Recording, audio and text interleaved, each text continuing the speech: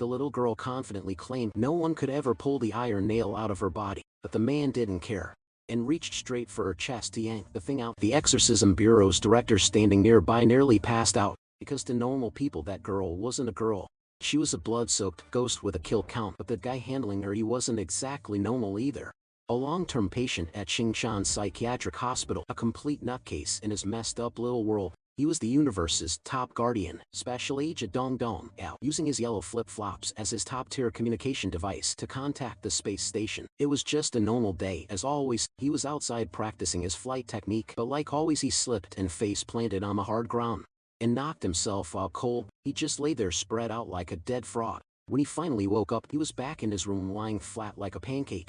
First thing out of his mouth, who dared mess with the fearless guardian of the planet? That's when a voice echoed in his head. Relax, nobody touched you. You just did a full-speed face plant all by yourself. He blinked, looked around. The only other person in the room was some guy sitting nearby. Without missing a beat, he pointed at him. You Optimus Prime, was that you talking in my head? But instead saw some green goo appearing out of his chest saying it was him. And just like that he saw a glowing ball of slime hovering in air, claiming to be the world's strongest ghost system yet. Okay, apparently, this slime lost its original body in some tragic backstory no one asked for, and now it needed to latch onto a human with immense mental power to regain its strength. That's when it found our guy, laid out cold after his Olympic-level face plant. Back in the present, the slime was calling him the chosen one. Something about his mind being off the charts said it was fate, destiny. A rare gift, but the nut job wasn't even listening. He was too busy digging under the bed looking for something. Next thing you know, smack, he slapped the slime straight across the face like it's a mosquito. Didn't even hesitate. The orb lost it, started screaming, ready to go full poltergeist. But right before it could explode, it froze because something really bad was heading toward their room. But before he could warn the blonde nut job, a loud shriek echoed from outside the room. Everyone froze except, of course, the two lunatics, who ran straight to the window like kids chasing an ice cream truck. And that's when they saw her, a ghost woman dragging herself across the hallway floor, heading straight for their room. But right as she reached the door, she stopped, completely thrown off, because instead of running away like normal people, both idiots were just standing there staring at her. One even tilted his head, wondering if she was a new patient that just got checked into the psych ward. Meanwhile, the ghost system popped out. A scouter from God knows where scanned the thing and gave our boy the rundown. She was a malevolent spirit, second stage, and she was here for a snack, human flavor, but the guy just lashes out at her instead, telling her these were the quiet hours. But she was crawling around the hallway, screaming at the top of her lungs. Pissed off by his nerve, the ghost girl let out an eerie screech and prepared to make a quick snack out of both of them. And before they knew it, the thing phased through the door like it was nothing and landed smack on his bed. Just like that, she prepared to quickly finish the job. Seeing the sight in front of him, our boy started screaming. If you think that scream was out of fear, guess again. The guy took off his trusty flip-flop and smacked the ghost lady right on her face, screaming since he was on cleaning duty tomorrow, and she just ruined his perfectly clean bed. With that, he grabbed her by the hair and tossed her out the room, like last week's trash standing at the door. The guy scolded the girl, reminding her that new or not, she was supposed to follow the rules like the rest of them. But as the girl stood back up to her feet, he saw it again, the whole hallway covered in goo. Yeah, let's just say that was the last straw. The guy loses it just like that. He starts smashing the living hell out of her, and only after he was fully satisfied did he stop, telling the girl to grab a mop and clean the floors. Meanwhile, the poor thing just sat there, completely shaken from the beatdown she just took at the hands of this lunatic. She came here to get something to eat, but ended up getting served instead. Meanwhile, the whole incident was being monitored through the surveillance cameras. In front of the screen sat a fat man flanked by two beautiful women. Turns out this man was the director of the Exorcism Bureau, and watching everything unfold in front of his eyes, the man was left speechless. This lunatic not only defeated a powerful second-stage malevolent spirit using nothing but a slipper, he was also using her to wash his laundry. Such a splendid display of power, it actually brought tears to the man's eyes. Without a moment of hesitation, he made the call then and there. Tomorrow morning, they were heading straight to Kunshan Psychiatric Hospital to recruit this once-in-a-century genius. Fast forward to the next day, all three of them were seen walking down the hallway behind the doctor in charge of the place to meet with our boy. But just as they arrived outside the room, the doctor told the director he can't enter the room because of his uniform, since that could make the patient nervous and they won't be able to communicate with him properly. That surprised the man, but still he agrees to the doctor's request. And just like that, all three of them stepped inside, only to find our boy completely out cold, snoring on the bed above him, his freshly cleaned clothes neatly hung by the monster girl.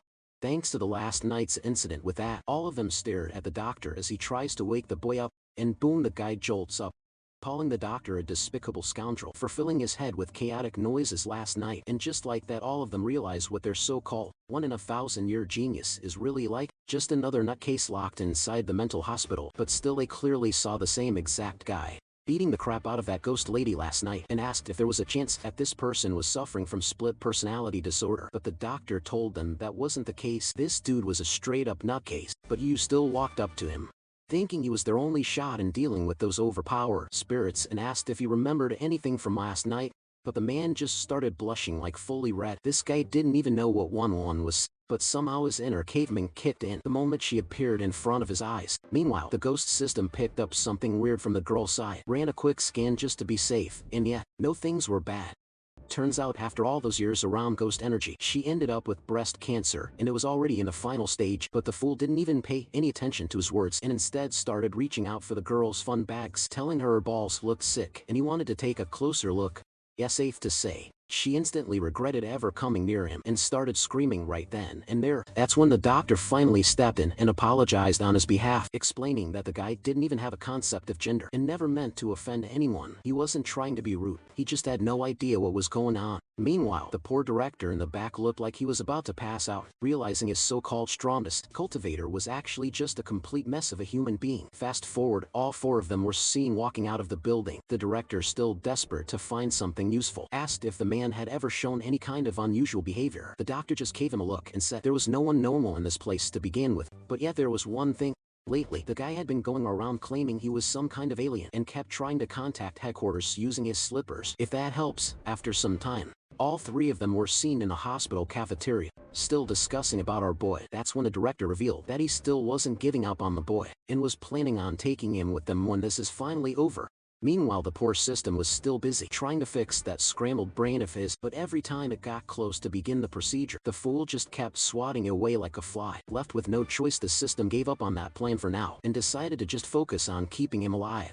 After all, that ghost woman from last night hadn't been dealt with properly. She failed her hunt once, and odds were she'd be back tonight to finish the job. Thinking that the system did its little mumbo-jumbo and summoned a powerful talisman right in front of our hero to ward off evil spirits. But instead of being grateful, the fool started yelling at the poor thing for disturbing his precious lunch break. Then, without a second thought, he grabbed it, curled it out, and chucked it like yesterday's trash straight into the director's bowl. Furious, Kaka jumped up and demanded to know who had the guts to ambush their chief in broad daylight.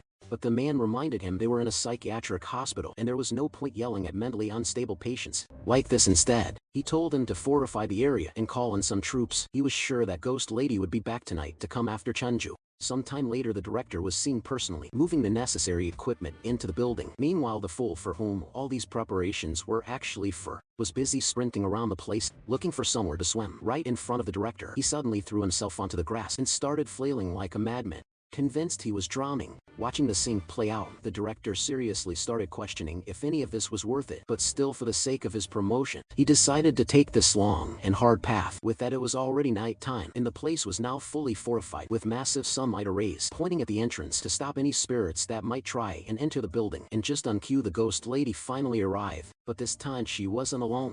She brought her boyfriend with her to take revenge on her boy. Watching the second ghost, the poor fat man almost had a heart attack, since the creature with her was a male nuba, something that has been on their city's top 10 ghost list for years, and the most powerful second-level resentful ghost. Seeing the thing, the man instantly instructed his soldiers to gather up everyone and get to the scene, since those sunlight arrays won't be enough to stop that thing. Meanwhile, outside the building, both creatures were seen slowly making their way towards the building, and as soon as the female newbie stepped into the light, a massive magic circle appeared under her feet and her body started burning up.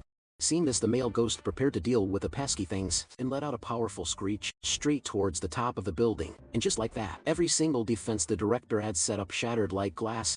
With nothing left to stop them, both ghosts casually enter the building without encountering any resistance. Meanwhile, inside the room, our boy was already seated on the bed, meditating like he'd been waiting for this moment all day. And boom, with a loud bang, the door to the room exploded into pieces, and within seconds, the ghost couple stormed in ready to take their revenge. But the moment they locked eyes on the fool, something weird happened. The male Nuban just froze. Unlike a normal human, the guy wasn't panicking.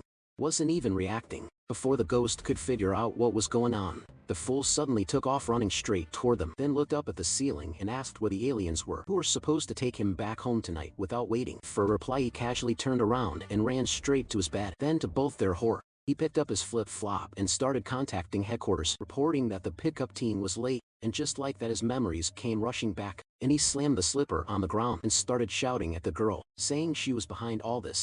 Seeing his finger aimed right at her, the girl started shaking, quickly ducking behind the male noob, who by the way still had absolutely no idea what was happening, but by then the thing had enough of his stupidity and decided to just end him and get this over with, thinking that the creature attacked him using some kind of goose slime things, but luckily the system stepped in just in time, blocking the things with a barrier before they could get to our hero. By then the backup had also arrived and they had the things surrounded, ready to capture it. Just like that, all of them started rushing towards the monster, and seeing them coming, the monster also got ready to fight back and launched its corrosive slime things towards all of them. But the soldiers with the massive shields somehow managed to block the attack. Even so, the attack was too powerful, and with that one attack, the thing managed to crack their shields. Seeing this, Hacker realized they wouldn't be able to hold on for much longer, and just as he had thought, the shields shattered into pieces, and all of them got thrown back. And just like that, Kako was the only one left to fight the thing off. With no other choice, he shouted for our boy to use this chance to escape while he distracts the monster, but our hero was lost in his own thoughts.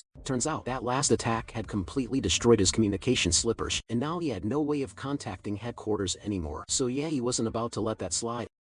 Fueled by pure rage, he started powering up like he was going full Super Saiyan to avenge his poor broken slippers. Seeing him so fired up, the system decided to give him a little boost, just enough extra power to take the fight head on. Before the monster could even process what was happening, boom, a bone-shattering Diamond 6'9" fist landed square on its face, launching the thing several meters into the air. But our boy wasn't done using the momentum.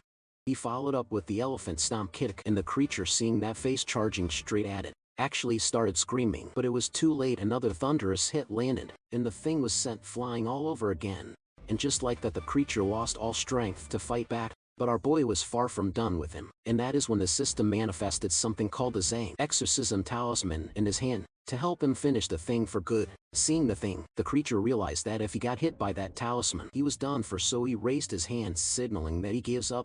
But it was no use. Harming his precious slippers was a crime punishable by death, and just like that, a powerful flash of light appeared from his hand, aimed right at the monster, and within seconds the thing was reduced to dust. But our boy hadn't forgotten about the real cause of all this mess, and turned towards the female noob, who was already on her knees watching her backup turn into ashes. But before she could beg for mercy, the fool went right back to being his usual crazy self, screaming, shouting, and throwing a full-blown tantrum over his destroyed slippers. Meanwhile, the poor ghost girl straight up dropped dead. Not from an attack, but from the sheer horror of all the nonsense she had just witnessed. Even the director was left speechless, staring at the screen. That guy had single-handedly taken down a male noob without even breaking a sweat. Fast forward to the next day, and the director was seen storming back into the doctor's office, demanding that he let him take Chinchuo. But to his disappointment, the doctor refused his request, explaining that it was his duty to protect these patients, and there was no way he could hand over Chenju. Knowing full well the kid's life would constantly be at risk, he reminded the man about the last night's incident, how one ghost managed to destroy their whole ward, which is why he can't allow him to take that boy to fight against those things with his current mental condition. But the man still insisted he reconsider, explaining that their exorcism police needs talents like Chenju, and just like that, the man started breaking down, explaining in full desperation that their department was barely hanging on. They didn't have the manpower to deal with the rising ghost threats, and with the pressure piling up from the higher-ups, he was scared he might end up in this hospital himself, right alongside the rest of the patients. With that, the director started begging, practically on his knees, asking the doctor to let him take the boy with him. But just as he was in the middle of his meltdown, Kaka burst into the room with urgent news. However, the moment his eyes landed on the director, Kaka suddenly froze in place, seeing how he was acting. But the director, trying to play it cool, asked him calmly why he barged in like that. That's when his face went pale. Taka informed him they just received news that a family of 7 was currently being targeted by ghosts, and not just any ordinary ghost. They were being hunted by none other than the Deathbringer, little girl known for leaving no survivor.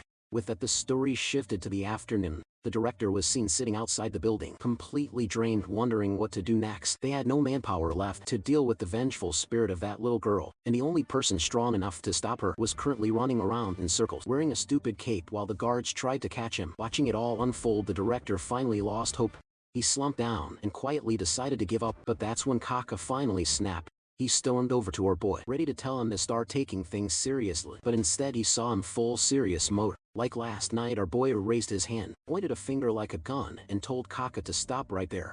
And Kaka, after witnessing what this guy did last night, froze on the spot. For all he knew, maybe the guy could shoot projectiles from his finger. But 1 second later, the fool broke character, went straight back to being his goofy self, laughing and mocking Kaka for actually falling for it. By then the director had enough, and he ordered his men to restrain him and drag him to that place with force.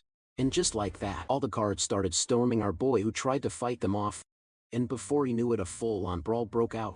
Fast forward, he was seen tied to a pole, being carried to the apartment building where the ghost girl was supposed to arrive. After arriving inside the apartment, the men placed him inside the room where the director instructed everyone to leave since he wanted to converse with the man alone. After they were alone, our boy demanded that he untie him, asking if he even knows who he is messing with, and that is when he hears something completely unexpected, as the director calls him Dong Dong Ao. And just like that, he initiates phase 2 of his plan, telling the fool that he was actually his alien companion, sent to help him complete his intergalactic mission. Hearing those words, the boy froze for a second while the system silently untied the rope wrapped around his body. Before the director could even process what was happening, the fool suddenly stood up and began spouting a string of absolute gibberish, wild hand gestures included. But this wasn't just any random nonsense. Apparently it was a top secret code Chenjuo had invented to communicate with his fellow alien operatives from headquarters. And unfortunately, the director had been warned about this exact scenario. Problem was, not a single person actually knew how to respond to it. With no better option, the director did the only thing he could. He took a deep breath, committed to the bit, and started blurting out his own matching level of nonsense, then threw in a salute for good measure. Just like that, he waited for the boy's response, wondering if it worked, and surprisingly enough, all that mumbo-jumbo actually worked, and he sees our boy reaching his fist out, calling him an honorable warrior. Seeing that the man's eyes started welling out, he finally managed to pull it off, and all it took was every last shred of his dignity. But there was no time to lose, so the man got straight to the point. The lovely humans were under attack by a ghost, and he had been specially chosen with the task of dealing with the threat and saving everyone. Hearing that, the boy gave a sharp salute and accepted the mission without hesitation. Just as they were in the middle of their stupidity, Kaka burst in, shouting that they just detected a fluctuation in the energy, and the Deathbringer was on her way. Hearing that, the director rushed out to check the situation. Our boy followed right behind him and saw all the men gathering around, reporting to the director. Watching all that, the fool came to the conclusion that the guy had been working undercover this whole time, infiltrating the foolish humans, and decided he too needed to step up and do his part for the great plan of the planet. But just then he got distracted by a random toy lying around, and since the thing looked shiny enough, he picked it up and shoved it in his pocket. Meanwhile, the director was still busy with the men, but our hero couldn't care less. Even with something that dangerous headed their way, he was off goofing around the place, treating the crime scene like a playground. But just then the system showed up, warning him that something dangerous was heading their way. Turning to the others, he saw the men already shaking in fear, watching their detector thingy go wild from all the energy spiking through the building. Seeing even his comrades getting spooked, our boy decided to step up and handle whatever it was himself. And before anyone could stop him, he had already flung the door open to see what was out there. But instead of danger, he found a cute little kid just standing there. But the glowing ball of slime quickly warned him not to fall for that face. Turns out this little girl had been sacrificed by her own parents, and because of that, her resentment was off the charts.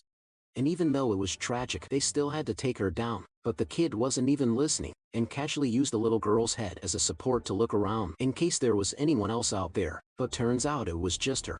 Seeing that, he got all serious and told her to listen to what he had to say, and the next second he was back to using whatever brain cells were left in that messed up head of his, coming up with the dumbest logic ever. He told the girl that the voices in his head were the work of the guy in the white coat, meaning the doctor. And since the white coat guy was the enemy, that made the voices the enemy, and those same voices said she was the enemy. So by that logic, the enemy of his enemy was his friend, which meant she was his friend. Yeah, the system almost had a heart attack hearing that kind of logic. But just then he saw the child holding up her teddy bear, and heard her saying she wanted to play with him. But the moment he looked at the thing in her hand, the guy physically cringed, seeing how disgusting it was. So without a second thought, he snapped the thing right out of her hand, and the bear went flying into the distance. And the girl clearly wasn't happy about that, and started fuming with anger.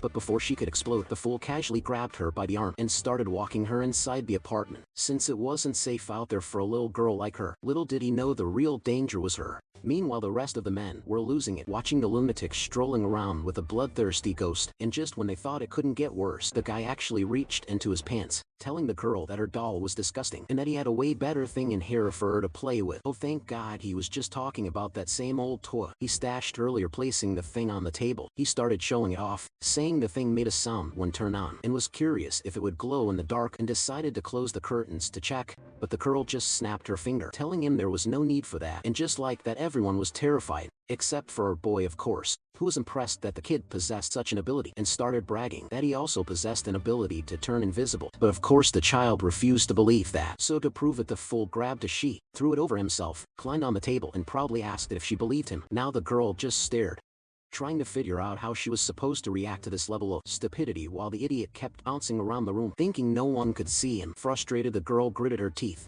telling the fool she can clearly see him. Confused, the guy turned to the rest of the people in the room, asking if that was true, but those idiots just stood there shaking their heads, saying they couldn't see anything at all. By then they were all already shaking in their boots, asking the chief what they should do, and the man just told them to lay low for now. But just then, he turned around and saw the ghost girl right next to his face and froze for a moment. But then as the realization hit, everyone started panicking, screaming their lungs out, seeing the idiot holding the ghost kid in his arms like she was some regular lost child. Next panel, the director was seen on the ground completely unconscious, while the fool was seen running around the room with the ghost girl in his hands. But just then he noticed something strange, specifically a nail sticking out of her chest, and asked what was up with that. The girl explained that the thing was actually a curse, and then showed him the rest of the nails, saying she had 5 more jabbed into her body. Man, this is just cruel. Even our boy was pissed off, demanding to know who could do something like that to such an innocent child. But the moment she said it was her own parents, he froze on the spot, though she reassured him there was no need to worry since they were both already dead. Hearing that, our boy decided to pull the things out,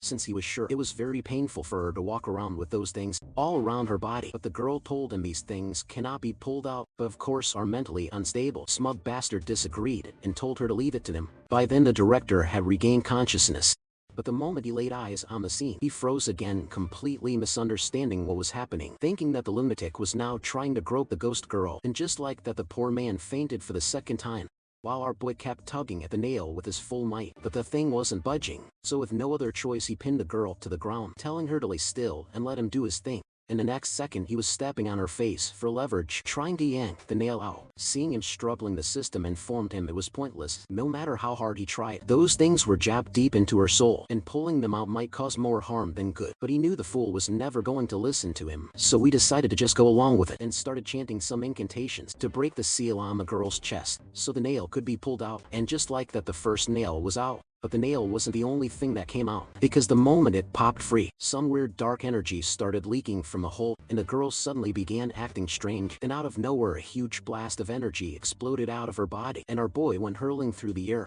Seeing the sight, the rest of the men took cover, while our fool, who had just smashed onto the wall, still had no idea how deep of a trouble he was in. And just like that, the child lunged at him, looking like she had completely lost it. And just as she was about to rip his face off, our boy managed to grab onto her hand and was still thinking of pulling out the rest of the nails. Just like that, it began our boy pulling with everything he had, while the system kept chanting those dumb incantations that sounded like complete gibberish. And the two of them somehow managed to sync up and started yanking out the nails one by one.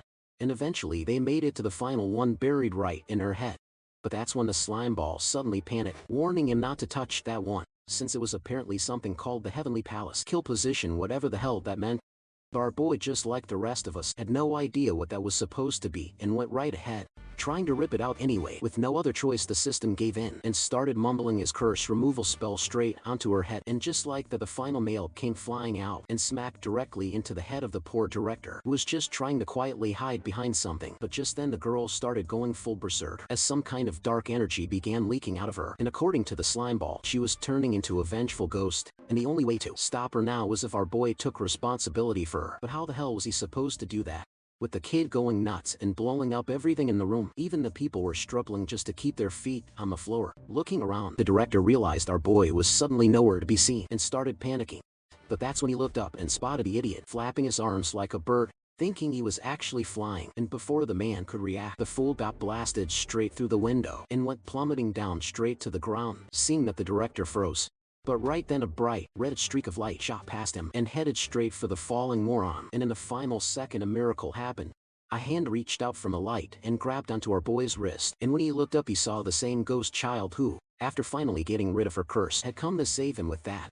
Both of them floated back into the room, shocking everyone, and of course the director who watched this whole thing unfold. He instantly knew this kid was a gold mine and rushed over, asking if he was alright, but before they could even celebrate, something zipped past and nailed our boy straight on. Both of them froze in shock. Even he had no idea what just happened. Whatever it was too fast. To see the next thing the director saw was our boy, crying like a toddler over a tiny splinter on his finger. Turns out it was the ghost girl's doing, since she wanted to have a binding ghost contract with our boy and accompany him forever. But of course our genius lost it. He started yelling at the girl, furious that she stabbed that finger. His handsome dashing meat-grabbing hand.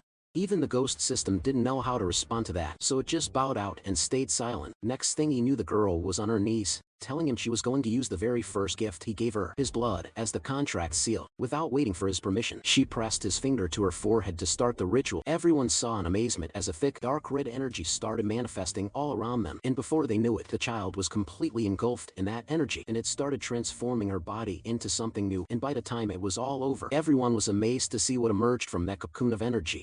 It was still her, but somehow even cuter, looking like a brand new upgraded model of adorable ghost kid. With that, the ghost system started celebrating, since our boy had just scored his very first ghost servant. But when it turned toward him, it saw the fool still sulking over his poor little finger, so the system decided to step in. A quick flick of ghostly magic later, and our boy was suddenly seen celebrating his instant recovery, now fully convinced his powers had leveled up to the point where he could heal wounds on the spot. Meanwhile, the newly transformed child finally turned toward the others in the room, but instead of attacking, she quietly bowed in front of them, showing her respect. Before anyone could even process what was happening, that overpowered little ghost turned into a glowing streak of energy and shot straight into our boy's body.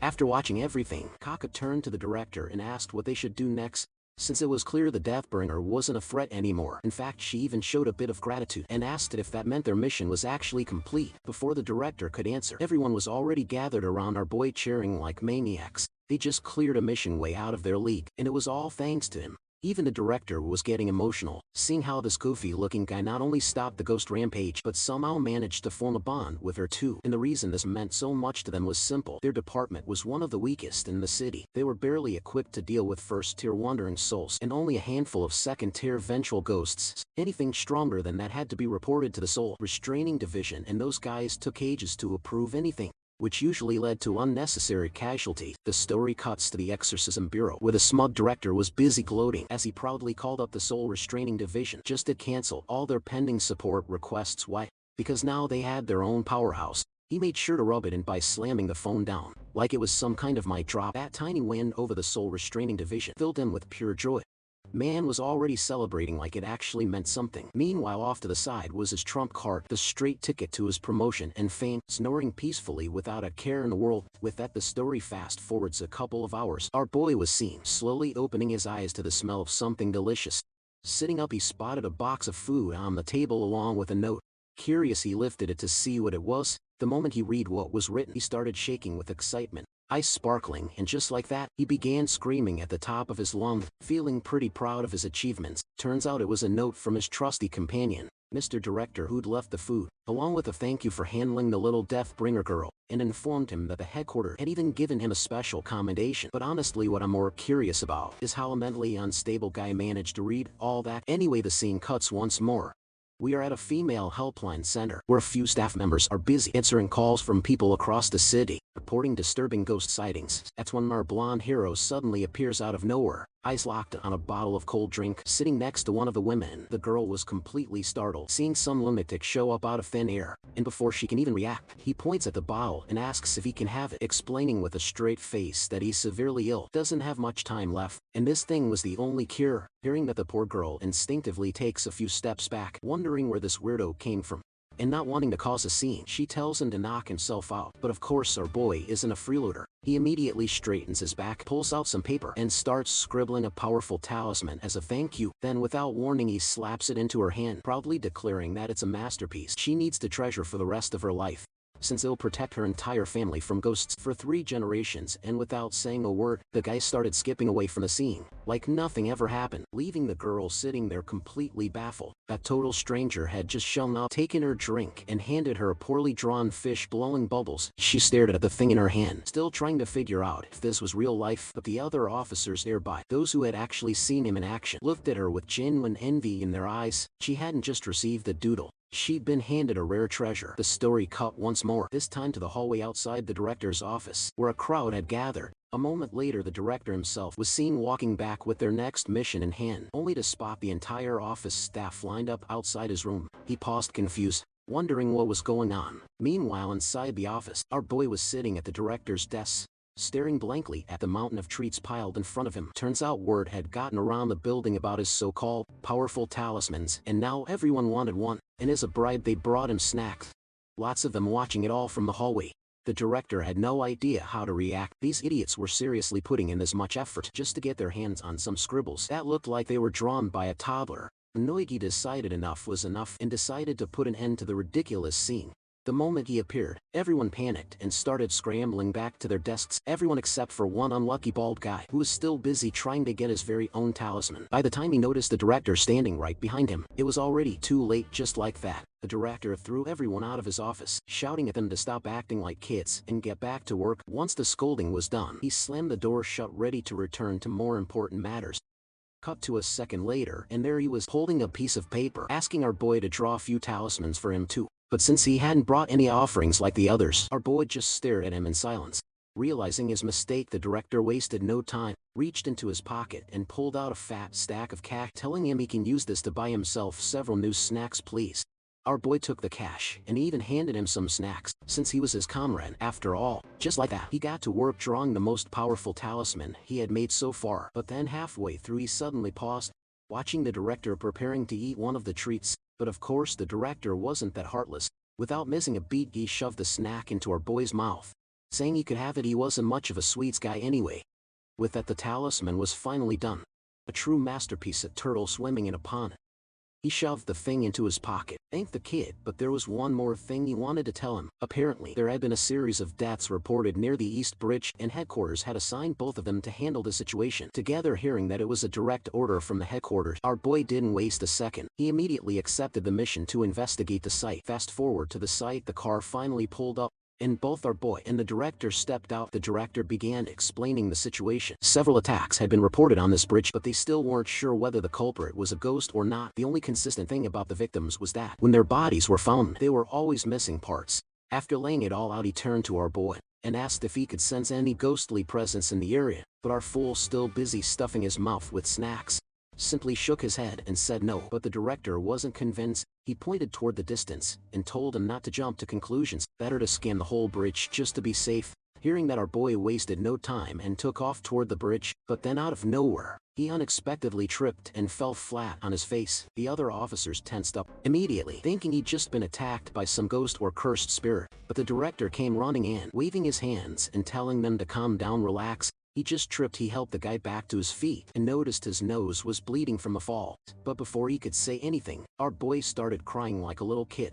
And because of all the noise and commotion, they ended up drawing the attention of something they weren't prepared for. And none of them noticed the massive shadow slowly creeping up behind them. And just then our boy heard the system's warning, telling him to look out from the back. At that critical moment, the ghost girl appeared from his body, ready to stop whatever was coming. But instead of helping, she ended up scaring the officers, who mistook her for the threat and took off running in the wrong direction. That is when they saw the real danger.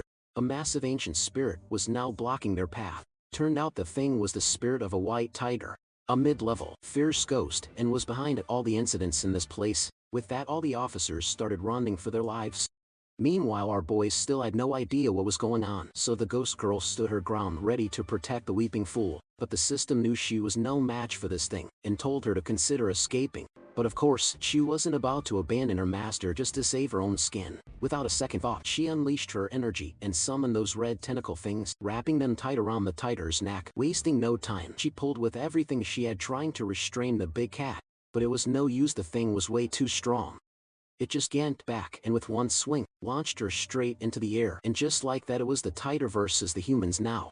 And it was prepared to make a quick snack out of all of them. Wasting no time, the thing leaped straight toward them and landed a clean hit on the group. And just like that, the whole area fell silent as dust and debris filled the air, covering everything. But as the dust cleared, everyone was still standing. Turns out all those scribbled up talismans made by our boy weren't just silly drawings. After all, they actually had power. And now they just saved everyone's life from a full force attack by a powerful spirit. Meanwhile, the white tiger, completely confused, looked down at its paw, wondering if it had missed or something. So to double check, the thing started delivering a relentless assault of attacks on all the people, but thankfully, the talismans kept the thing away and it failed to reach any of them. Seeing that the group's morale shot up, one by one they all pulled out their talismans, holding them up together with all of them combined. A powerful barrier formed across the area, and for the first time, the white tiger actually started backing away in fear. But then another hand rose from the crowd, not holding a talisman but reaching straight for the tiger. The tiger watched as the hand stopped right in front of its face, and before it could process what was happening, the hand flicked its forehead. Surprising the big cat, of course. It was our boy. Who else would be dumb enough to try a stunt like that?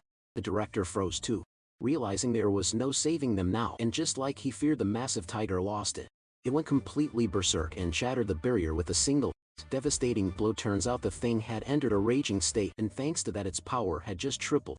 Just like that, everyone started running for their lives, while the second barrier was still holding up. But then the director spotted our hero falling flat on his back right in front of the tiger. Before he could even process what was happening, the tiger had already lunged at him. The director froze in horror watching it all unfold. But then something unexpected happened. A shadow appeared from behind, stopping the tiger just in time. Yep, you guessed it. It was our beautiful Deathbringer finally back in the game, and judging by that face, she definitely wasn't playing around anymore. With her powers now amplified after going berserk, the girl pulled the tiger once again, and this time she actually managed to lift the massive thing into the air. But she wasn't done. She flung the beast away from our hero, sending it straight toward the rest of the group, and the officers watched in horror as the tiger's massive body came plummeting down. And just like that, boom, the thing crash landed on its back, shaking the ground. By then, our boy was back on his feet. He casually dusted himself off and started walking toward the monster. And before anyone could process what was going through that empty skull of his, the guy actually smacked the kitty's rear, telling it he was going to turn him into his personal mount. Even the system froze seeing him pull off that stunt. And just as the system had feared, the monster wasn't looking very happy, getting his butt slapped by the guy, and it turned to finish him off for good. But thankfully the system managed to pull him out of the way before he got turned into a pancake. And that's when the fool finally realized the thing was actually trying to eat him, and boy oh boy, he was not happy about that.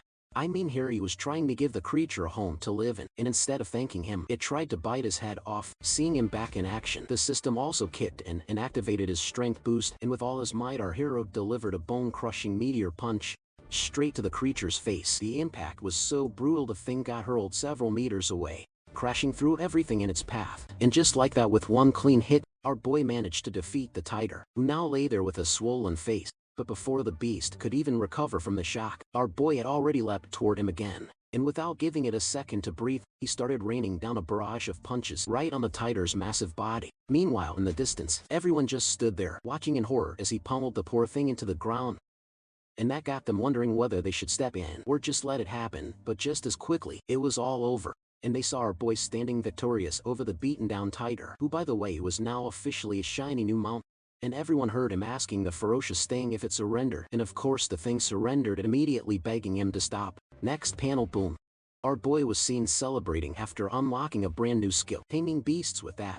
He told the tiger to get up and start walking since he wanted to take his new ride for a test run. Meanwhile, the rest of them just stood there completely out of words. A mid-level fierce ghost reduced to nothing more than a glorified tax, while the idiot on its back shouted commands like he was leading a parade. Before anyone could make sense of what was happening, the tiger was already airborne, carrying both of them through the sky, while it glanced back at the two fools with tears in its eyes. 1 minute it was a terrifying spirit of legend, now it was basically a theme park ride. And just like that, all three of them took off, leaving the rest of the officers behind in stunned silence. Snapping out of it, the director yelled at everyone to go after them, but no one had a clue where the three were flying to. Where were they even supposed to go? Realizing he had a point, the director went quiet for a second, then shouted back and ordered the entire team to spread out across the city and start searching. Meanwhile, the three of them had already covered a good chunk of the city, while the system tracked the progress of the beast's taming process. And low-key, this progress bar reminds me of Ark. As they cruised through the sky, our boy gave the tiger a pat on the head and casually asked if it could go any faster, and regretted that question immediately as the tiger shot off like a fighter jet, tearing across the sky at Mach 4. Fast forward a few minutes, they finally landed on top of a building. Turned out it was the same psychiatric hospital where our boy had been staying before his life got interesting. After a long day of eating and goofing around, he was feeling quite tired and decided to call it a night. But just before leaving, he remembered something and stopped walking back over to the tiger. He made some overly dramatic hand gestures in the air and pretended to put an imaginary leash around its neck just in case it tried to run off while he was asleep. The tiger had no clue what this fool was doing, but still chose to play along, trailing behind him like a confused bodyguard. Eventually, they made it down to the ground where our boy started tying the massive tiger to a pole, using that same imaginary leash, and even added a little bell for it to play with. Then he gave the tiger a pat, telling it this was home now, and with sparkling eyes, he declared that as long as the great planetary warrior Dong Dong Yao was here, no one would ever bully him again. And with that, both of them turned to leave while the tiger just sat there in silence, staring at the two weirdos walking off into the night. And this was his chance to finally escape the two idiots. At least that's what he thought. The moment they weren't looking, he took off into the sky thinking he'd quietly fly away and disappear. But just then something unexpected yanked him right back to reality. Literally, that imaginary leash. Yeah, turns out it wasn't all that imaginary. It worked like a real one. And just like that, he got slammed back into the ground. Totally confused and maybe questioning the laws of physics. Fast forward to the next morning, a loud scream echoed from one of the rooms inside the hospital. It was a nurse. She just walked in and found our boy peacefully sleeping in bed, and the reason she just screamed was because this fool was supposed to be with the exorcism bureau. Panicking, she rushed over and started bombarding him with questions. How did he get back here? When did he sneak in? How did no one see him? That is when she noticed a bruise on his hand and went quiet. She asked if it was the bureau people who did this to him. Our boy, trying not to tear up, just muttered that he fell while playing, but the girl wasn't buying it. In her head, it was already a full-blown abuse case. She figured he was too scared to speak up and decided the bureau must have bullied him. Fast forward a couple of hours. Over at the doctor's office, the director and Kako were getting chewed out. The man wasn't pleased seeing how irresponsible their department was, since they let a psychiatric patient disappear from right under their noses. So the director tried explaining what happened, but it only made things worse since these fools spent the whole night searching all around the city, while the person they were searching for was back at the hospital on his own. Meanwhile, the fool himself was outside the hospital enjoying a snack, like he hadn't just caused an international headache. That's when a green blob back of the system came floating over and started nagging him again. Apparently, he was still refusing treatment for his very treatable mental illness, and there was still time to fix him. But like always, he just shoot the goo ball away like an annoying fly. Right then he spotted a familiar face walking into the building. This beautiful officer, wasting no time, he waved her over, calling her little ball, and casually mentioned he went to her workplace but didn't see her there. The girl explained she was on a break, since she had to visit the hospital. Curious, he asked why. That's when she finally admitted something serious. After what happened the last time they met, she gotten herself checked since he pointed out something was wrong with her chest and found out she didn't have much time left to live. But a moment that could have been emotional got derailed in seconds. The guy, completely unfazed, smiled and told her none of that mattered to him. Then, with all the sincerity of a goldfish, he held out his hand and asked if they could be good friends from now on. Hearing his words, the girl started tearing up, telling him there was no point. She didn't have much time left anyway, but even so, she didn't want to go just yet. She explained there was still so much she hadn't done, like her job at the police station. She still wanted to protect people from ghosts, but when she looked up at him again, she realized he hadn't heard a single word. He was just staring at her with that same clueless, blank expression. But out of nowhere, he casually sat down next to her, saying this was nothing compared to the mighty planetary warrior Dong Dong Yao. For a second, the girl actually saw a flicker of hope in her eyes, and in the next second that hope faded just as fast as she saw the guy picking up the water bottle and started shaking it like a maniac, and chanted some nonsense gibberish. Watching this mess unfold, the system was clearly fed up, reminding him he was a serious spirit, not a scam artist. But since the guy wasn't listening, the green goo gave up and actually blessed the water bottle with his magic to cure the girl's illness. Just like that, the clueless fool handed her the bottle, proudly announcing that it was a healing potion capable of curing her illness. The girl just stared at the thing with confusion, while the fool told her to drink it all in one go, otherwise the magic wouldn't work. With no other choice and way too much pity, she twisted off the cap and chugged it down in one breath, only to nearly cough up blood right after. The taste was something out of a nightmare. Meanwhile, the sparkling idiot just stood there beaming at her, waiting for a reaction. Catching her breath, she turned to him with a dead stare, saying there was sand in the water and she didn't feel any special effects other than that. But our hero, completely unfazed, nodded seriously and told her that, based on his expert analysis of her fun bags, her illness had already been cured. But of course she had no way of knowing he was actually telling the truth, so she got up to leave, but just before walking away, she gently patted his head and thanked him for at least trying. After some time she was seen walking around the place when she came across the director. The man, noticing tears in her eyes, informed her he received her resignation letter and wasn't going to approve it. So the girl tried to explain the situation to him, but the man refused to even listen to a single word. He told the girl he was aware of what she was going through and knew full well this happened to her because of the kind of work they do. Still, he reminded the girl this was their duty, that they needed to keep the citizens of their city safe from evil spirits, which is why he couldn't let her go. He informed her that he knows how much she loves this job of hers and has given everything for the police force, and that is why the department won't accept her resignation letter and abandon her in such a time, since they are a family. And with that, he told the girl to take this time off as a vacation and do whatever she wants and go wherever she wants. The police force will cover all expenses. With that, the man saluted the girl, thanking her for everything she did for the department and the city, and just like that he started walking away, while the girl stood there grateful for everything. With that, he finally spotted our fool, who was still in the middle of his weird dances, lost in his own world. So he told him to get down before he got hurt, and showed him a gift he brought for him. Turns out it was a brand new phone. But of course in our boy's eyes, it wasn't just a phone, it was a planetary signal receiver. Apparently the doctor had refused to hand him over to the police force, so this was the next best thing. The director bought him the phone so they could at least stay in touch in case something serious came up. Fast forward, he was now heading back to the station alongside Kaka and making small talk. That's when Kaka brought up a recent case about a missing person, but the director reminded him they were already swamped with ghost-related chaos across the city and suggested they leave this one to the regular police. Kaka disagreed. He said this case was different, the person involved was special, and people are suspecting this might be the work of ghosts. That's why the station didn't want to touch it. But before they could get deeper into the details, the director's phone started ringing. He checked the screen and there it was, a fresh picture sent by our fool. Just seeing it made him instantly regret giving that man a phone, and worse, showing him how to use it. Now the guy wouldn't stop calling him. Frustrated and with no better option, the director calmly rolled down the window and tossed the phone out. Without a second thought, later that night, our boy was lying in bed trying to fall asleep, but no luck. Frustrated, he called the ghost girl and asked what they were supposed to do now. Since he couldn't sleep, turns out she had a plan. Next thing you know, he was seen climbing down the building, using her powers like Rapunzel's hair, despite the fact that she could have just flown him down herself, and he dropped straight onto the tiger spirit, scaring the life out of the poor thing. And just like that, the whole group was seen flying out of the place. And I can already tell this will not end well. Sure enough, not far from them, the ghost girl noticed something weird and pointed it out to our boy. When he looked down, he saw a man walking around with a woman tied up, just casually carrying her like it was no big deal. So to check it out, all three of them landed right beside him. The man looked at them, gave a blank stare, and without saying a single word, turned around and started walking away. Like ghosts and floating kids were just part of his daily routine. After he was gone, our boy turned to the tiger and started smacking him for not hiding properly, claiming it was his fault they got exposed. But the ghost girl had noticed something strange about that guy. She told our boy that the man's 3 young flames were way too weak, even weaker than someone on their deathbed. But our hero had no idea what that meant, so the girl explained those flames, one on each shoulder and one on the forehead, represent a person's life force. It's how you tell someone's alive. Confused, our boy asked if that was the case. Then where were her flames, and was reminded that she was a ghost, and ghosts don't have those since they are not alive.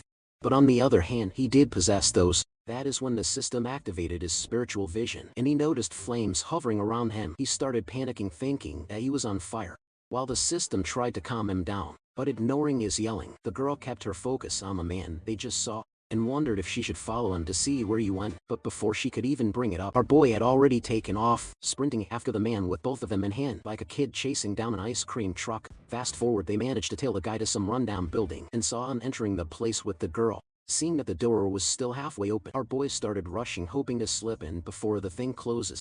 But instead, he slammed face first into the door and landed flat on his ass. Meanwhile, the man was making his way deeper into the building and came across a room at the very back. And just as he entered the place, he was greeted by 3 ghostly figures who seemed surprised seeing him come back so soon, and asked what he was betting, this time without even flinching.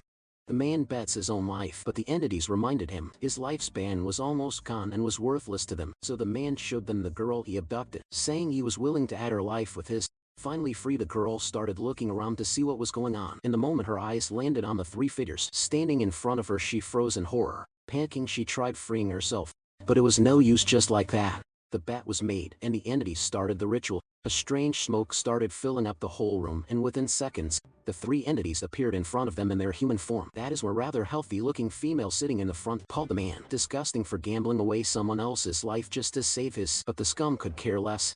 He was already at the brink of death and had only a few days left to live, since he had gambled away most of his life to these three many times in the past. Meanwhile, outside the building, the green blob was seen warning our hero that this place was dangerous and suggested he turned around immediately before getting caught in some mess he couldn't handle. But before he could even finish that sentence, a quick whack on his face and he was sent flying into oblivion. With that, the blob watched as the fool tried to scale the wall of the building, despite owning two ghosts who literally had the ability to fly. After struggling for a bit, he finally managed to get inside and started running around the place looking for the man. After some searching, they finally tracked him down and noticed he wasn't alone. Curious, all three of them peeked into the room through the window to check what was going on, and that's when their eyes landed on the four inside, who were busy playing some kind of game, and the woman with massive melons immediately sensed their presence and realized that someone was watching them from the outside, but decided to stay quiet for now. Meanwhile, the man lost his first game, but still not giving up, he challenged the three of them again just like that. Several hours passed, and our boy was completely gooped with their back and forth in there. Meanwhile inside, the man was already trembling and was looking a lot older than before, after losing so much of his life, but the ghost in front of him kept pressing him to play more, knowing full well there was no way he'd ever win against them.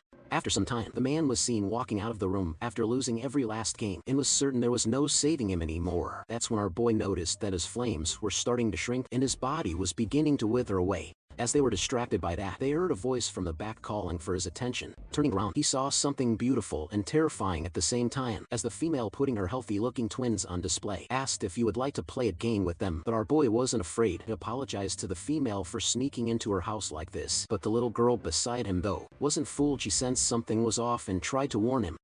But our boy insisted that he wanted to play a game with them. Just like that, all three of them entered the place.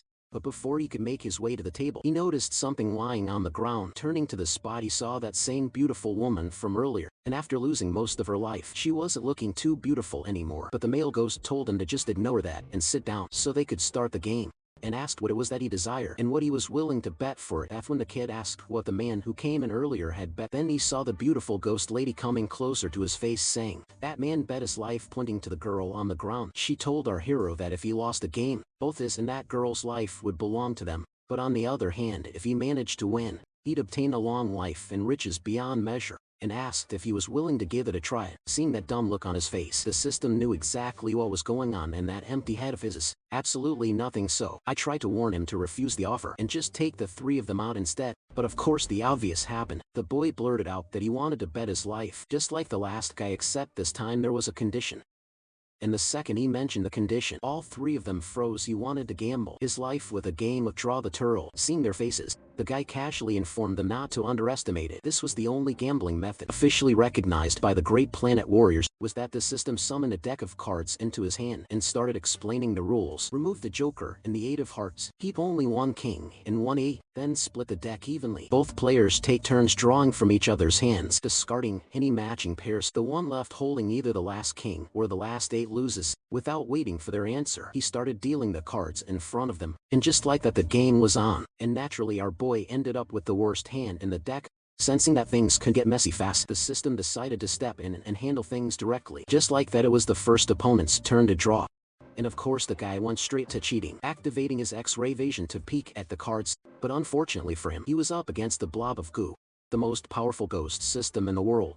Because of that, his ability failed on the spot. Realizing his trick wasn't working, the man froze, confused about what went wrong. But since it was still his turn, he had no choice but to draw, so he picked a card anyway. And the second he pulled out a 7 of Hearts, the system casually used his power to turn it into a Joker, and the poor guy was left speechless, wondering if this kid was using some kind of a trick against him. Concerned, he turned towards the bald guy, telepathically warning him he couldn't see through the kid's cards, and heard him suggesting not to act too rashly and keep playing for now. Fast forward, our boy was seen happily humming, while the two men looked visibly terrified, seeing how they kept getting terrible cards every time. Just like that, our hero was left with only 1 card in hand, and was confident he was going to win. So wasting no time, he started reaching for the beauty sitting in front of him to draw the final card and end the game. But for some reason the girl didn't look worried in the slightest, and was confident there was no way she would lose to this guy. And just as she had thought, the guy started reaching for the exact card she wanted him to choose, but just as our boy pulled that card, the system did its thing again and changed the card to something else. And just like that, all three of them were left speechless. Seeing that the kid actually managed to beat all of them, the woman herself was shocked, since she was certain she saw him pulling the king. But in the next second, that king turned into a 3-point. But since they had wagered their lifespans and lost, all three of them started changing into hideous creatures. After losing the bet still, there was no way they were letting the one responsible for this walk away so easily, and they prepared to end him for good. And just then, both of them heard the door behind them slamming shut on its own. And turning towards the three of them, they realized they were in deep trouble. Sensing how serious things had gotten, the system stepped forward and warned the three to stay back. But when it turned to the fool standing behind him, it saw the guy was completely clueless about the danger. In fact, he was casually reaching for the door, and since the system had boosted his strength earlier, the idiot managed to rip the entire door off its hinges with nothing but a light push and frozen place. Clearly shocked, he slowly turned to the three ghosts behind him to apologize for the door, but by then the three were at their limit. They were already struggling to stay calm, and seeing someone with such overwhelming power continuing to act like a clueless idiot felt like a mockery. Realizing a fight was now unavoidable, the ghost system quickly called in reinforcements. The big cat and the little girl, in an instant, both appeared in the room ready to intervene. The moment the three ghosts saw the big cat, they froze instantly, recognizing that thing and realizing they were way out of their league. But just as they thought it was over for them, the idiot struck again, and this time, he slapped the tiger across the face for yelling at their hosts. After scolding the beast, he casually told the girl to go fetch some snacks for their honored hosts as an apology for breaking the door and yelling at them. And would you look at that, he was actually using the tiger as a snack bag, stuffing treats into its fur like it was totally normal. Ignoring that disaster, he leaned down and whispered to the little girl, "Just grab a little something that tastes bad. Leave the good stuff." Meanwhile, the three ghosts were utterly speechless, watching this guy use such a powerful spirit as his personal snack machine. Since the last time they had encountered that very same tiger was at Donda Bridge, and back then, it had nearly torn all three of them to shreds. As they were still trying to process what they were seeing, the guy casually strolled up to them, snacks in hand, offering them as compensation for the earlier rudeness. With a friendly smile, he suggested they continue playing their game, but before that there was something far more important to take care of. Since they were friends now and all, he suggested they should definitely take a group photo to commemorate this moment. Meanwhile, the three ghosts huddled together, whispering among themselves, still unsure whether this was all some elaborate act or if the kite truly was this insane, and came to a reluctant conclusion. Just endure him for now and play along. Just like that, a group selfie was taken and uploaded on the internet. With that, the story shifts to our fat director of the department, who had been working all day, buried under a pile of paperwork, completely exhausted. With the desk still covered in files to be processed, he did what any responsible boss would do in his position. He transferred all his work to his subordinate, specifically Kaka, and started browsing through his phone to see what was going on in the outside world. That is when he stumbled upon our boy's selfie from earlier, and paused to see what he was up to. But as he looked closer, he spotted three unfamiliar figures in the back and started wondering who they were. That's when it finally clicked, and he froze in shock. He almost destroyed his family jewels as his phone landed right in the middle of his legs, but there was no time to waste. He got on his computer to check if his suspicions were correct, and just as he had thought, these three were now three on the most wanted list in their district. Realizing that the retarded fool might actually be in danger, he pressed the big red button on his table, warning the whole department, and announced to everyone to prepare to head out. Meanwhile, the fool was still in the middle of a game with the three ghosts and was winning every single round, thanks to the ghost system. Even the capture girl beside him was back to her healthy self, with all her fat returned to all the right places on her body. But the three ghosts still had no clue what was going on, since this guy had almost drained all their lifespan and was even about to drain their cultivation. So with no other choice, they decided they couldn't let this go on any longer and prepared to do something about him.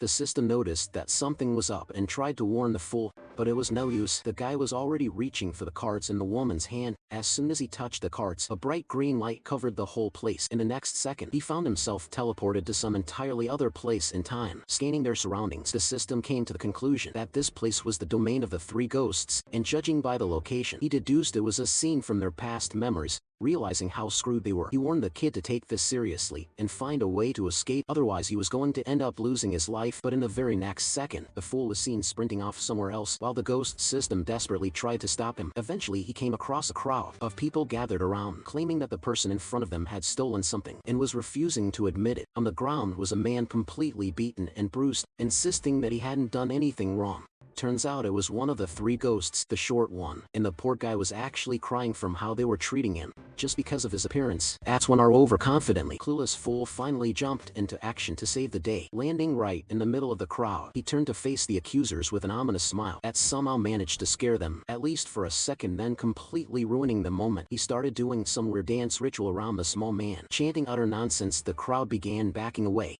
thinking this idiot might be suffering from some contagious disease. And using the distraction, our boy grabbed the tiny man by the wrist and bolted, shouting that they still needed to finish their card game. Meanwhile, the system, who had been watching everything from a distance, finally understood why this ghost harbored such deep resentment toward humans. It was because he had been bullied his entire life for his looks, and if our boy had joined in on the bullying here, he would have been consumed by the ghost's hatred like everyone else. Meanwhile, the tiny ghost was still lost in thought, unsure of what to do, since this was the first time anyone had ever stood up for him. Out of nowhere, he pulled his arm away, surprising our hero. Just then, a portal appeared and the tiny man told him to go through it, saying that someone was waiting for him on the other side. With that, the story shifts. Outside a massive mansion, inside, a woman was seen watching someone perform on stage, and from the clothes we already know who it is. It was the same female ghost from earlier, who is now offering tea to the man and praising his spectacular performance. And under all that powder and makeup, it is that same third male ghost from the gang, who humbly thanked the woman for her kindness. Meanwhile, outside the same villa, someone was seen kicking open the door in anger. It was the commander and also the husband of the female ghost, who had heard rumors of her affair with the dancer beside her. Enraged beyond words, he stormed in and slapped the woman in front of everyone for cheating on him. But he wasn't done. He then kicked the man straight in the groin, smashing it so badly he'd never be able to use it again. After he was done taking out his anger on both of them, he ordered his men to arrest both of them for public execution. And of course, in the very back was our clueless fool, watching everything in confusion, wondering what was going on. Just like that, the beatdown began. All the guards started mercilessly smashing the poor man on the ground. Meanwhile, the girl, still acting clueless, mocked the bald man, asking why he was suddenly behaving like a barbarian out of nowhere. And just then, boom! A powerful kick landed right in her ribs, the next second shocking everyone. And the woman went flying across the floor, crashing into the distance. Seeing that the man finally snapped, he shielded the girl and admitted everything. He called the bald man a monster for forcing the girl to marry him, and then beating her senseless every single day just for fun. After exposing the man for who he truly was, he pulled the trembling girl into his arms, knowing full well they were both about to be executed. And just as he had thought, the man was just waiting for their confession and pulled up a gun right then and there to send both lovers to the afterlife together. With the gun aimed and death inevitable, the couple froze. There was no escaping now. But then our hero burst onto the scene just in time. Without missing a beat, he lunged forward and headbutted the bald man right in the ribs, shocking both lovers. The impact was so brutal that a few of the bald man's ribs shattered on the spot, sending him flying through the floor like a rag doll. Standing on top of the man, he demanded that he let his card buddies go and warned him he will only count to 3. But the bald bastard just scoffed and shouted back, asking if he had a death wish or something. But our boy ignored him completely and began counting. Seeing this, the baldy snapped and ordered his men to catch that scoundrel. And just like that, both lovers watched in shock as this complete stranger started taking on an entire squad, all for the sake of 2 people he barely even knew. Seeing this, the woman gave out a small chuckle, amused with the whole situation, and to the man's surprise, she burst out laughing at the absurdity. Turning to him, she said this was the first time in over 20 years she had felt this free, watching someone stand up to the commander with hope in her eyes. She told the man she didn't want to live in fear anymore, trapped in this prison of a home, and begged him to take her away.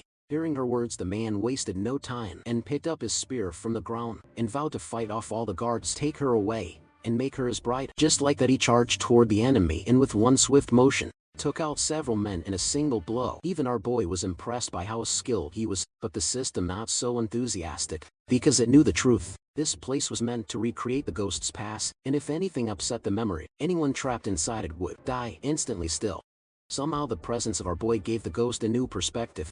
But even that didn't mean a happy ending, since the outcome of this memory was inevitable. No matter what they did with that, the man lunged at the bald commander, ready to end it once and for all. But just then a guard appeared out of nowhere wielding a massive sword. And with one swift, merciless swing, everything went silent. The man froze motionless as the blade sliced clean through him. The next thing our boy saw was blood splattering all around him, and he froze in horror. Turns out, no matter what route he had taken, his fate was sealed, and the last thing he saw before everything went black was the poor girl screaming in agony. Fast forward, he finally regained consciousness and found himself tied to a pole, ready to be executed. That's when he heard the girl apologizing, blaming herself for dragging him into this mess. But the stupid fool wasn't even paying attention to her words. That's when the system showed up, telling him the same thing again. Back then, one of the lovers got beheaded and the other was burned at the stake, and now the memory was going to repeat itself, ending in the exact same way. Just then, our boys spotted a growing crowd of people gathering around the pole, all siding with the commander and demanding they be executed for what they did. Without waiting, one of the men threw a burning piece of wood straight at them, and the pole caught fire instantly. Watching everything unfold, our boy finally snapped because he knew the real truth behind the three ghosts, and with a sudden burst of power, he broke through all his restraints like they were nothing. Wasting no time, he reached for the same pole they were tied to and shouted that neither of the lovers did anything wrong. The ones truly in the wrong were all of them. Just like that, he pulled the massive thing straight out of the ground. Watching this sudden display of power, everyone started running, trying to escape.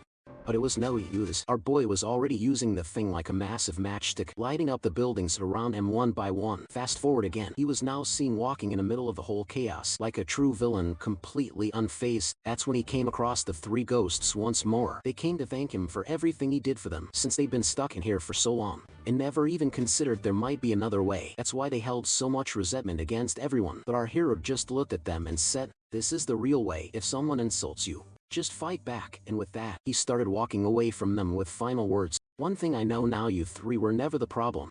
This messed up world was." With that, the memory faded away and everything went back to normal, like nothing ever happened. Seeing this, our boy told them all to draw their cards, but after going through all that, none of them felt like playing anymore, and that only pissed our boy off even more. He grabbed the shorty and started screaming, asking if he was backing away just cause he was losing. Just like that, he threw him back down, demanding they all keep playing.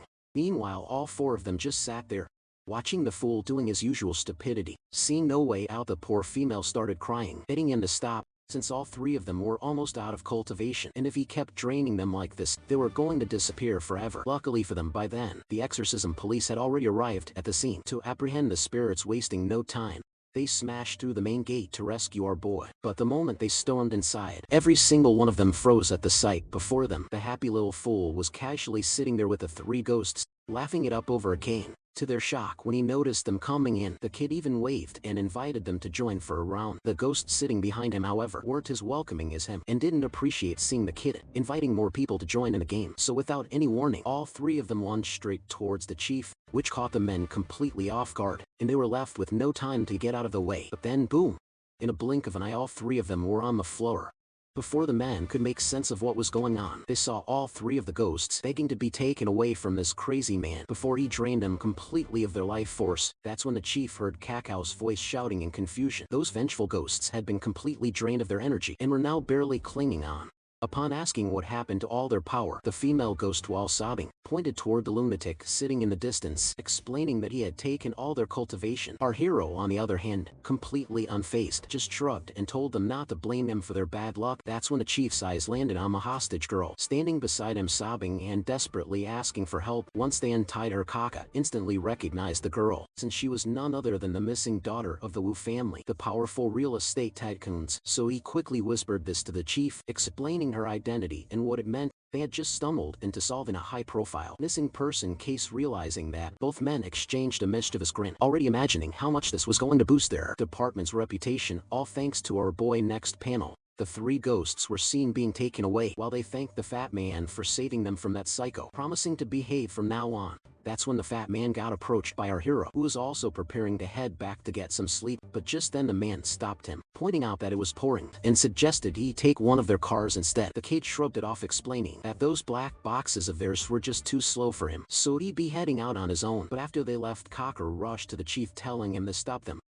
since from the reading he was getting on their device, he could see that the two ghosts with that kid both had somehow advanced. One's power was now at mid-stage fierce, while the other had already reached late stages, but it was already too late, and they just stood there watching him leave, while wondering how this kid even manages to pull these things off. With that, the story cuts to the next day, and the kid for some reason wasn't looking very good. That's when he sensed a presence approaching him from the side. Upon opening his eyes, he saw a dark figure standing right beside his bed with a massive syringe in its hand. Sensing the threat, the kid instantly sprang up to fight the person off, but the man proved too fast for him and he easily managed to move out of the way. But the kid was far from done. and he turned back to the man to try and attack him once more. Then he heard some of the nurses drawn to the room by all the commotion to see what was going on. That's when they heard the kid pointing to the man, calling him, "Are you one who had just tried ambushing him in his sleep?"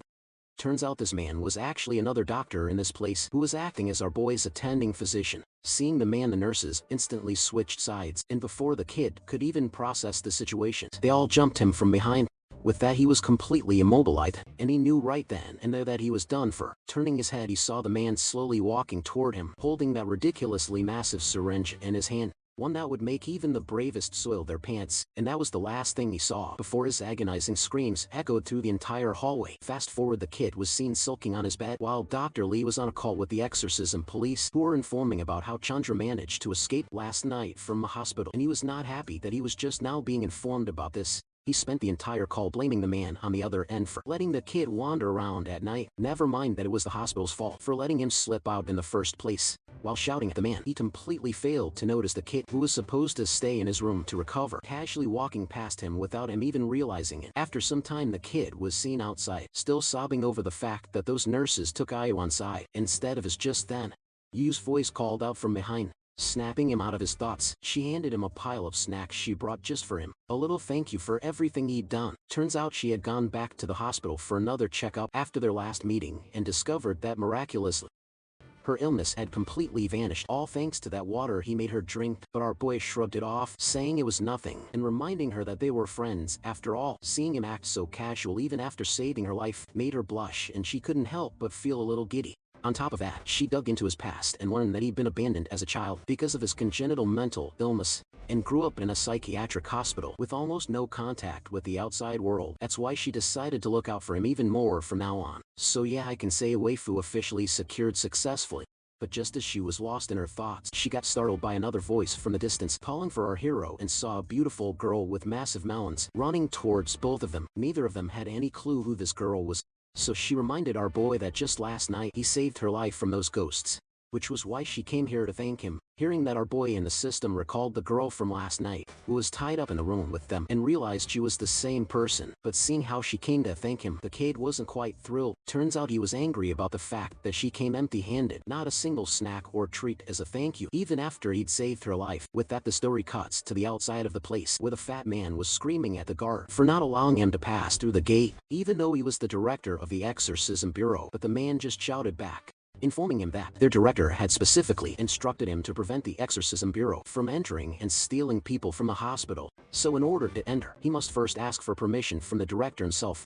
Seeing how that old bastard was accusing him of stealing people, the director wasn't exactly happy. But just then he spotted the man himself in the distance and started waving for his attention, asking him to tell the guard to let them through. Approaching the gate, the man asked if he registered for the sudden visit, and saw the director showing him some paper telling him he did. But the old man asked if those papers had his seal, and was reminded he couldn't even get in. So how was he supposed to get his seal from standing out here? But the answer was still no, since they needed to follow procedures. By then, even the man behind him was starting to wonder what was going on between them, since he was clearly messing with them on purpose. Hearing that, the fat man snapped at the man, since he was embarrassing him in front of his guest, telling him he should just stamp the thing for them since he was already here, only for him to calmly admit he didn't even bring the stamp today. Furious at his antics, the man grabbed him by the collar, but trying to keep his cool, apologized for causing trouble for the hospital in the past. But the old man was still not budging, and told him their hospital doesn't welcome him. With no other choice, the fat man mentioned the person who came with him this time, the chairman of Fengding Real Estate, the richest man in Jinhai City. He explained that last night Chandra had saved the chairman's daughter, so he had come here to thank the kid. Hearing that he was a billionaire, the old man's tone instantly changed, and he quickly told his men to open the gate for the nice man. Soon after, the three of them were seen walking into the hospital, with the doctor apologizing for the earlier mess, saying that he and the director were good friends and occasionally joked around. Meanwhile, our boy was seen throwing a bone at the girl, telling her to scram. That was when the three men walked in and caught the scene. Seeing you finally back in good health, the director was over the moon. As for the blonde girl, she ran crying to her father, saying she tried to thank the kid, but instead he threw a bone at her. The doctor quickly assured her he would teach the boy a lesson, but there was no way our boy was going down without a fight, so he instantly got up ready to take on the man. Seeing him so angered, the old man instantly changed his tone and slouched back, making an excuse that the boy was sick and had been injected with some medicine just that morning, which was why he was hard to control right now. So the director suggested he try to talk to the kid instead. Approaching our boy, he asked if something was bothering him since the girl was clearly trying to thank him. The kid replied that the little balls over there brought a lot of food she prepared with her own hands as a thank you, while these two came empty-handed. Hearing that, the fat man apologized to the kid for being so careless, explaining they had rushed over here and didn't prepare a proper gift for him. Then reaching into his pocket, he pulled out a blank check and told the kid to write whatever amount he wanted as a token of his gratitude. The poor kid had no idea what the man was talking about and started recalling a scene from a movie he had seen where a man was talking about a check. Recalling the scene fully, the kid suddenly sprang up in excitement. The doctor, however, seeing him acting this way, immediately blamed the poor director again, muttering that he was a bad influence since around him the kid had already become materialistic in such a short time. Taking the thing, the kid started muttering some random, absurd amount of gibberish numbers, and after making up his mind, he started scribbling something on the whole thing. After he was done, he turned to the man with sparkling eyes, telling him he was done. But as the fat man took the check to see the amount, the poor tycoon started shaking in his boots seeing the numbers, since it was an amount even he, the richest man in the city, couldn't afford. With no other choice, he turned to the two men asking what to do, since he clearly wanted to build a close relationship with the kid but couldn't pay him this much money. To that, the director stepped up once more, assuring the man not to worry about anything, he would handle the rest. With that, he approached the kid, suggesting that instead of that piece of paper which held no value, he asked for something else. Something physical, which he always wanted. No boy, the things he wanted were definitely more dangerous than the numbers on that check. But then for some reason, he started drooling over the thought of beautiful you in a wedding dress. With that, he made up his mind to wiping the nosebleed. He thanked the man, saying that because of him, he had just remembered the one thing he desired most. With all the confidence in the world, he told the fat man that he wanted a black box. The man had no idea what he was talking about, so the director explained that the kid was asking for a car. That surprised the fat man, since there was no way someone like this could be sane enough to own a car. Even the director tried to persuade the kid to ask for something else, but he refused to budge, seeing no other way. The fat man said he didn't mind getting him a car, but he would first need to get permission from Director Zhao in the hospital. Seeing that the fat man had dumped everything on them, both men fell into thought, unsure what to do. That was when our boy walked up to the director. Noticing his hesitation, the kid asked if he had switched sides with the humans and betrayed him. Realizing that his friendship with the kid was at stake here, the director quickly agreed that the kid should most definitely be allowed to own a car, but also made it clear that the final decision belonged to the doctor, since he was his warden. Hearing that, the kid turned and started walking toward the man, clearly about to force an answer out of him. Seeing his expression, the doctor grew terrified and instantly agreed to let him have a car, but added one condition: he would need a driver. Hearing the condition, the kid prepared to punch some sense into the doctor, but was stopped by the director. The director explained that the doctor was right. People of status such as himself always hire drivers. Just then you stepped up, offering to fill that role. The director was on board with the idea, knowing that with her around, the kid's ties with their department would only grow stronger. Meanwhile, the smug bastard, who had clearly fallen for the girl but didn't realize it because of his messed up head, asked if that would mean she'd be his. But before he could finish, the system shouted at him not even to think about it. Hearing that, the kid fell silent and quietly sat back on the bench. But then he repeated his question, but this time he asked if that would make her his disciple. That sudden twist shocked everyone, but the director urged her to answer quickly and tell him yes.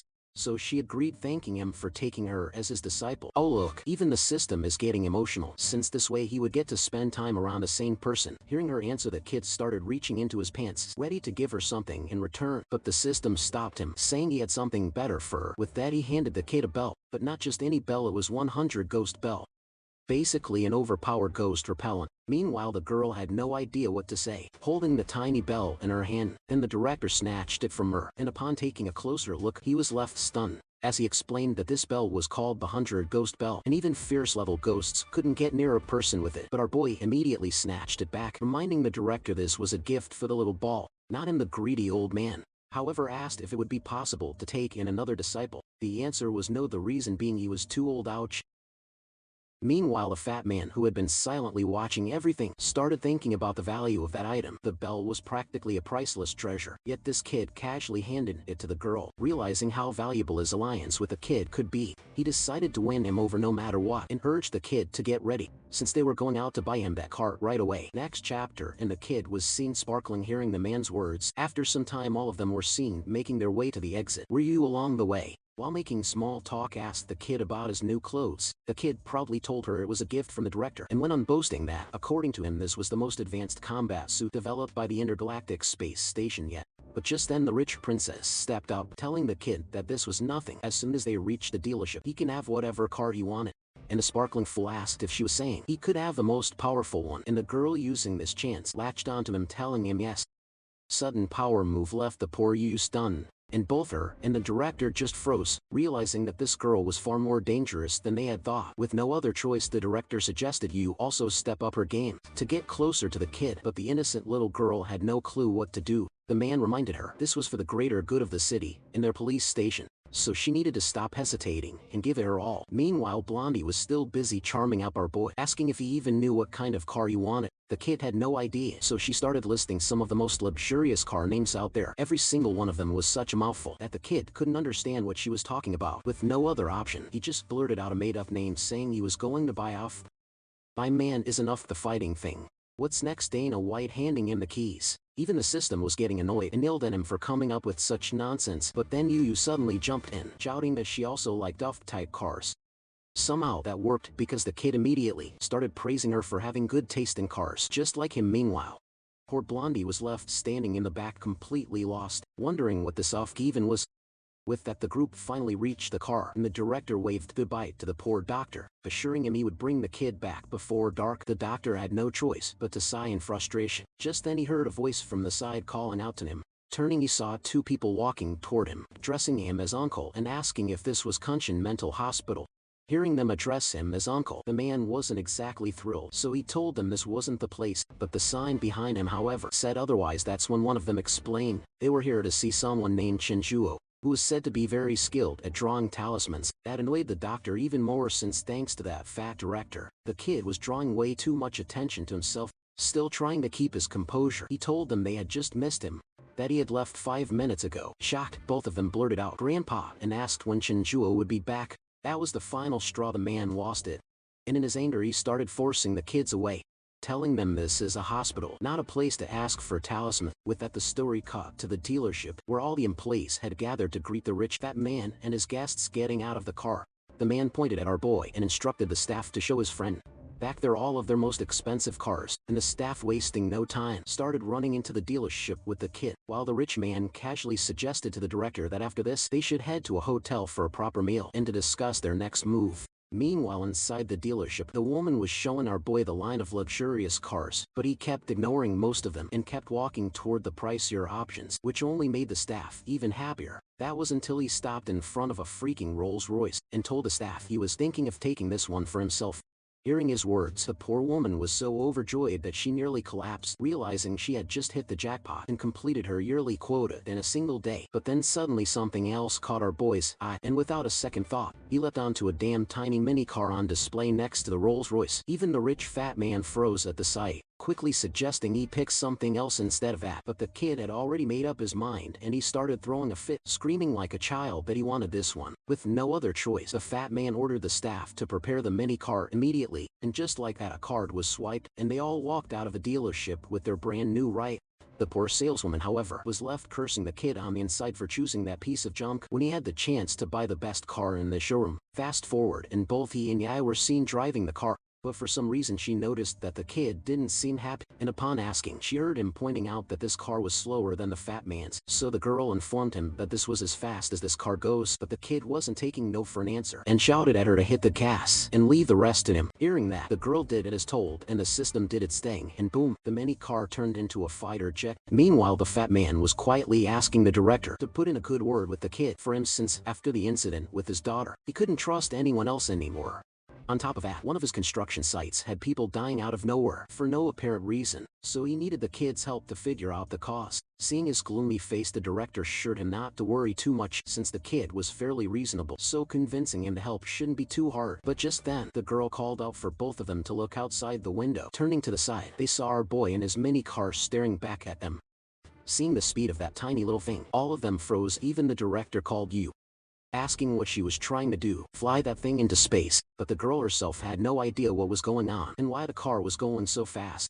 The director smacked his head, realizing that this was probably the kid's doing, so he instructed her to just head to the Jinjiang Hotel, since Mr. Wu was treating them to a meal a couple of minutes later, and all of them were done with their meal, and after that they headed straight toward the construction site, where all those instances were occurring. Getting out, the man informed our boy that this place had been abandoned for quite some time now because of the paranormal activity inside, and asked if he could take a look. Even the director chimed it in, telling the boy that since Mr. Wu had been so generous with them, they should help him in return as well. With that, the man started unlocking the door with shaky hands, and seeing him trembling like that, our boy decided to take matters into his own hands and slam the lock with the back of his lobster. And to everyone's shock, the whole lock broke because of that. With that, all of them started walking into the place, but after reaching some distance, you suddenly heard some sounds coming from not far from them. The director frowned and asked what that was about, since the fat man had told them earlier that this place was abandoned, so why did it sound like people were working with the machinery? But the fat man told both of them that there shouldn't be anyone in here, especially not as workers, since every last one of them had fled the site after the incident started. But then the voices started getting louder, and listening closer, they noticed that the sounds were coming from a building nearby. Just then our boy noticed something glowing faintly beneath his feet. Seeing this, the system suggested finding a higher spot to scan the whole area, but as usual the kid ignored him. Still, after spending so much time with this stubborn idiot, the system knew exactly how to bait him, so he casually mentioned that from up there he might be able to pick up some planetary signals. That did the trick, and the kids started flying straight towards the massive structure. Meanwhile, the rest of them on the ground, seeing him just leave out of nowhere, clung to the director, asking if it was a good idea to leave this matter to the kid and just turn around while they still could. Meanwhile, the kid, after getting atop the massive structure, saw something strange, specifically a massive eyeball in the middle of the whole place, which the system recognized as the eye of sacrifice, which fed on blood and flesh of living beings to sustain its power. And that was the strangest thing, since something like this shouldn't even be in a place like this unless it was brought here by someone. As he was trying to piece everything together, a loud scream for help from the rich fat man startled him, but looking at the kid he saw no reaction at all. So he urged him to head down and check it out. That was when another voice rang out. This time the kid actually reacted, since it was his precious disciple. You calling for him, so wasting no time. He leaped straight off the building. Meanwhile, the three of them were shaking in horror at the sight in front of them. Turns out, they had spotted the ghost of one of the construction workers who lost his life here while working. According to the rich man, he was the first one who died in these incidents while swinging a hammer. The thing had snapped and landed right on his head, which took his life just as he said those words. That same scene played out again on the ghost, and they saw his head get smashed in by the hammer. Seeing that, the fat man started screaming, but Yu, on the other hand, was freaking out over something else coming at them from the side, and when they turned they saw another ghost, apparently the second victim, who had slipped and fallen from the building, and before they knew it they were surrounded from all sides. Terrified, they asked the director what to do, since at this rate none of them were getting out alive. With no other choice, the director told Yu to take Mr. Will and retreat, while he tried to buy them some time, but just then, boom!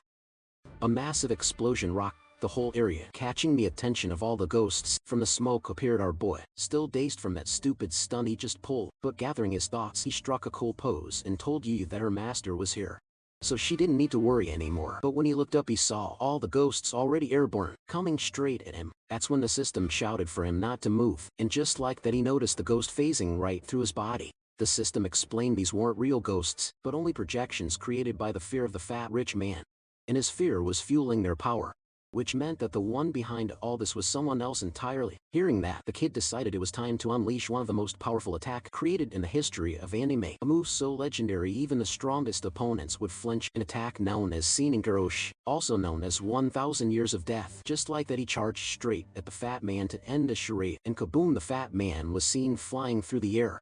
And just like that, it was over. All the ghosts vanished almost instantly the moment he was knocked unconscious. But the clueless director still had no idea what the kid was trying to do and demanded an answer, but Yu stopped him, pointing out that all the ghosts in the area had just vanished. Recalling her training, she told them about something she once read at the bureau, that some ghosts have the power to amplify the fears of their victims and use that fear to manifest whatever was in their minds, which meant the real threat was hiding somewhere close by. While they were busy talking, they failed to realize that they were being watched by someone from the distance. But our boy, however, instantly sensed the presence and without hesitation summoned the little girl to capture whoever it was behind all this. Before the enemy even had the chance to think, the little girl was already in front of her, and using her powers, she attacked the evil spirit and easily managed to restrain the thing. Turns out it was actually a beautiful ghost girl who, according to the system, had lost her life in a car accident and ended up trapped in this place somehow.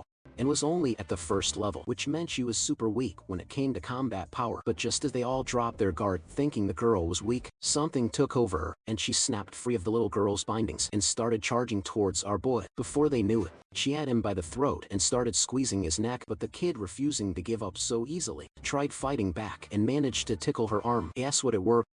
Since the girl snapped back to her usual self, and unable to control herself, started laughing uncontrollably, surprising everyone else. But getting a hold of her emotions, she turned back to the kid, embarrassed that he managed to free himself from her grasp in such a way. So to cover it up, she tried acting scared, telling all of them to leave this place immediately. Though they were less scared and more confused, wondering what this girl was even trying to do. Seeing their faces, the poor thing started screaming in frustration, since none of them were taking her seriously anymore. So she warned them about something else in this place and said if they didn't leave right now, that thing was going to wake up. Still not working. Nobody was buying that stupid story. But just then something actually started happening. As dark energy began gathering around the girl, getting sucked into her body, and she started losing control over herself. Next chapter, and the girl was seen on her knees and was fading away. But as a final warning, she told everyone that something dangerous was coming for them, and if they wanted to survive, they needed to sacrifice one person. This time they actually took her seriously, and the director instantly turned to the rich fat man, saying this might be something they couldn't handle after all. The poor guy, however, started shaking, thinking they were about to offer him up as the sacrifice. But then, to his relief, he heard the director shouting for everyone to retreat and leave this mess for the soul restraining division to handle. But just then you spotted our boy and froze. Instead of using the door like a normal person, the kid was actually ninja jumping his way out the damn window. Seeing that ridiculous move, both of them froze in shock, but it was already too late. The kid was already plummeting straight down like a superhero, and just before hitting the ground, the system triggered one of its abilities, and he blasted a massive energy shot at the ground. Boom. The whole area erupted in a massive explosion, shaking everything around them. By then the rest of them had also managed to run down the building, and upon seeing the sight in front of them, they all froze in disbelief. There was a massive crater in the middle of the ground caused by just one attack from the kid, and in the center was the fool himself, looking all proud with the stun he just pulled. But then as the dust started to clear, the director spotted something else in the middle of the crater, and upon looking closer, they saw what seemed like a bunch of coffins lying in the distance. Even the fat man was confused at the sight, since nobody told him this place was hiding a cemetery when he bought it. But the fat man was shaking like crazy as he informed them this was no cemetery but something called the Eye of Sacrifice, which was probably the doing of the demonic cult. That was when they heard Yu explaining that several groups of evil cultivators had recently emerged all around the globe who perform all sorts of dark rituals in order to gain power. And the largest and most powerful one of them was known as the Demon Cult. This group was also responsible for a huge incident a year ago that nearly destroyed half the city, and the cause of all that destruction was later revealed to be this exact same Eye of Sacrifice ritual. Hearing that, the kid turned back to the crater, realizing how dangerous this thing truly was, and without any hesitation dove back in to destroy the whole thing. Seeing him rush in without a shred of fear, the director also started wondering what they should do, since if this thing wasn't stopped right away, the whole city might be in danger. So after thinking for a second or two, he dove in behind the kid, telling Yu to contact the Soul Restraining Division immediately and inform them of their situation. The girl, already knowing how serious it was, told him to leave that to her. Meanwhile, the ghost girl from earlier, who I thought had died or disappeared or whatever, was still alive, watching everything from a distance, shivering because she knew none of them were going to survive from what was about to come.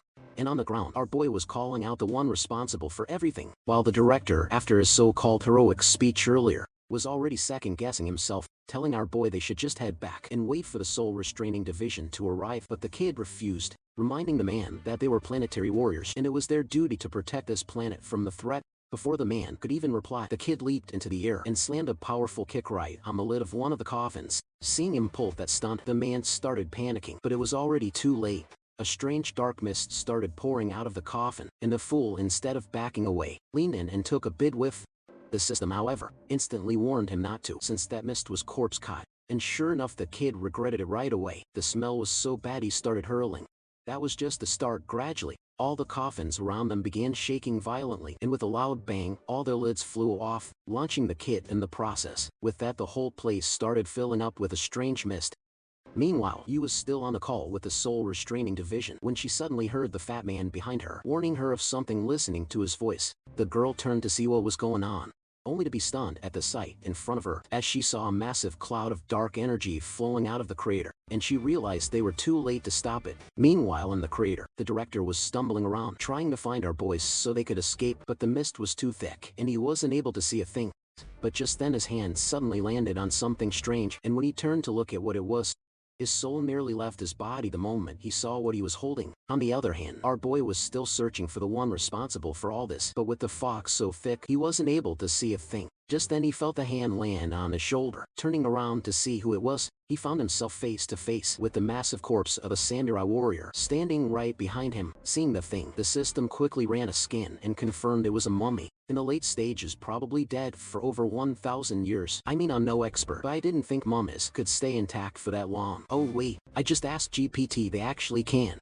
With that, the thing lunged at the kid, but the kid was no easy opponent, and he fired back with his own fist, driving it straight through the creature's stomach, and the thing collapsed into pieces. After he was done taking out that creature, he started making his way towards the center, since from what he remembered, the massive coffin in the middle hadn't opened yet, and he was sure the leader was hiding inside it. But while running around in circles, he spotted the director in the distance, and the idiot still couldn't process what was happening, and just asked what he was doing. Thankfully, the system told him to save the man, since his life force was being sucked out by that mummy, and he was about to die. Hearing that his fellow comrade's life was in danger, without any hesitation, he leaped up and slammed a powerful kick on the monster's face. After he was done, he turned his attention back towards finding the large coffin, and suddenly heard the system pointing to the distance. Turns out it was the same coffin, so he started walking towards it to see what was inside, but the system warned him to stop, since he was getting a bad feeling about all this. But the idiot wasn't even listening. He was more busy staring at what was in front of him, and before the system could process what was going on inside his head, a massive soldier started getting out from the coffin. Next chapter, and the guy was seen standing in front of both of them, and the system informed the kid that the one he was looking at right now was a mummy general, but not just any general. This guy, in his lifetime, was a powerful military leader with countless victories in wars, and during those 1,000 years in that coffin, he had been constantly absorbing dark energy from his surroundings, and was already at the early stages of a fourth order evil spirit. While he was busy explaining that to the kid, they noticed that the director was slowly starting to regain consciousness, and since he was finally awake, the kid suggested they both should team up to take on this monster. And before the poor guy could understand what he was trying to say, the kid hurled him straight towards the monster, and he slammed right into one of them in the distance. Well, I guess technically he did help, since the thing was now lying motionless on the ground after getting hit by that bulldozer of a man. The confused man turned to the kid asking what he was trying to do, but there was no time for chit-chat, since the rest of the soldiers were already charging towards him. Next panel, and he was seen running for his life, trying to get away from the monsters, screaming for our boy to help him. But the kid, instead of helping, simply thanked him for taking care of the small fries, since now he could easily deal with the big one. And since the guy had just woken up, the system told him he was still weak, and this was the perfect opportunity to take him down. So wasting no time, he leaped straight towards the monster. But just as he was about to strike him down, something caught his eye, and he stopped at the final second. Next thing the system saw was him on the ground, reaching for the guy's sword, telling him he liked the thing so he would take it for himself.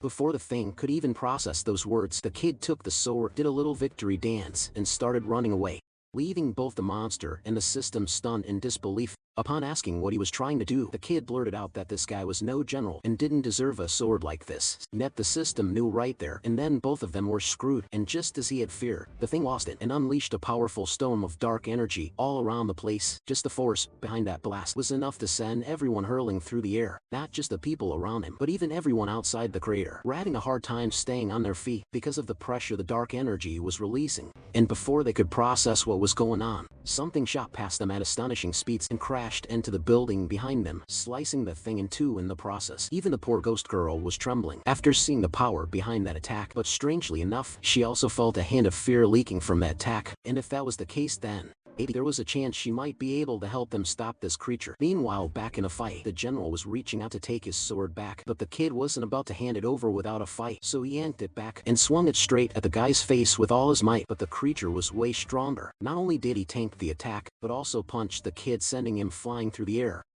By then the place had basically turned into a stadium, with all the mummies cheering for their general, while the poor director just sat there in the middle looking useless. But then out of nowhere, all the mummies suddenly stopped cheering, surprising the director. But as he turned to see what was going on, he froze. The kid was now standing on the general's back, yanking on his rope and yelling for him to take it off because he wanted it for himself. But just then he noticed something strange and froze. Even the system had no idea what was going on, and before they could process it, the whole place changed, and they found themselves in the middle of a massive battlefield. Seeing the sight, the system realized this was that ghost girl's doing. That's when they saw the director running towards them from the back, shouting that this must be the zombie general's final battle, where he lost his life. But by then, it was too late to do anything, since both sides had already closed in the distance, and they found themselves standing in the middle of the two armies.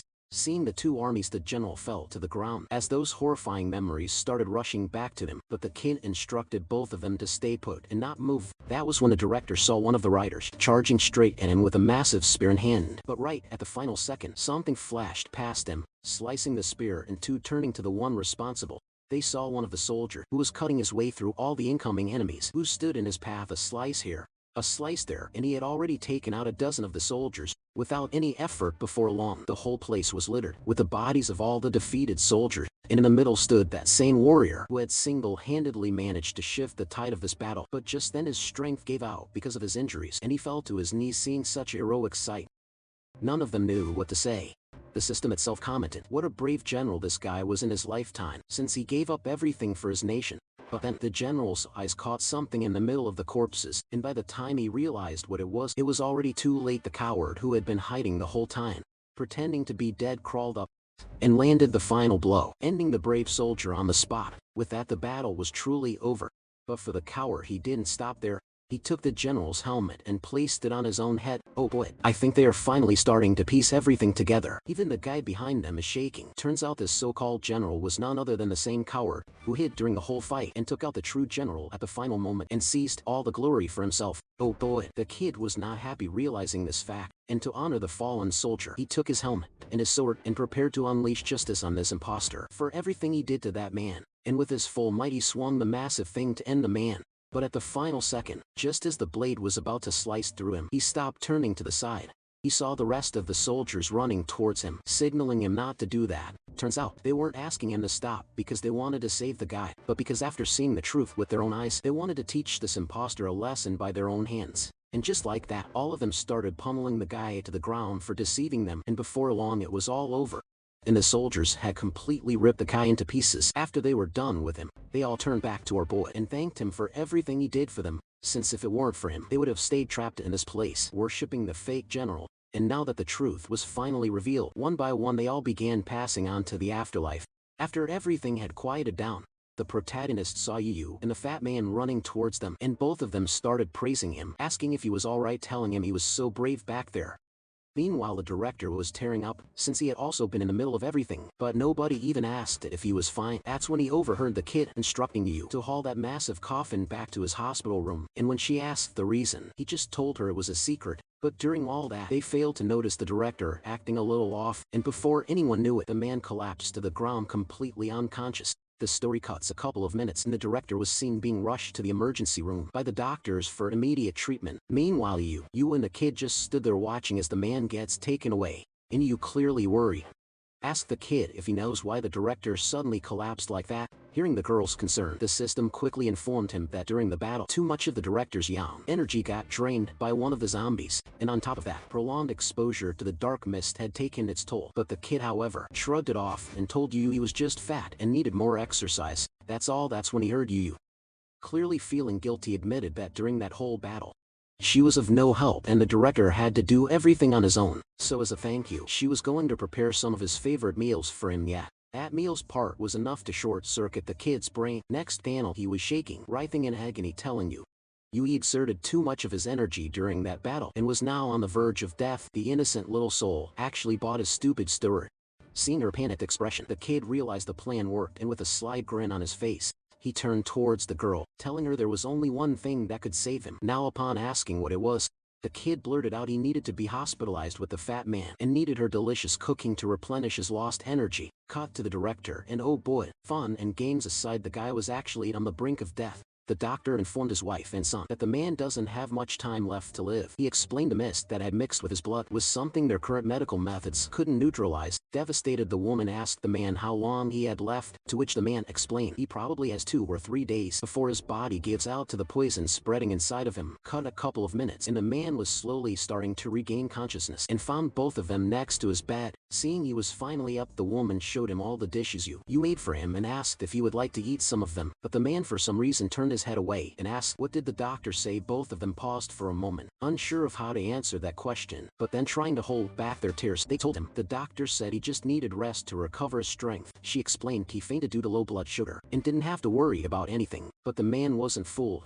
And seeing how his wife, instead of shouting at him, was being so gentle with him, realized he probably doesn't have much time left to live. Still, he didn't care about that. With what little strength he had left, he asked about our hero next panel, and he was being wheeled to meet up with the kid, but the moment he entered the room, the man's jaw dropped. The kid was lying there completely wrapped in bandages, with what looked like blood stains covering his body. Yet little did the man know that blood wasn't actually blood. It was ketchup from the junk food he had been devouring while the director was on his hospital bed fighting for his life. But since he didn't know that, the director blamed himself for everything. With trembling hands, he apologized for dragging the kid into such a dangerous place, and he started getting all emotional, telling the kid from the looks of it both of them were going to be meeting in the afterlife soon, and he hoped they could be friends over there too. He also brought up that he was content with his life since he had a wife and a son, but he on the other hand was dying a virgin, and that fact made him even more miserable about himself. After he was done with his dramatic monologue, he shouted for the kid to open his eyes, apologizing for ever dragging him outside of that mental hospital. Oh boy, the kid opened his eyes alright, and the first thing he did was smack him on the face with a chicken leg for being so annoying in the middle of the night. Next panel, and the poor director was staring at the fool in disbelief while the kid reminded him he was the #1 planetary warrior and won't die so easily. Bullshit. Yes, the man knew he was just spewing nonsense again, but on the same hand, he also knew he was probably going to survive. Now since this kid cured Yu's illness with just a water bottle, so he should be able to remove the poison from his body as well. But the problem was convincing him, since he knew how stubborn he can be at times. So he started to butter him up, saying stuff like he was right and apologizing for ever doubting the power of the great planetary warriors since he was the pride of their planet. Yet it was working.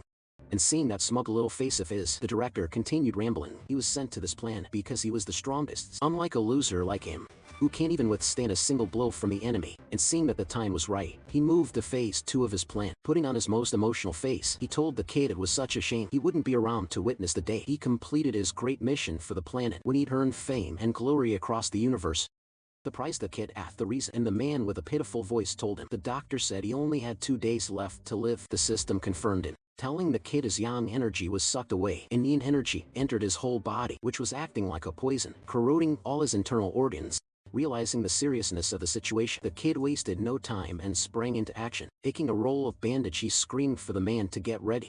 He was going to fix him up good as new, but the look on his face was starting to concern the man, since he was hoping of getting a water bottle treatment like you got, but the kid looked like he was going to cut him open and extract the poison manually, and before he knew it, hawk toe it, the kid spat right on his face, and with that he started his mumbo jumbo, which irritated the system so much since there were so many more ways of fixing the man, but he chose the most tiring one for him. But since he had no other choice, the poor system got to work on overdrive, scribbling talismans at lightning speed while cursing the kid's name in pure frustration, and before they knew it, it was all over.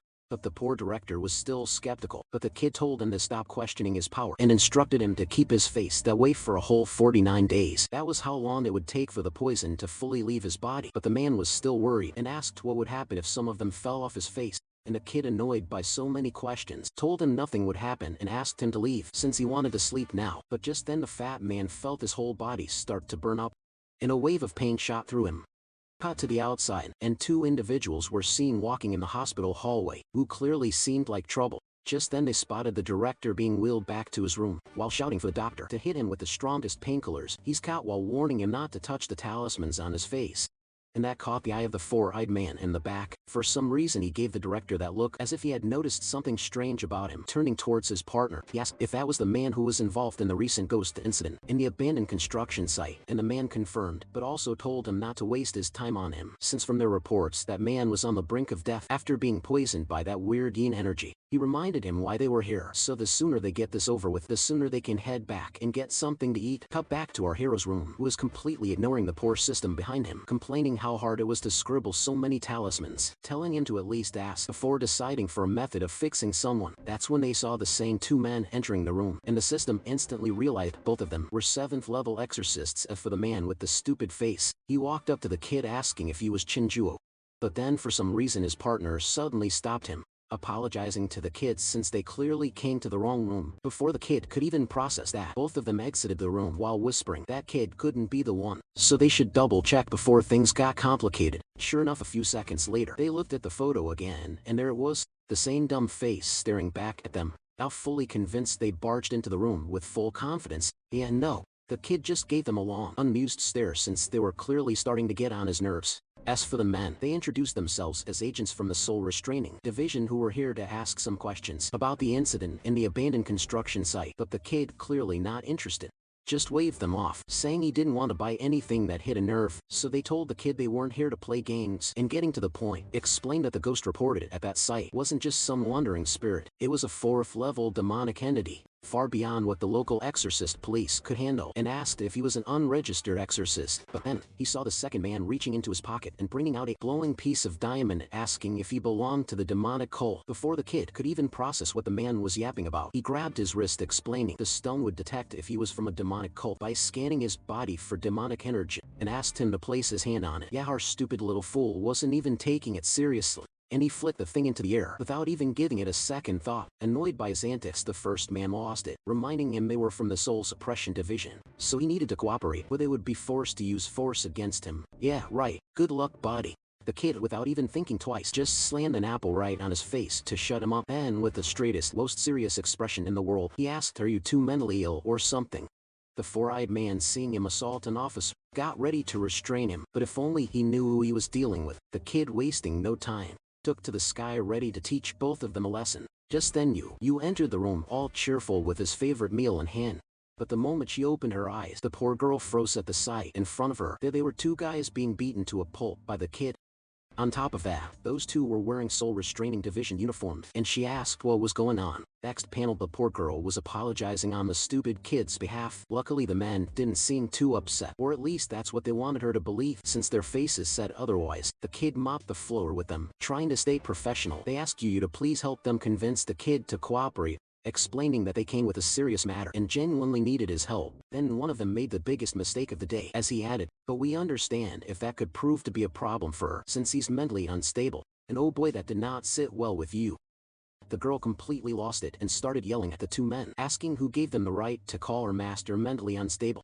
To that the poor men didn't know what to say, since it wasn't like they were disrespecting him. The kid truly was mentally ill, but he wasn't having any of it. She stormed over and started shoving the officers out of the room, shouting, "If you want his cooperation, send someone who isn't a jerk." But just then the kid heard something from one of the men and froze. The man mentioned the coffin in their possession, which was recovered from the incident site and was their only clue in finding the demonic cult. So they came here to ask some questions from that kid, and that shocked the kid. Cut to the quiet hallway of a hospital, and next panel, bam!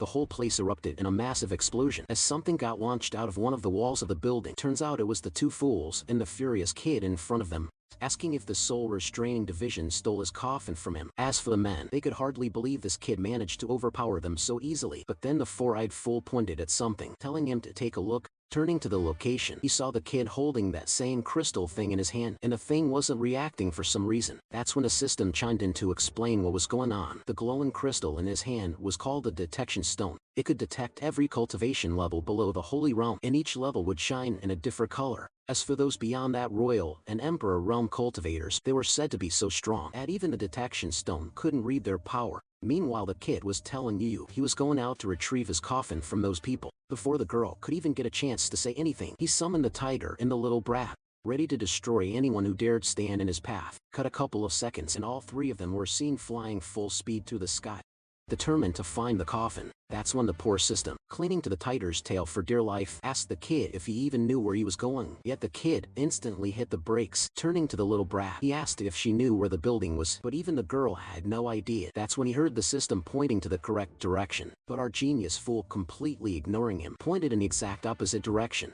Just as they were about to fly away, they suddenly heard a voice telling them to stop. Turns out it was the same ghost lady from earlier. And seeing her in this place, the kid asked what she was doing here. The girl, taking advantage of the situation, pointed to the opposite direction, telling him the soul restraining division building was that way. And of course the kid instantly bought it, making the poor system even angrier. But before they could take off again, the ghost girl asked him to stop once more.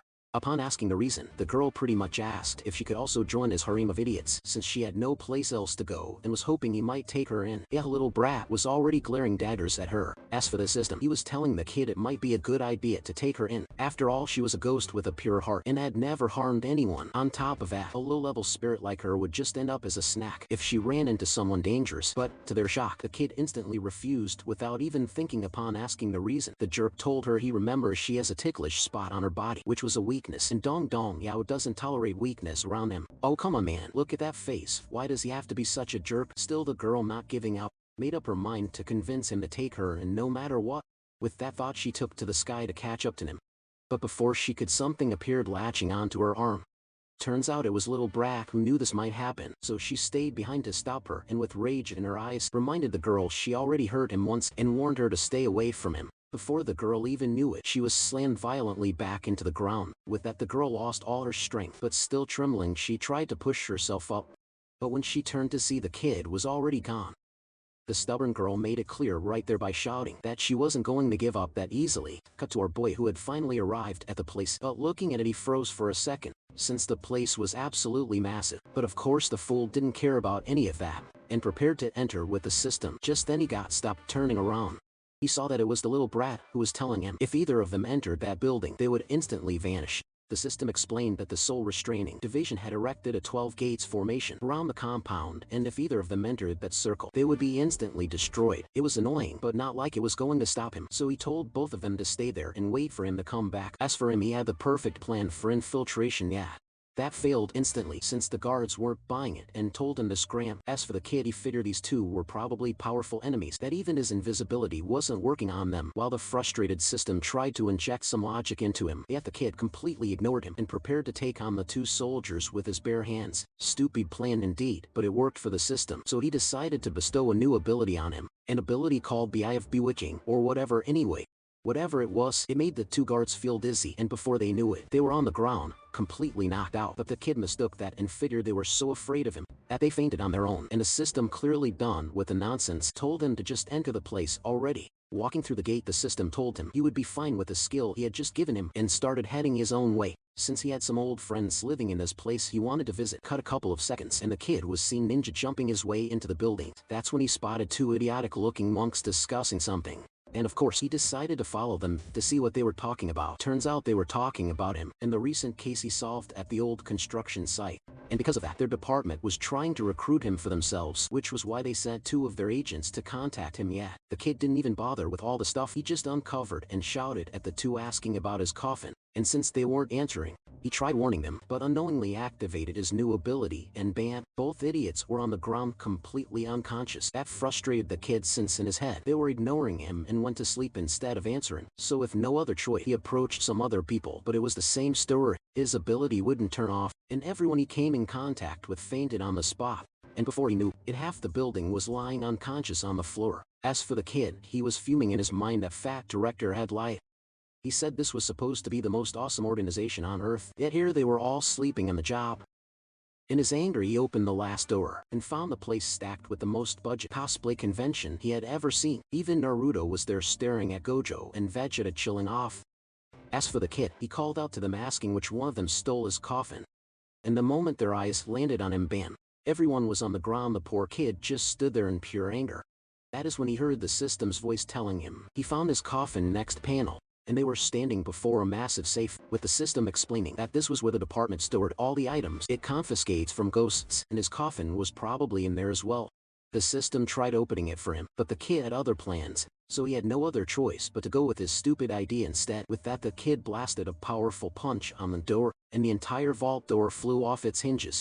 But because of that, the alarm across the whole building started blaring like crazy, warning every available guard about their location. As for the outside, seeing the alarms going off, the little brat started panicking. realizing that the kid's life was in danger. As for the kid, still not knowing what big trouble he was in, he started walking around the room looking for his coffin. I managed to find it without any problem, and the first thing he did was embrace the thing like it was his long-lost love, asking if those bad guys did anything to her. Yet the poor system almost puked at the sight, telling him to hurry up before the guards arrive. But guess what, he jinxed it. Since at the very next second, every goofy-looking character from the building came barging into the room to stop them, and that annoyed the kid since he was having a touching reunion with his coffin. So he gave them that angry protagonist glare and bam. Next panel, the whole room was on the ground, while he took the thing on his shoulder and prepared to head out. But just then, the system sensed a powerful aura coming from behind them, and turning around, he saw someone walking in on one leg telling both of them to stop. But the fool still wasn't taking it serious. As for the system, it was a whole other story, since his bewitching eyes ability was not working on this old man, and he tried warning the kid this guy was a powerful exorcist, but too late for that since the man prepared to stop both of them. With that, he channeled all his spiritual energy in his one hand and leaped straight towards the kid to take him out in one strike. Next panel, the kid blasted out all his final boss confidence with one punch to his face, and the old man went flying into a wall as the kid casually walked out of there, complaining that the old man was making his ears hurt. Cut to the outside, and both fools had finally arrived at the headquarters, but the moment they reached the gate, they froze, seeing both guards snoring like babies on the floor. Cut back to the hospital, and the director was finally starting to regain consciousness. Opening his eyes, he saw a blurry figure standing over him, and wondered if it was an angel here to take him to heaven. Until the blur cleared, revealing the bald doctor staring straight into his soul. The poor guy almost had a heart attack seeing his face. As for the doctor, he told the man he had some good news for him. Turns out his latest reports were out, and according to the man, all his internal organs had miraculously healed on their own. The poor director took a sigh of relief, finally hearing one good piece of news. But strangely enough, the doctor suddenly asked him about the kid he went to visit, and if they were related, and the fat man, clearly not fearing for his life, called the kid his disciple. But then the door to the room suddenly slammed open, and they saw Yu's panicked expression, telling the director her master was in danger. And the moment the words "you went to the soul restraining division for his coffin" hit his ears, the poor man nearly went into a coma all over again. His soul practically left his body as he mumbled, "That little idiot's gonna get me killed one day." But knowing what kind of walking disaster the kid was, the director had no choice. He jumped out of bed yelling for Yu to get ready, because they had to leave right now. Before that brat did something the entire nation would regret for the rest of their lives. As for the doctor, he clearly had some other intentions about the kid, and from the look in his eyes, none of them were good. But then he suddenly got startled, as a man suddenly appeared in front of his face, telling him a strange person carrying a coffin just broke into their hospital. Cut to the outside, and both of them were seen riding to the soul restraining division, completely missing the kid who was right behind them. The kid spotted them, but by then they were already gone, and both of them wondered where they could be heading to in such a hurry. But since both of them were idiots, they completely ignored that and started walking into the hospital, screaming that they just defeated the soul restraining division. But suddenly they spotted something completely unexpected and froze. Turns out it was an army of doctors blocking their path for some reason. Seeing that they were clearly looking for trouble, the kid prepared to teach all of them a lesson. But good thing the system was there to stop him, since it turns out they weren't there to attack him, but to welcome them back to the hospital as heroes who saved the life of their patient. But just then another doctor approached the bald dean, asking if it really was a good idea to trust this guy, since he was clearly a few marbles short. But the dean told him not to worry, since from what he had seen so far, he was sure he could make this kid cooperate with them. With that, he approached the kid, introducing himself as Dr. Sun Tone, and thanked him for saving the director's life. But the system clearly warned him not to fall for this man's cheesy compliments, since he was sure he was up to no good, and the kid wasn't planning to trust him either. After all, every person in a white coat reminded him of that mental hospital. Seeing this, the man had no other choice, so he signaled to his subordinate to initiate Plan B. Just then, the kid saw a disabled girl being wheeled outside the hospital who was calling him brother, asking if he was the hero she heard about. And with a smile so bright it could melt steel, she held out a candy and asked that if he wanted to be her friend. As for the system, he was scanning her body and realized that the girl's body was affected by yin energy, which damaged the nerves in her legs, and warned the kid that these white coat con artists were clearly trying to butter him up so he'd heal their patients for free. But of course the fool behind the system got it completely wrong. He thought they were using these poor patients as bait to capture him. Then the kid asked him once more if he wanted to be friends with her, and seeing her face, the kid was having a hard time keeping his emotions under control. Before he knew, his iron will gave out, and he snatched the candy from her hand and started chanting some random nonsense on it. And that annoyed the system, since he wouldn't let him treat his own mental illness while he was going around curing everyone he saw. As for the kid, he didn't care and threw the thing right into the air like it was some kind of holy artifact. and the poor system had to take over so he wouldn't end up looking like a fool in front of all these people. And the thing, now pumped with his miracle medicine, landed right in the kid's hands. And as he showed it to everyone, the thing actually was shining like some powerful artifact. But the doctors were still skeptical if it was some kind of trick. But the kid didn't care about their doubts and proceeded to unwrap the miracle candy. Into the system's horror, instead of feeding it to the girl, he gulped the thing down his own throat.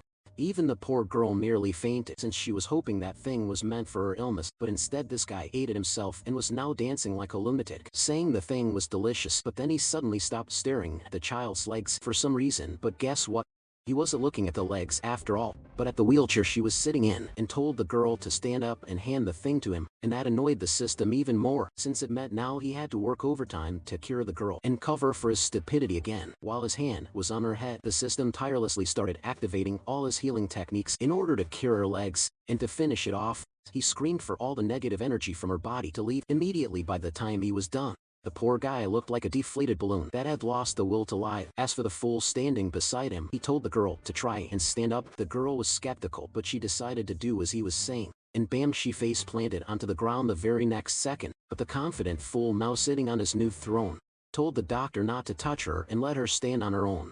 And sure enough, all their jaws were on the floor. Seeing the girl miraculously regaining strength in her legs, as for the bald man, he was practically vibrating with excitement, seeing that he just hit a jackpot. Turning towards his subordinates, who had no idea what even happened, he asked if they had been taking notes of what he was doing, but clearly they didn't, so they just nodded. As for the baldy, he told everyone to stop wasting time and bring in more patients. Screaming, "We're milking, helping as many as we can today." Cut to the bureau, and both of them had finally arrived, and for some reason they even brought Dr. Lee Kim-chan along for the ride. As for the director, he instructed both of them to stay silent and let him handle the talking. But arriving inside, they found the whole place littered with sleeping exorcists everywhere, snoring like pigs, and in the distance, heard a man yelling that they let a mentally ill person enter the building. And the whole department got knocked out with only one attack, fearing that if word of this got out, their reputation would be ruined. Hearing those words, both of them realized they weren't able to capture the kid, which left them wondering, if he wasn't here, then where did he go? Just then they heard a voice calling for the director. Turning to the side, they saw a very intimidating-looking man walking up to them, saying he was just about to call him. Turns out this man's name is Director Luo Yaoman, the director of the Soul Restraining Department. Next chapter, and all three of them were seen sitting stiff in front of the man, sweating bullets, as the poor director tried to explain that the kid was just a mentally ill person, so he should try to be a little lenient with him. But of course, the loud mouth beside him opened her mouth, saying even if he wanted to, he couldn't beat her master. The director nearly fainted right there, but to their surprise, Luo Yaoman didn't explode. He actually chuckled. He explained to them he was aware that the kid was a rare talent, which was why he sent 2 of his agents to test his level. But according to their report, the kid was just an ordinary person. That surprised the 3 of them, since the guy was a walking disaster, and there was nothing normal about him. Director Lu Yaoman told them he was aware of that, which was why he was asking him to test his level, using this new crystal which was more accurate than the last one. To that the fat man agreed, but as he placed his hand on the thing, it started glowing in a bright golden light. That caught everyone off guard, since it meant the man was at the 2nd stage of exorcism, which shouldn't be possible since he had been sitting on his ass the whole time and never trained. Curious, you asked to let her give it a try, and guess what, she herself was at the 2nd level. That shocked the girl, since she was level 1 not too long ago, and wondered what could have caused that. And the fat man, after burning through his brain cells, came to the conclusion that the water she drank to cure her illness also raised her level somehow. As for him, it was probably the work of the kid's spit and the talismans he had on his face. That surprised the man, since everyone who came into contact with that kid was now somehow stronger, which shouldn't be possible. Meanwhile, the fat man was asking the doctor to give it a try. After all, he had spent the most amount of time with him. Curious, the doctor decided to do as he was saying, but as he touched the thing, it lost all its light. Seeing this, he asked what that meant, and both of them informed him it meant he was a weakling with no cultivation. And of course, the fat man wasn't going to let such an opportunity slide, and hit him with a jab, commenting, "Yes, it takes a strong mind for the effect to work. Sorry doc, not everyone's blessed like me yet." That comment definitely didn't sit well with the doctor, but he also spotted something strange poking out of his collar, so without any warning, he grabbed the thing and pulled out a whole list of talismans tied together, which he was hiding inside his uniform. The man tried explaining himself that those talismans were given to him by the kid for his illness, so he needed them. At both of them were bickering like toddlers fighting over candy. Director Luo Yuman noticed something strange about the talismans, and upon looking closer he froze, realizing what the thing truly was. And to both their surprise, the man suddenly stood up and stopped both their nonsense before they could even open their mouths. The man shouted at the fat director to take him to see this kid. Immediately cut back to the hospital, and the kid was being treated like royalty.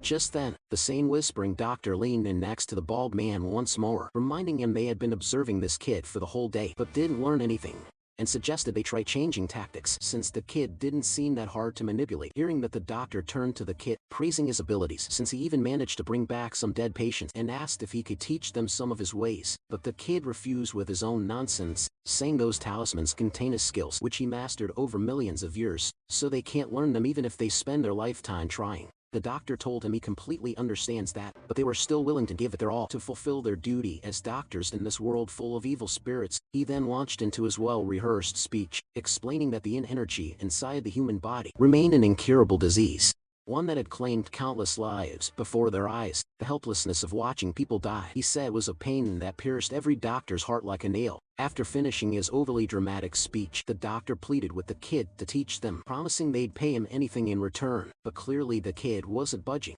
Desperate, the man started begging him to at least share something. Then the kid pulled out a few talismans he had prepared earlier. He explained that these were some of the basic techniques for dispelling yin energy from a person's body. The man wasted no time and grabbed them like they were some kind of holy relics, screaming how easy it was to convince him. But then he took a closer look and asked the kid why he couldn't understand any of the words on the system. Explained to the kid that the text was written in ghost script, something no human could possibly read, but the kid just shrugged it and said it was a ghost story. Hearing that, the doctor instantly threw the thing on the ground. With a trembling voice, he told the kid this language of ghost was extremely dangerous, and according to rumors, the ghost script carried supernatural energy, and any human who came into contact with it could lose their mind, or worse, die an agonizing death. Yeah.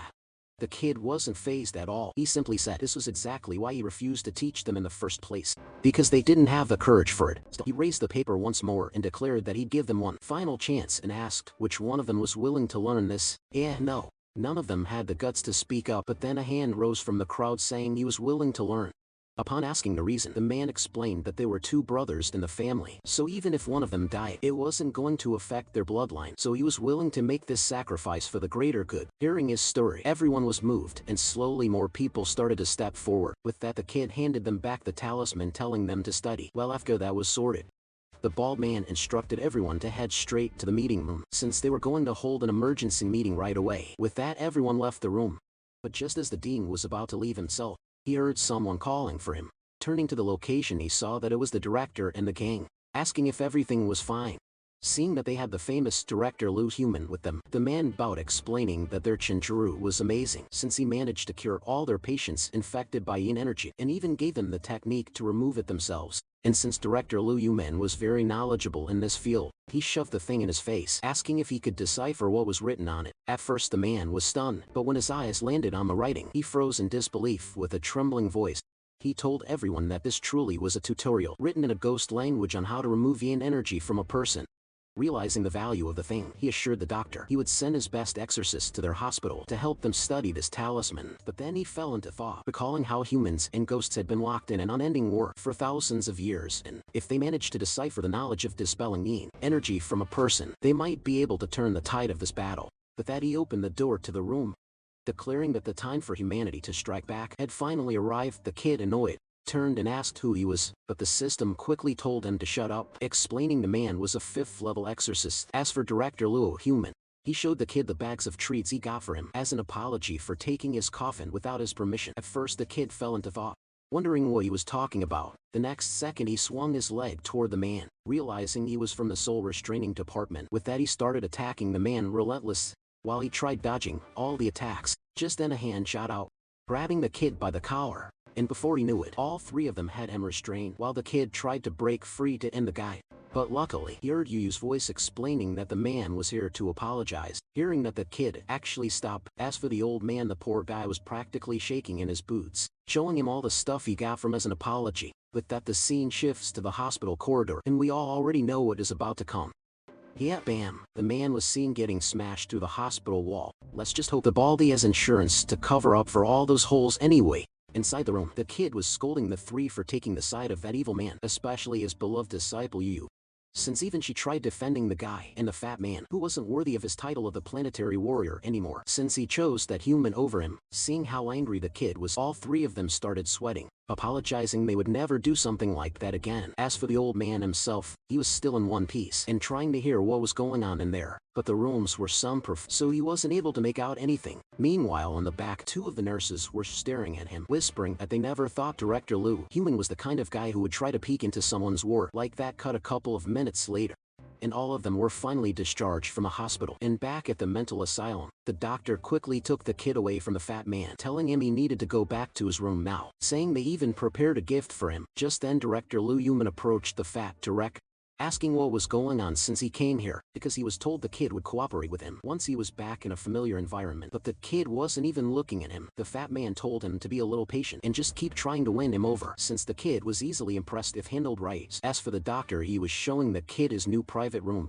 explaining this was a reward for saving the city. But in reality, they were just afraid the kid might lose control and accidentally wreck the other patients, so they prepared this separate place for him, far from the main hospital rooms. That is when the fat man appeared, telling the kid that this was actually a space headquarters initiative, since they didn't want their brave planetary warrior living like a peasant. Turns out the real reason behind arranging this new place for the kid was something else. Since the doctor always made it hard for him to meet with the kid, he arranged this place which was close to the back door, so he could easily climb in whenever he wanted to see the kid. Just as he was basking in his cleverness, he heard the kid burst his bubble, telling both of them to stop standing around and bring him his coffee. Yeah, the men were not thrilled hearing that, but the kid wasn't listening and told them to hurry up since he needed to start his practice. Cut to the outside, and a truck was seen arriving outside the building.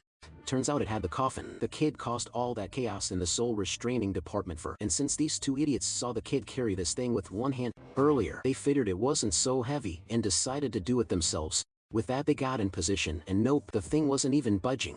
3 seconds later, they were on their butts, completely exhausted. With no other choice, the director decided to call in the big guns, and that made the doctor even angrier since he could have done that earlier. Next panel, and the fat man was seen cheering up his elite squad of soldiers, using them as a human conveyor belt to carry the massive thing to the kid's room. As for the kid himself, he was busy meditating.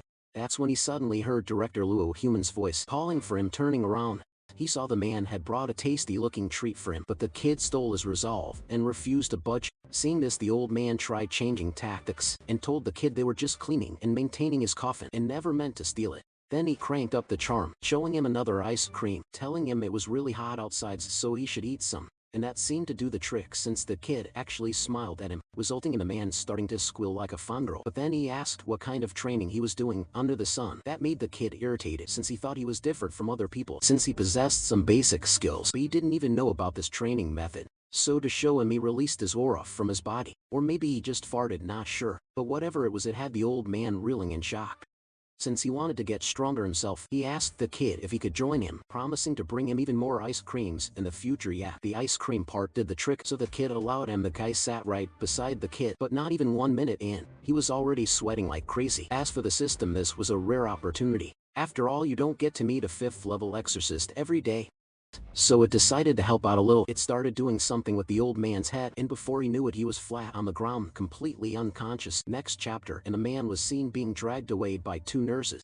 As for the kid, he quickly lost interest in that weakling and prepared to head out into the city to protect the humans from danger. Cut to the outside, and Yuan was seen walking out of a shop with an ice cream in hand since the weather was just too hot. But just then something flew by her at lightning fast speeds, and as she turned to look at her hand, the ice cream was gone. Guess who it was? The kid with the system, who was clearly not happy that he just stole his beloved disciples' ice cream. A minute or 2 later, she came out once more, and this time with 2 ice creams, one for the kid so he would stop bothering her. But same story like last time, the things vanished before she even got the chance to taste them yet. The poor girl was almost at her limit, seconds away from crying in her frustration. She shouted at the kid to give her back her share of the ice cream. Fast forward, and after a tiring day of goofing around, it was time to take a nap. As for the system behind him, he reminded the kid he should thank him since thanks to him, he was the best treated mentally ill patient in the world. But the kid didn't even bother answering, just stepped into the coffin and drifted straight into the dream world. Cut to the night, and a guard was seen closing the doors to the building. That's when he suddenly heard some footsteps approaching, so he turned around to see what it was. And holy Jesus, what the heck was the artist thinking while drawing this nightmare? Yet the poor guard fainted on the spot, seeing that monstrosity standing in front of him. But lucky for him, the creature decided not to turn him into his next meal and started walking into the building, up to the kid's room, who was still sound asleep. That's when he suddenly felt a strange presence in the air and snapped open his eyes. Seeing him suddenly wake up out of nowhere, they asked what was up and if it was because of the female ghost outside who had been following him. Cut to the outside and someone was seen peeping into the kid's room from the bushes. It was the same ghost lady who suddenly heard the little brat shouting, asking if he wanted her to get rid of her. But the kid told her she wasn't the problem. He was talking about the demon inside him that was trying to come out. Hearing that, the brat started panicking. But the system knew what was up. He spent his whole day stealing ice cream from his beloved disciple, and now karma was getting to him. Yet the kid needed to use the toilet since his stomach was starting to act up after eating so much junk food. Next panel, and the brat was seen flying out of the place at full speed with the kid swaying behind her and was heading to the nearest restroom before things got messy. Just then the purple ghost spotted them and prepared to give chase, but then she suddenly felt a presence behind her. Yahello was the same monstrosity, the walking nightmare straight out of the artist's deepest trauma, which she unleashed in the story. Seeing the terrifying sight, the poor girl's eyeballs almost popped out of her skull. But then she noticed the thing completely ignoring her and walking away, and guess where? Straight to the kid's room. As for the poor purple ghost, she was trying her best to act invisible so the thing wouldn't change its mind and come after her. But then she remembered those words from the kid telling her she wasn't strong enough and would only drag him down. That was all the motivation she needed, and without even thinking, she lunged straight at the creature to stop him. Sensing her coming, the creature turned his gaze toward her, and that stare was all it took for the girl to slam on the brakes as her spidey senses began tingling, warning her that this was a very bad idea. Caught to the kid, who was in absolute bliss sitting on his toilet seat, releasing his inner demons. That's when they suddenly heard a scream coming from the outside and got startled. Before they could even process what was going on, the purple ghost girl scared out of her mind with her massive plots, faced right in front of the kid, startling him annoyed. He tried pushing her out, but the girl refused to budge, and that annoyed the kid, and he lost it, screaming at her for disturbing his private time. But then the girl informed him about that monstrosity that went into his room moments ago and showed concern that it was after his coffin. Next panel, the kid was seen slamming the door open, and without even wiping his butt, he bolted to the place to stop the monster before it was too late. Out to the place, and the kid finally arrived, and sure enough, there was the abomination itself, rummaging through the coffin trying to find something. Just as it heard the kid's furious voice, it did that creepy slow full body twist thing, and seeing the creature up close, the kid actually froze for a second, and he slowly started to back away. Even the system chimed in, warning him about that thing. It was something called a puppet corpse, a monster being controlled from the shadows, and this one was supercharged with ridiculous power, meaning it wouldn't be easy to deal with. But guess what? The reason the kid was backing away wasn't because the thing looked scary, but because it smelled like really, really bad. Just then, he heard the purple ghost girl's voice saying, "She come to help ya, help." The poor girl was shaking like crazy, clutching that broomstick, scared out of her mind, fully realizing they were definitely doomed. And our hero, instead of consoling the poor trembling girl, smacked her on the head for even thinking the planetary warrior would be afraid of something like that. All that stupidity made the creature furious, and it began slowly walking up to both of them, and strangely this thing was actually calling out our hero's name, saying he must die. As for the system, it noticed something odd about the monster, but before it could warn our hero about it, the thing was already standing face to face with them. And if you think the stupid kid was shivering because he was scared, then think again. The reason he was acting like this was because the thing smelled like dog poop. Just then the creature swung his arm to bash his face in.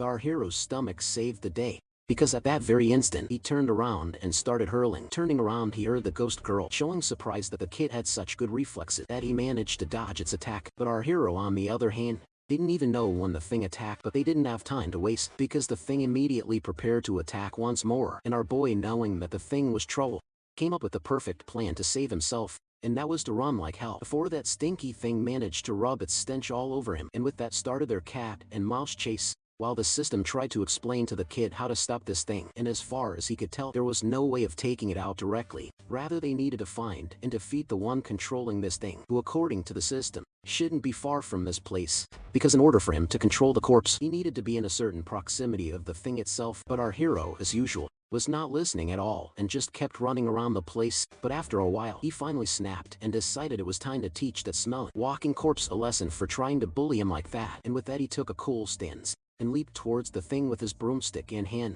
And the system, thinking quickly, used its mumbo jumbo on the thing to enhance its power and whack one powerful bump on its forehead, and the thing went flying into the distance and crashed into a wall. But our boy wasn't done. He jumped right after the thing, and Wax slammed the broom right on the creature's head, and the force of the impact was so strong that it set off a small explosion in the area. With that, everything fell silent as both of them waited for the dust to clear, and as it did, they saw the thing lying on top of rubble. But the system warned the kid not to drop his guard just yet, because it turns out the thing was still alive, and it slowly started to drag itself back to its feet. But then something unexpected happened as the creature's face, out of nowhere, started to split in two.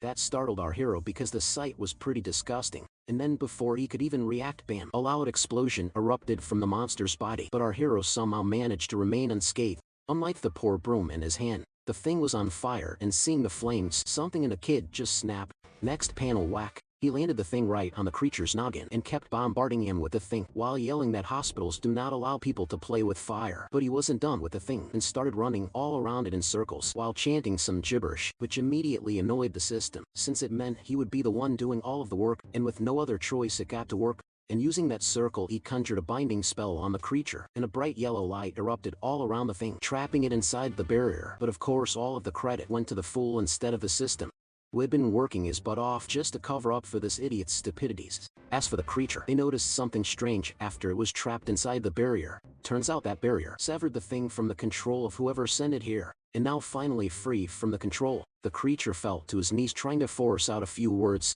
This surprised our hero, and before he could process what was going on, something bound by chains shot out of the corpse, screaming and begging for our hero to end him. Turns out this thing was actually the soul of the monster before them, and according to the system, this person was burned alive by whoever was controlling him and refined into a puppet by trapping his soul inside that body. And seeing the state he was in, the system concluded he had been suffering for quite some time now. But he also told our hero if they kill him right now, his soul will scatter, and if that happened, this person won't be able to reincarnate. Even the ghost lady was feeling bad for the guy and begged our hero to do something. After what might have been the hardest effort his brain cells had made all day, the kid finally came up with something and started walking toward the thing. And sitting in front of the creature, he told the thingy just this one question, and asked if he was crying because he was bullied by someone. The guy didn't know what to answer to that, but he did not need to because his expression told the whole story. And just like that, our hero went right back to his usual stupidity and started tugging at the chains, trying to tear them off and break the ghost free from the curse. And the poor system was once more forced to cover up for his stupidity, so it started to chop off all the magical chains using its power, and bam, just like that, the thing shattered into pieces. Even the ghost itself was left stunned, seeing how easily this person managed to break him out of the bindings using nothing but his brute strength. But our hero was not done. On top of giving the guy his freedom, he also told him that his strength would greatly increase from now on as well, and the system, finally having enough of his nonsense, simply gave up and refused to help him any further in any way. But then the fool swore on his name that he would give him enough power to take his revenge on the ones who did this to him, and the system, already at its limit, did not even know what to do anymore, because now it had to help him, even if it did not want to. So with no other choice, he started spraying the ghost with some kind of a power drug for spirits or something, and the thing actually worked, because the creature started getting double in size. But the poor system, on the other hand, was completely spent after exhausting so much of his power for his idiot of a host. As for the naked ghost, the guy was feeling healthier than ever. The system did warn him, however, that this boost in strength was temporary, since forcibly increasing his power permanently was against its rules, but it would last him enough that he could take care of the ones who did this to him. Meanwhile, our hero, who was actually scared of the thing now, tried playing tough, warning it not to try and steal his coffin ever again. And the thing, grateful for everything he did for him, just bowed his head thanking the kid and turned around to leave. Fast forward, and the fat director was seen cycling his way towards the hospital. Just then he noticed a car stopping next to him, so he stopped to see what was going on, and to his surprise he saw Director Luo Human in his night pajamas, calling out to him from inside the vehicle, asking where was he heading off to at such an hour.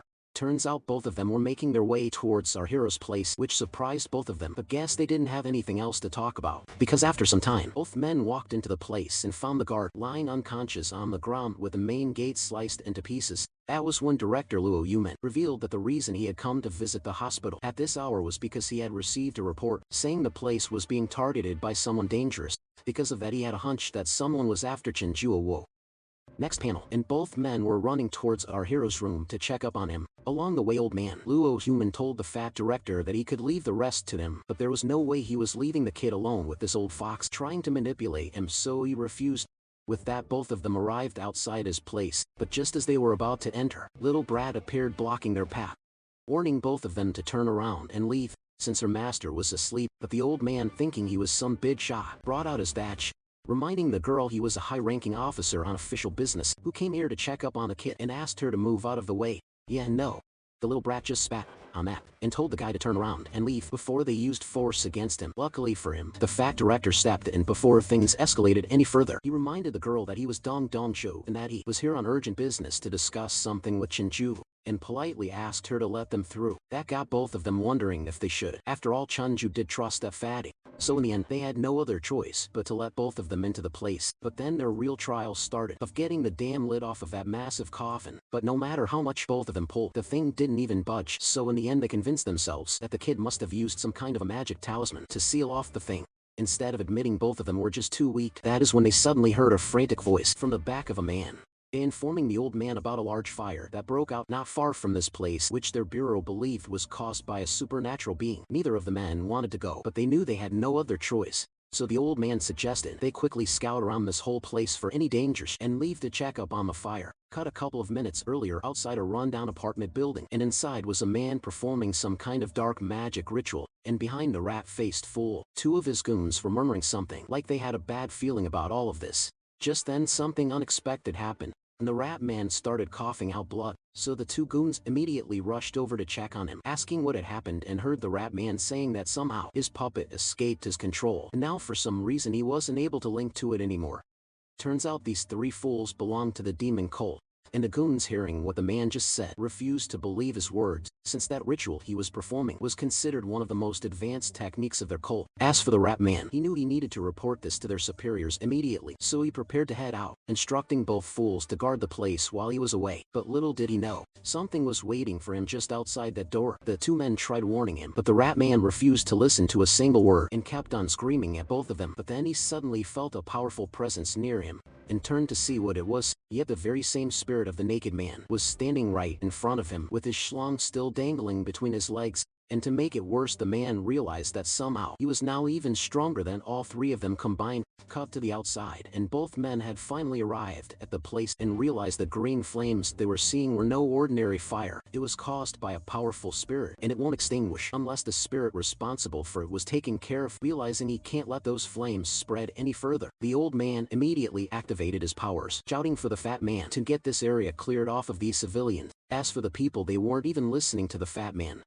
Instead, they were wondering who this old man was, since his technique looked awfully similar to the captain of the soul-suppressing division, but they refused to believe someone like him would wear pink pajamas like those. Cut a couple of minutes back once more. The naked spirit man was entering the room with the rat man, trying to take control over him using some enchantments, but nothing was working. So with no other choice, he ordered his goons to get ready. They would need to use force to capture this guy this time. Hearing his orders, both fools activated their techniques and started running towards the naked man to stop his movement, and surprisingly, they managed to bind his body using some kind of magical ropes. Just as that happened, the rat man leaped towards the monster with his wooden sword in hand, and drove the thing into his stomach, completing the enslavement ritual. The two goons in the back got all excited seeing this, but the rat man himself knew something was wrong, and sure enough, as he turned to look at the guy, he showed no signs of being under his control. Instead, the thing was preparing to use this chance to counterattack. Next panel, the whole place was filled with the man's screams as a bright green flame erupted from the creature's body, engulfing both of them inside. Seeing their master being burned alive like that, one of the goons lost it and tried saving him, but the one with the ponytail warned him it was dangerous getting close to those flames. But the man refused to listen,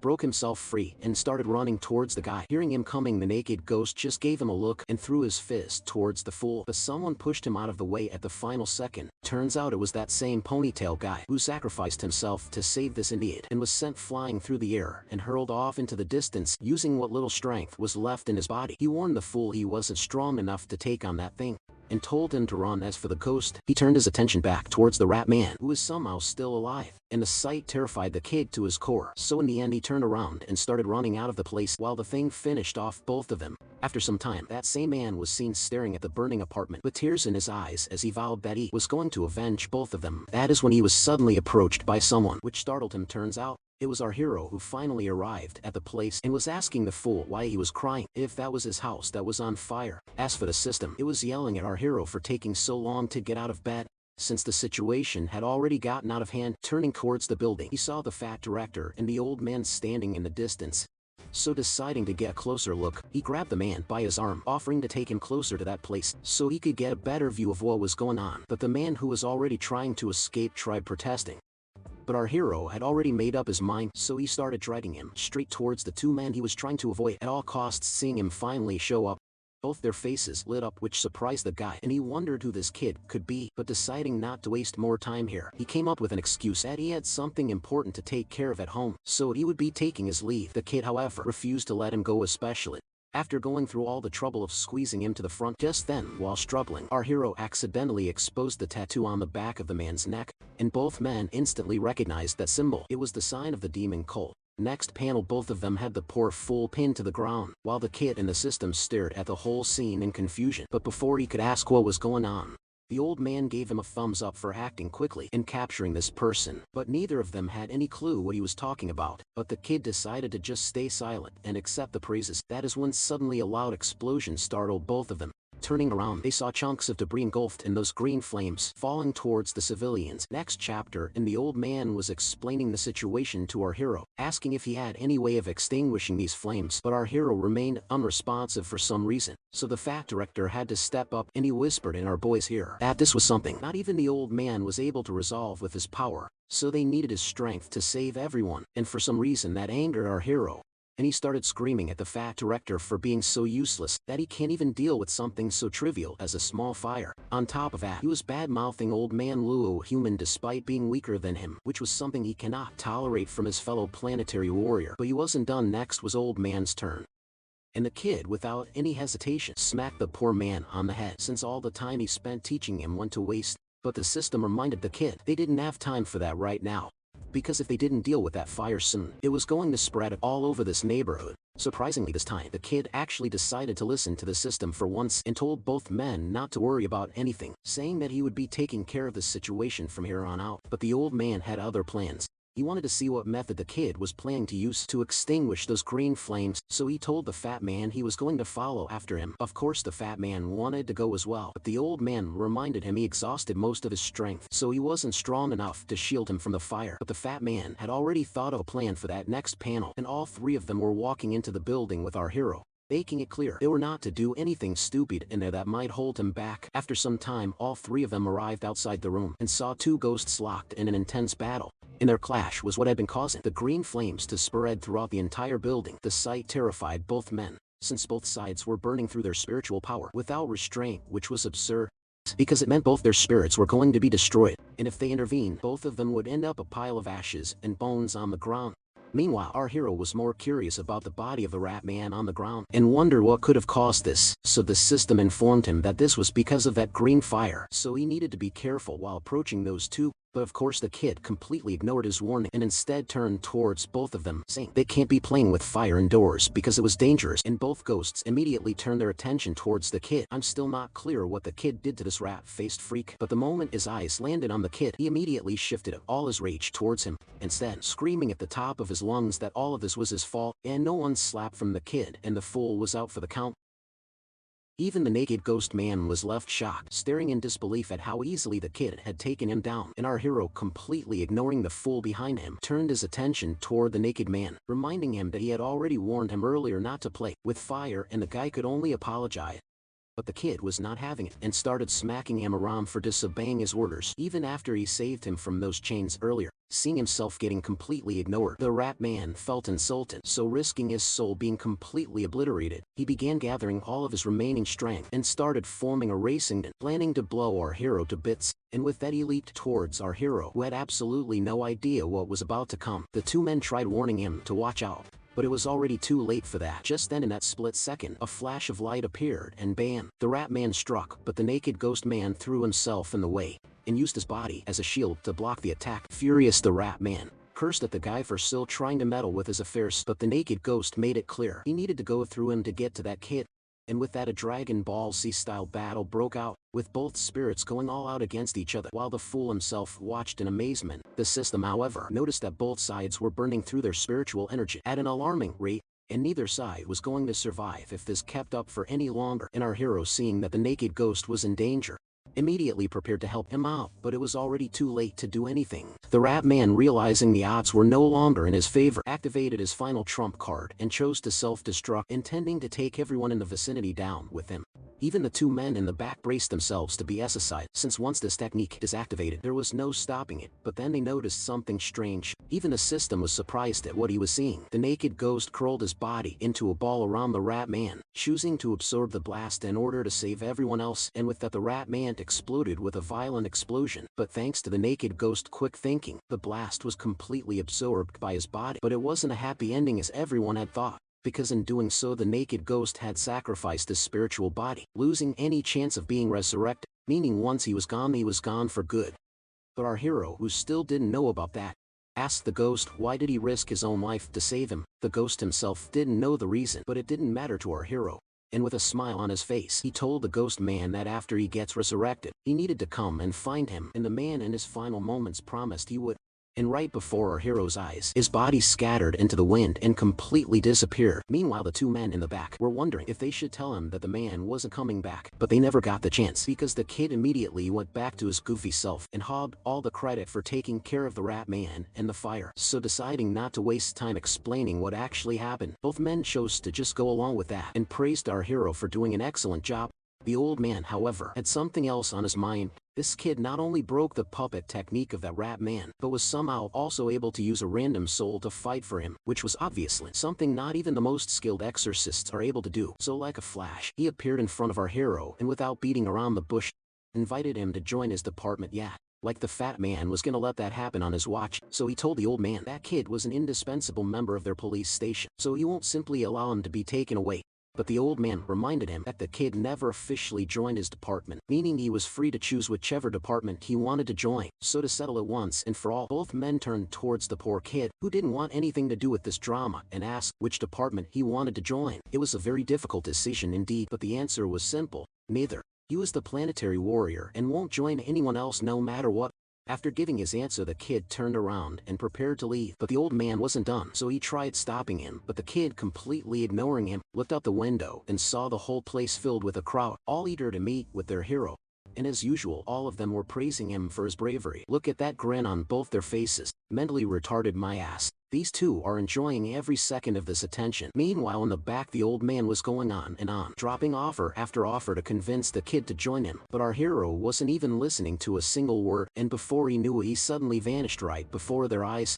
Well, not vanish, because the fool had actually leaped off of this multi-story building without even thinking, and to both their horror, the idiot started plummeting towards the ground at full speed, while the poor system screamed frantically at the fool for always making things difficult for him. But somehow he managed to break the kid's fall by catching him at the final second. Everyone was amazed seeing him pull off that stunt and coming out without even a single scratch on his body. Everyone except the system was having a full-on meltdown in the background. As for the fat director, he was asking the old man if he still thinks he would be able to handle that kid if he agreed to join his department, and the poor man was now genuinely wondering if it would be worth it. After all, cut to the next day, and our hero had made headlines all over the country for his bravery in dealing with the fire and the ghost that were the cause of it. And right now he, along with the gang, was sitting atop a rooftop reading through the article, and that got our hero thinking, and he asked the three if they know what a hero is, but neither of them knew the answer to that question. So the system explained to the kid, a hero is someone who protects the weak and always does the right thing. So the kid asked if that was the case, and how does one distinguish what is right and wrong? And the little brat, after thinking for a bit, turned towards the kid with a smile on her face, saying she wasn't sure either, but she knows everything he does is always the right thing to do. Cut to some other part of the city, and inside the same hospital where our hero was admitted, a nurse was seen complaining that she was left behind to close everything up even though her shift was over. Furious, she turned to leave the place, while cursing the one who left her here with this task, and happened to pass by the hospital's morgue. Just then one of the doors to the storage compartments suddenly swung open on its own, and the woman who was just outside that room got startled, hearing the voice coming from inside, but she convinced herself she was just hearing things and prepared to leave. But just then the door to the room suddenly opened up on its own, so she instantly turned around to see what it was, but the thing slammed shut almost instantly as she looked back, and this time she was sure she wasn't imagining things, and asked whoever it was to show themselves, and that turned out to be the worst thing she could have said, because that someone decided to do as the pretty lady was saying. By the time she noticed its presence, it was already too late, and the poor woman, while screaming, fell to her butt seeing the horrific sight in front of her. After the creature, it slowly started creeping closer to her face for some reason, which terrified the girl even more. Because that thing had some kind of insect-looking thing inside its mouth that was staring right at her. In another part of the hospital, the bald doctor was seen thanking an old man for helping him decipher the contents of the papers given to him by our hero. That is when suddenly, the old man sensed a strange presence around them and got on his guard. Meanwhile, outside, a bunch of doctors and hospital staff were seen frantically running, and right behind them that same corpse that was trying to infect them with the bug monster inside its throat. Suddenly the bald man tripped and fell to the ground. He tried calling for help, but the two people with him were already long gone, and the man, realizing this was his end, just lay there waiting for the thing to finish him off.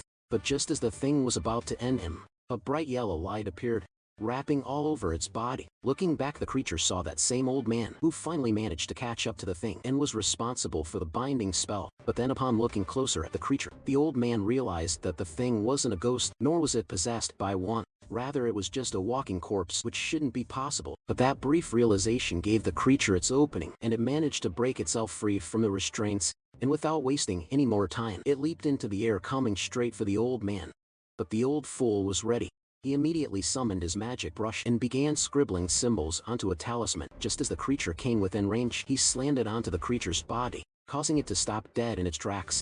Seeing that things have quieted down, the bald doctor came running to assess the situation, and upon looking at the thing, he informed the old man this was one of the corpses they had stored in their morgue, and asked how did he come back to life. But the old man didn't have the answer to that question either, so he told the guy to immediately contact the soul restraining department and report everything that happened here. Cut a couple of hours later, an old man Luo Yuman was seen luring our hero into the hospital using the smell of the juicy chicken in his hand, something that surprised everyone in his way, since this was the last thing they expected to see from a hero of their city and the most powerful cultivator. Arriving inside the room where the creature was being kept, the old man informed the kid of the whole situation, how a corpse suddenly came back to life and attacked many of the doctors last night, but they managed to restrain the thing for now. Not sure why, but the doctor was looking a bit nervous seeing him entering the room, and informed the kid that this man used to be a patient in their hospital, but due to some severe illness he couldn't make it and was declared deceased.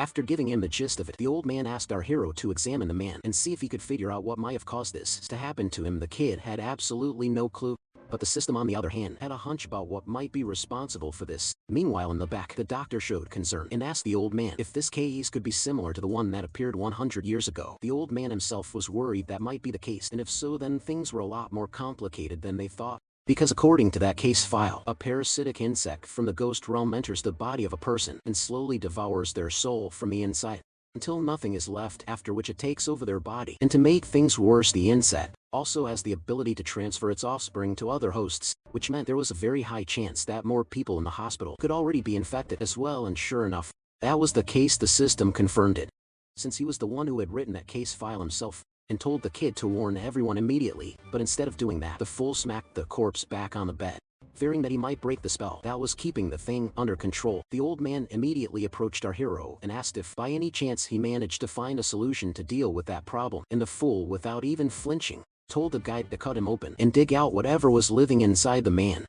No. The system immediately told them not to put stupid ideas in their heads, because if they did that, the souls of the infected would scatter, and they would lose all chances of resurrection. Luckily, the old man was well informed, and he told the kid the same thing, because that way they would be the ones taking out these people, which was something they can't do.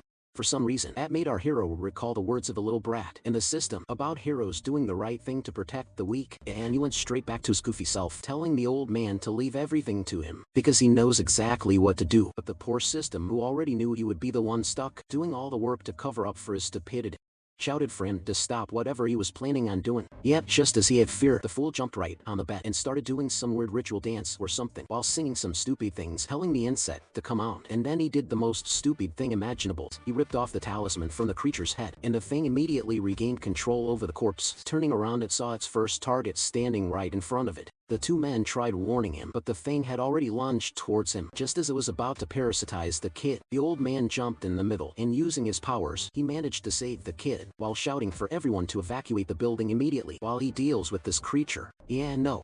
The stupid kid still had no idea how much trouble he was in, but this time the system knew things were really bad, so it tried warning the kid, but since he refused to listen, he decided to use its last resort and prepared to forcibly take over his body to save everyone. And with that, he activated the soul separation technique, and the kid lost all control over himself.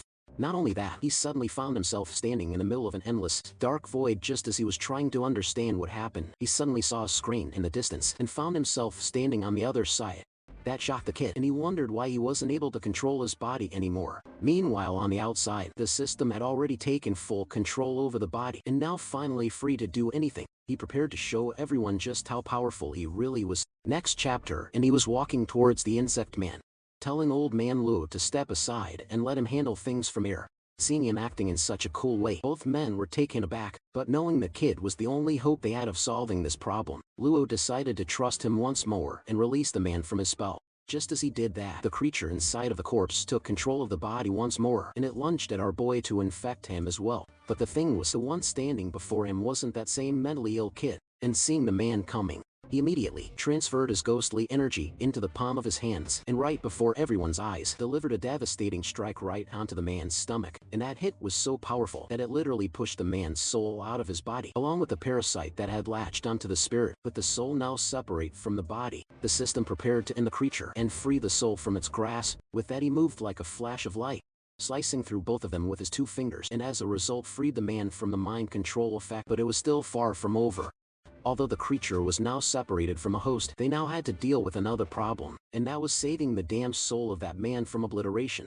Because in the process of taking out that bug, our hero severely damaged the soul, and now his spirit was disintegrating at a rapid pace. But the system wasn't worried about that, and even told the old man to stay calm, because he had everything under control. What do you know, the dude literally brought out a suture needle and started stitching the soul right before both men's eyes. This shocked both men, because for one, the way the kid was moving his hands with that needle was just insane. For the bald doctor, because only an expert surgeon can stitch flesh in such a manner, and 2, something like stitching a soul was something that was never seen or heard of before. This day, before they knew it, the soul was back to 100, or to be exact, over 100, because the system even revitalized its very essence. After that was taken care of, the system patted the spirit on its head like it was a child, telling it to head back to its body. The thing obeyed and zoomed past both stunned men and entered back into its original host. Seeing the man sitting back up, the doctor was stunned. As for the old man, the guy was hyped, seeing our hero pull off the impossible, asking if he could teach him how to do that as well. But by then the system had already exited that messed up head of his and was regretting entering into the mind of a mentally unstable person, because that place was scary as hell. Hearing him calling him a mentally unstable person, our boy lost it and lashed out at the thing for saying he was a lunatic, which annoyed the system, because first, he was not lying, and second, he made him look like a hero in front of all these people, and this was the thanks he was getting.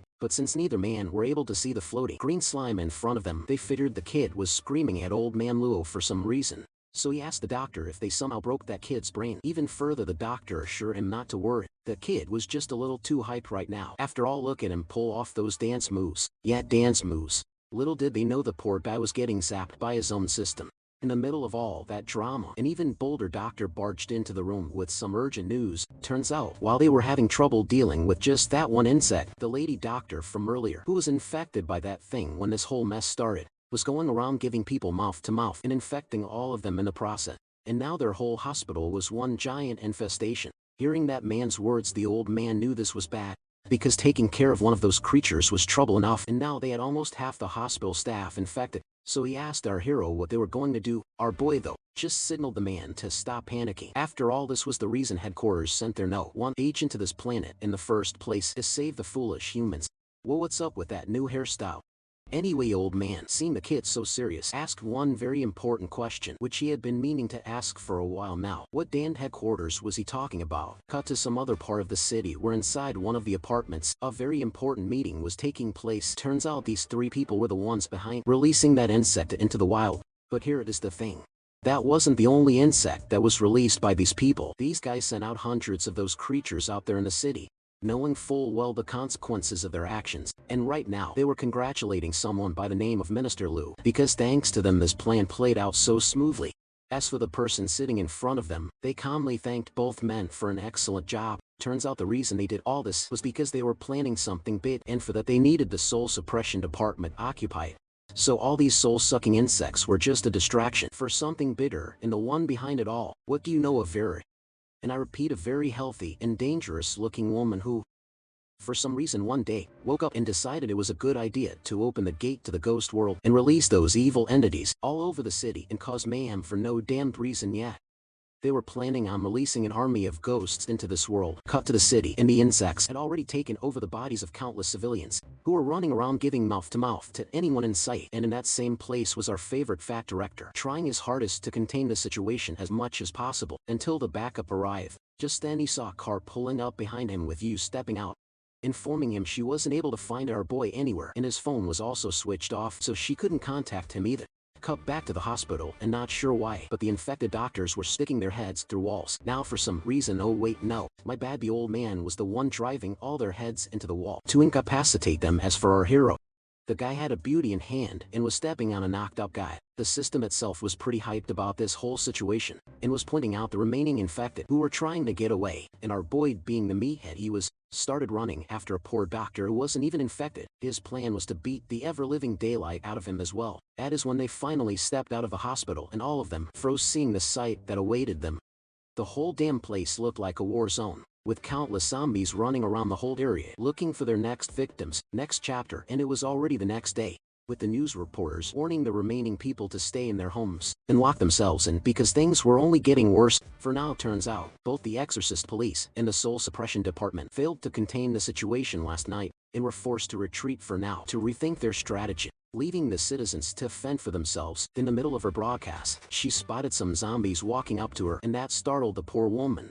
And instead of trying to run like any normal person would, she started screaming for someone to save her. And of course, that did not work. The zombie pinned her to the ground on live television and started transferring the parasite inside her body to make her one of their own. And all of this was being live monitored by both departments, who still had no clue how they were supposed to handle the situation. As for the one person who had the power to do something, he was busy slurping down noodles, not having a single care in the world that the whole world outside these walls was going to hell. Terrified of the whole situation, the fat man finally had enough and stood up, telling our boy to take this seriously and find a solution. Otherwise, their whole city was going to turn into the land of the undead within 24 hours. Old Luo, knowing that there was no use pressuring that kid while he was eating, told the fat man to stay calm for now and asked him to turn towards the screen because there was something he wanted to show him. Turns out their whole force was deployed to the city and were doing everything in their power to contain the situation. But despite all that, the virus was spreading at an alarming rate and had already covered a considerable amount of the city within these past few hours, and he was sure something like this didn't just happen by chance. Someone was behind all of this, and this person was likely trying to keep all their forces occupied, and his suspicions went to the demon Cole. But of course the fool sitting beside him had to ruin such a serious moment with his stupidity. But ignoring him, the old man started brainstorming, wondering what those people could be planning. And remember the incoming ghost festival that was just around the corner. That shocked the fat man, because if that was the case, and what he was thinking was true, and the consequences would be catastrophic if those people managed to open the gate to the other world. Finally realizing the danger, old man Luo decided to establish two safe zones in the city, one in the east and the other in the south district, and do whatever it takes to contain the rapid spread of the virus. The fat man agreed to the plan and decided to take his men to the northern front, but the old man knew how useless his department was, so he assured the fat man that as soon as they were finished with their side, they would immediately come to lend them a hand. Our hero, hearing that the men were planning on heading out, asked if he could tag along as well. Yeah, that was a problem, because they didn't want to deal with babysitting him the whole time, so they started wondering what to do. The fat man suggested they leave him here for now because I'm not sure if this is true or not, but according to him, his ghost friends can only appear during nighttime, so with the sun still up he was only going to cause them trouble. With that thought in mind, he approached our hero, telling him he needed to rest up because he had been working very hard since last night. On top of it, he pointed out that the dinner at this place was even better than what he was eating, so he should also give that a try. And just so he won't run off while they were away, he put little Yu in charge of keeping him safe. After he was done, he simply turned around and started walking out of the place with the old man and our hero. Watching them both leave in such a cool way was starting to get really annoyed. Trembling with jealousy, he screamed after both of them, reminding them he was supposed to be the hero here and not them. And since both men just left the place ignoring him, he fell to the floor throwing a tantrum like a toddler, screaming for them to take him with them too. Seeing him acting like that, poor Yu didn't know how she was supposed to calm a grown-ass man down, so she just told the kid they were just worried about him because he didn't get any sleep last night. But the kid was convinced they both just got rid of him because they thought he was useless. Now, I mean, he wasn't wrong to think that, because that really is the case. Yu herself knew that was the reason, but since she knew what would happen if she said that out loud, she just told the kid he was just overthinking it. The system, on the other hand, wasn't so thoughtful, so it straight up told him he was right. They considered him useless. Seeing him making that face, Yu leaned in closer and assured the kid that both of them were just worried about his safety. After all, he was the most important person inside this building, so they couldn't afford to let him get hurt out there. That seemed to do the trick, and the kid asked if that really was true. So both of them, with those cheerful expressions, assured him that was exactly the case. Hearing that, the kid immediately jumped up and started dancing or whatever, which surprised both of them. And what do you know, all that reassurance backfired, because hearing that he was special only encouraged the kid to go out even more. So he bolted from the place. The poor girl tried stopping him, but he was just too fast, and he managed to easily outrun her and ran straight to the exit door to stop both of them from hogging all the glory for themselves. Next panel, and he was already outside looking around for the two men. But by then they were already gone.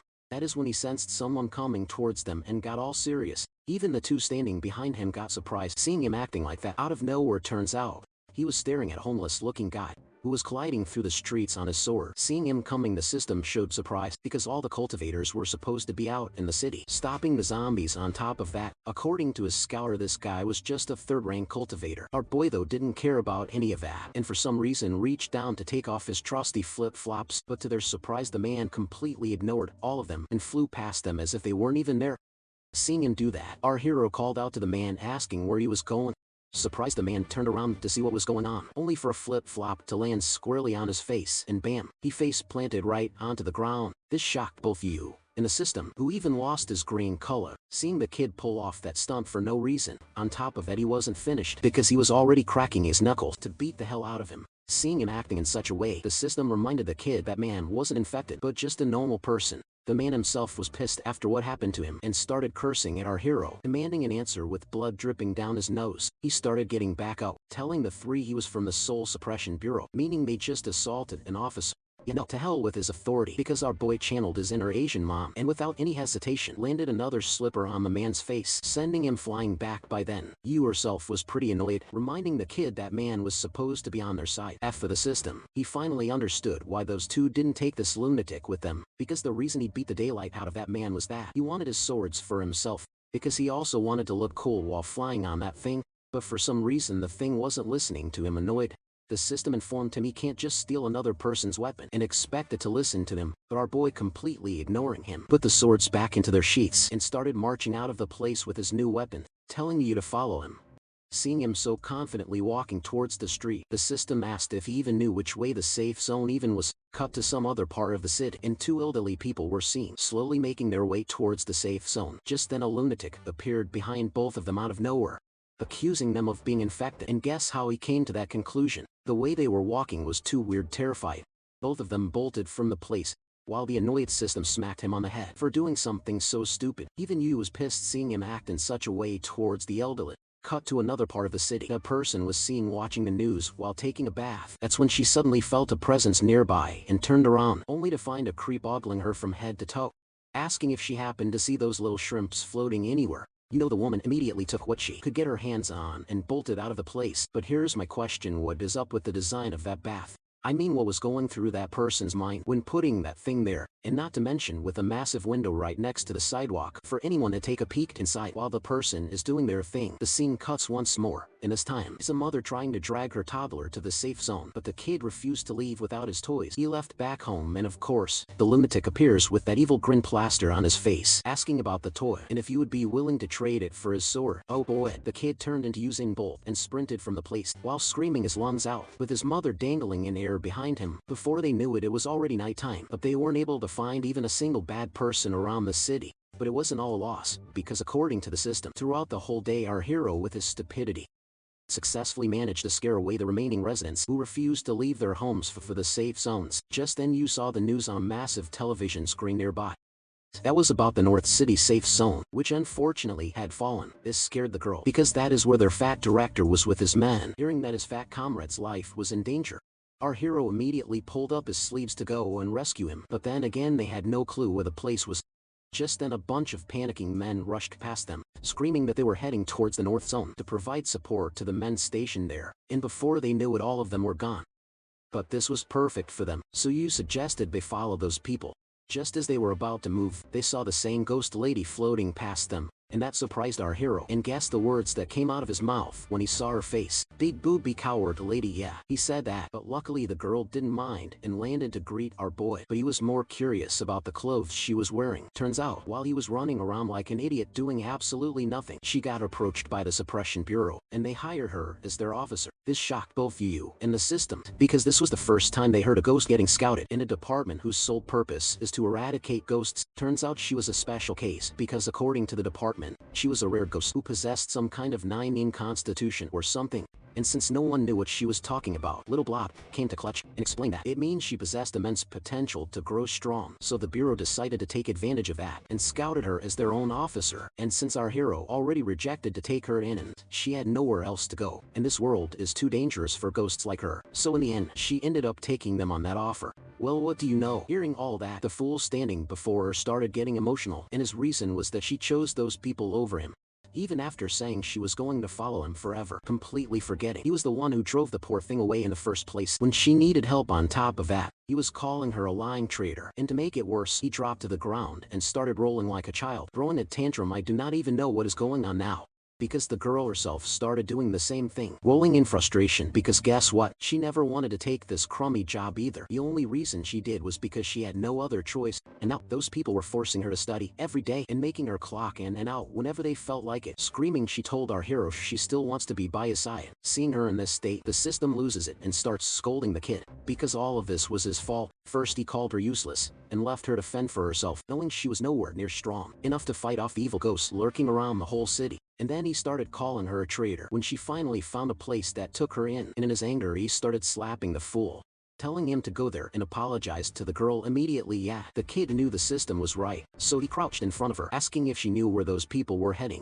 The ghost girl answered yes. Hearing her answer, he extended his hand and instead of apologizing himself, told the girl he forgives her for choosing someone else over him, and asked if she would like to become his disciple. Hearing that, the girl's face immediately lit up. Even the system was hyped, so he decided to activate the binding ritual to officially make her our hero's lackey. With that, our hero took her hand, and as soon as they touched bam, the contract activated, and a powerful energy wave shot out from the area, with some kind of symbol appearing on the ghost girl's forehead. And just like that, she was officially a part of the Teen Retards, and was extremely happy about it too. So first things first, she took off that annoying uniform and literally tossed it towards poor Yu, which left the poor girl wondering if ghosts really hate them so much. The girl, though, completely ignoring her, flew straight towards our boy and started using her womanly charm on him, asking what were his next plans first, since now they were companions.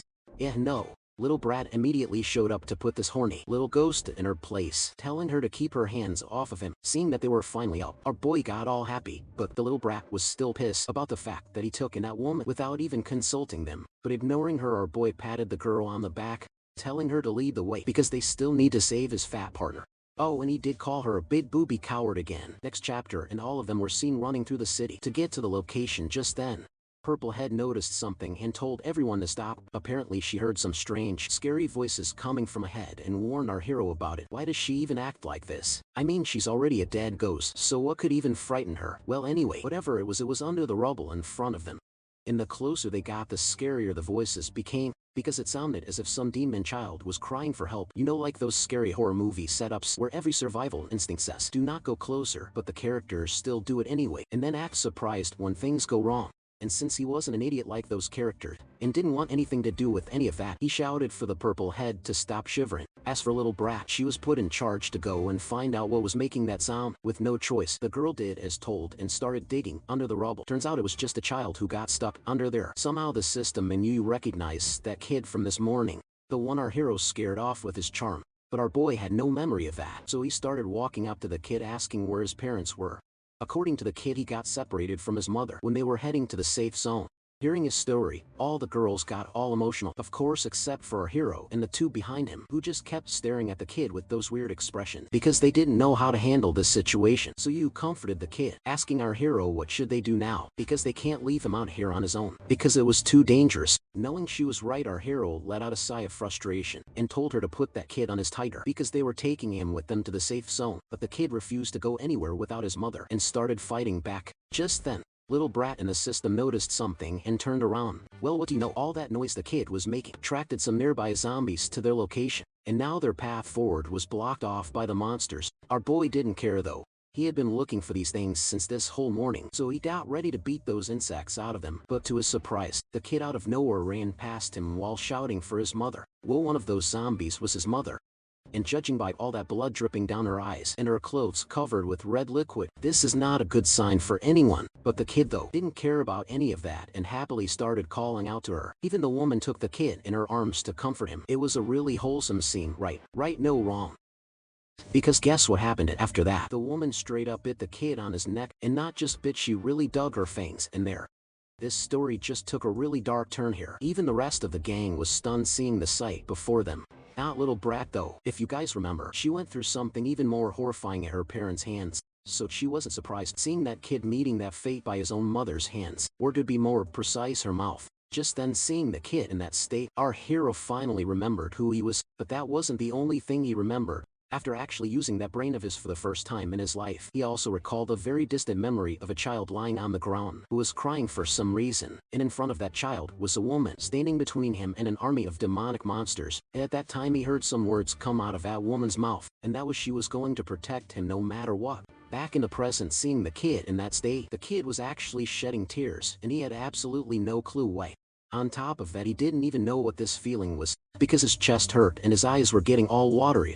Which even surprised the system, because this kid didn't even know what sadness was anyway. He knew he didn't have time because there was still a chance to save that kid. So this time he actually asked the system to help him deal with these monsters. Next panel, and both of them were already behind the woman. By the time the woman saw him coming, it was already too late for her. Damn, a powerful strike right in the middle of the woman's stomach. And both her and the kid's souls exited from their bodies, but our boy wasn't planning on stopping there. He immediately followed up with several more strikes to the remaining infected and separated them from their souls as well, leaping into the air.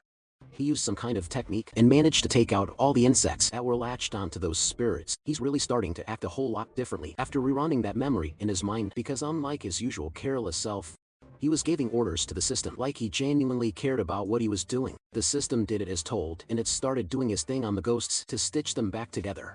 As for the rest in the back, they were dumbfounded seeing everything. And the most shocking part for them was seeing him sewing those ghosts back together before they even knew what the kid was done. So he pulled their souls back into their bodies to end it. Luckily, everyone managed to recover without any problem, but they had no memory of anything that happened just moments ago. Our boy wasn't planning on stopping just yet, so he turned towards his system, asking if he has any way of attracting all the infected to one spot, because picking them out one by one was too time-consuming for him. By then, even the girl noticed that the kid was acting a little weird, like weirder than usual, because he wasn't his goofy self anymore. And also they weren't able to see the system, so that got them wondering who was he talking to. The system, however, was coming up with a plan, because he agreed with the kid's reasoning. Taking care of those creatures would be easier if they were all in one place, and the only thing he could think of was to attract them here, using something those insects crave for, and that was souls. And the more powerful a soul, the better, because that would attract even more of those things. Just then he remembered that our hero himself possessed an extremely powerful soul, so they could use him as bait by amplifying his soul's fluctuation, using a ritual which should be enough to cover a considerable area of the city. And our boy agreed to that proposal. Fast forward, and they arrived on top of a towering building to start the ritual. And our hero, now acting all serious, told the system to stop yapping and get into formation, because they didn't have time. Seeing him murmuring to himself, the girls were really starting to get worried about the kid. But Brad, on the other hand, still had full faith in that kid, and because of that she declared no matter what happens, she would stand by his side. Meanwhile, the system was explaining to the kid how the ritual worked. Basically, they would be making a small cut on the palm of his hand, and using his blood they would write a talisman, which would activate the ritual. Yet no, a cut. Drawing out blood, what was this system even talking about? Our boy immediately dropped his serious act and went back to his goofy self the moment he heard the word blood, and he refused to go along with this plan anymore, even when the system assured him it wasn't going to hurt. No. Not listening, the kid even refused to listen to anything the system had to say. Finally, having enough of his nonsense, the system slashed at his palm and started forcibly drawing the talisman using his blood, and not even caring about the screaming kid, slammed his hand onto the ground to seal the deal. But turns out the kid was just exaggerating the whole time. It didn't even hurt when he did all that. The system, however, told him to get serious, because now he was going to teach him the incantation that activates the ritual, and with full confidence started reciting the whole thing, which went something like, "With my flesh, blood, and soul, spread your wings, migrate from the South Sea to the north, let all living things follow the waves." Yeah. He was expecting that mentally impaired person to remember and say all that stuff, but having faith, he encouraged him to at least give it a try. The kid did as told and completely butchered it, and I'll just quote what he said: "Look at me, 5 pieces of meat. By Bible Flash and I won't kill." The system was pissed hearing him butcher that incantation in such a spectacular manner, and him getting pissed also pissed off the kid because that thing was too hard to remember. Furious, the system decided to do it himself and pushed him out of his own body, after which he proceeded to activate the ritual by using his own soul as bait instead, and the power that was released from the body was just out of his world, because it even had the rest of them stunned, not to mention the gigantic beam of light that shot towards the sky because of that ritual cut to some other part of the city. And the fat director was on his knees, completely out of breath and out of men to fight off these monsters, because even Kaka got turned into those creatures and was coming to give the fat man a kiss to add into the team as well.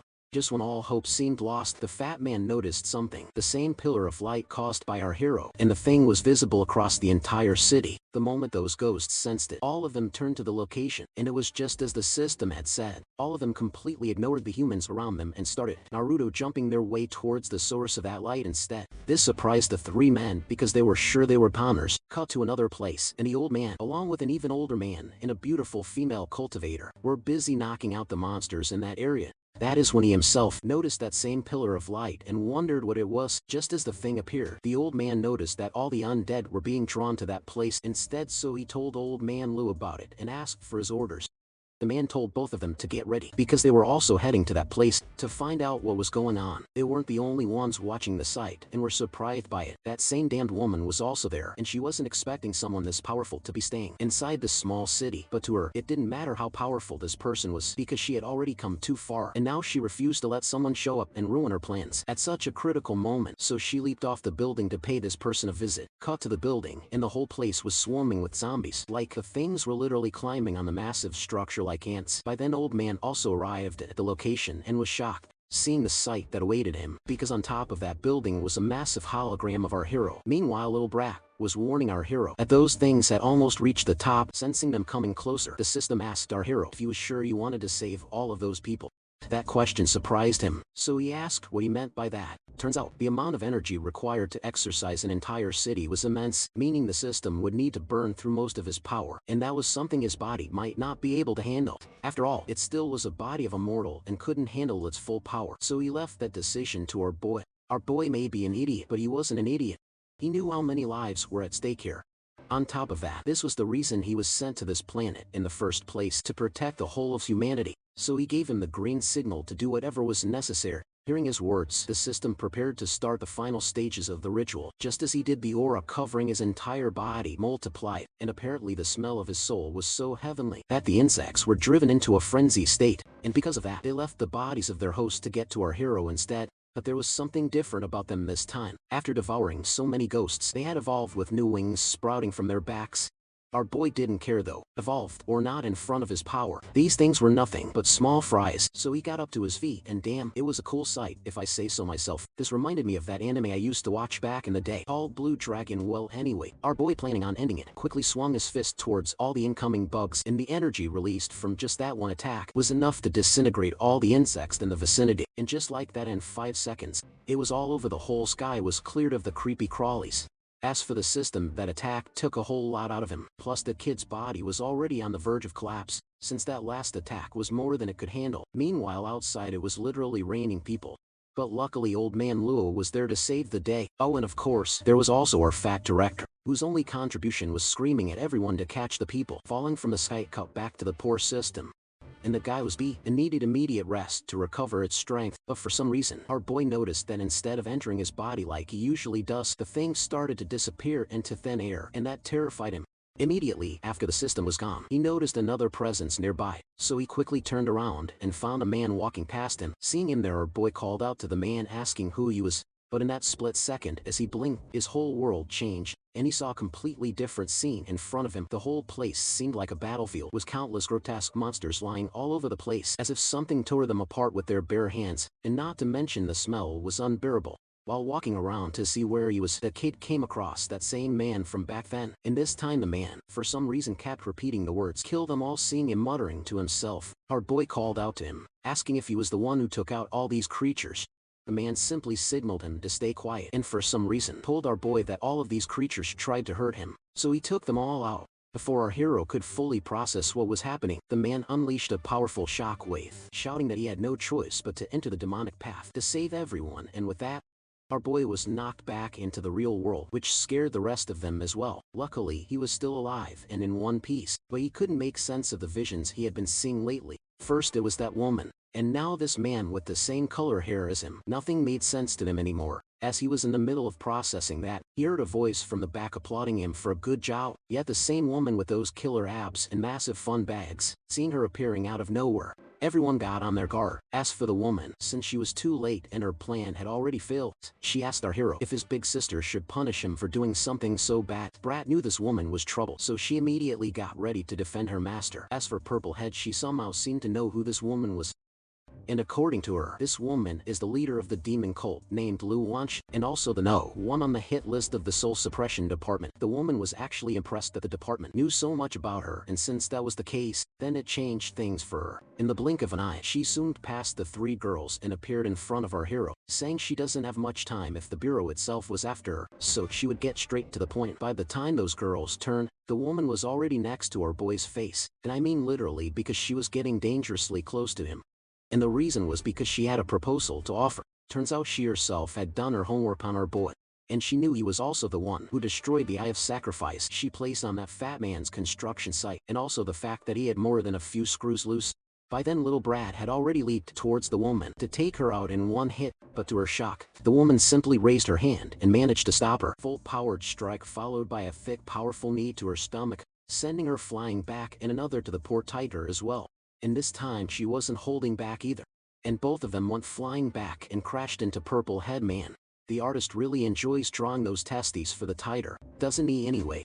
With all of them taken care of, she turned her attention back towards our boy, and started walking up to him, and just like earlier told the kid she has a proposal to offer him, and asked him to join her heavenly demon sect, promising his big sister would take good care of him. Yeah, good luck with that woman, because our boy was well aware of what these people do, so he refused that generous proposal of hers on the spot, telling her to take a hike. Well, apparently this was the first time in her life someone had actually dared to insult her to her face, so it was a completely new experience for her, and let's just say she didn't exactly like that feeling. And since it was clear the kid had no intentions of joining them, it meant she had no use for him anymore, and leaving him alive meant nothing but trouble for them in the future. So her plan was simple: eliminate him right here and now, and save themselves the headache of dealing with him later. But no way our boy was going down without a fight, so he lunged at the woman himself to take her down. But just as they were both about to clash, his foot slipped and he went tumbling into the distance. And no, this time it wasn't one of his goofy mistakes. The dude was literally in critical condition, and because of the exhaustion and fatigue,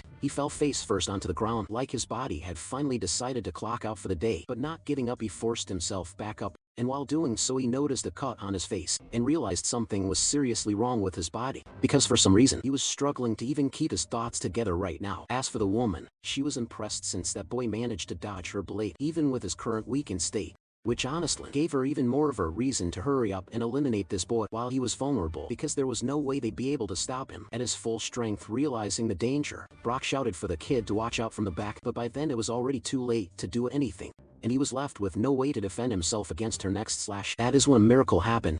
Just as the woman's blade was about to carve through the fool, a metal pipe came flying in from the distance, and catching her blade got blocked by that same hobo-looking man, who got his ass handed to him by our boy not too long ago, and lost both his blades in the process. As for the woman, for some reason she leaped back as soon as her eyes landed on his face, which was good since it meant she was now fully focused on him and not the boy. Turns out there is a reason she was being so cautious around this hobo. This man is more than he seemed. His name is Liu Ban-chan, the undefeated sword saint, and one of the 10 great experts of the Spirit Suppression Bureau. But that didn't mean the woman was afraid, and since today she got a rare chance to eliminate 2 of the biggest obstacles standing in their cult's path, she charged in to take down the guy. But there was one other reason she was so confident in her victory against this powerhouse, and that reason was that metal pipe he was using as a weapon instead of his magical blades, which were his most powerful weapons. And because of that, she began attacking the guy non-stop to try and push him back. But despite him having such a massive handicap, the guy was able to hold his ground against the woman. Not just hold his ground, he even managed to catch an opening and swung that thing towards her butt. But somehow she managed to move herself out of the way just in time, and after realizing the guy wasn't as weak without his weapons as she had thought, she leaped back to create some distance between them. Plus she was pissed about the fact that the guy had the nerve to shamelessly attack a woman's butt of all places, so as payback.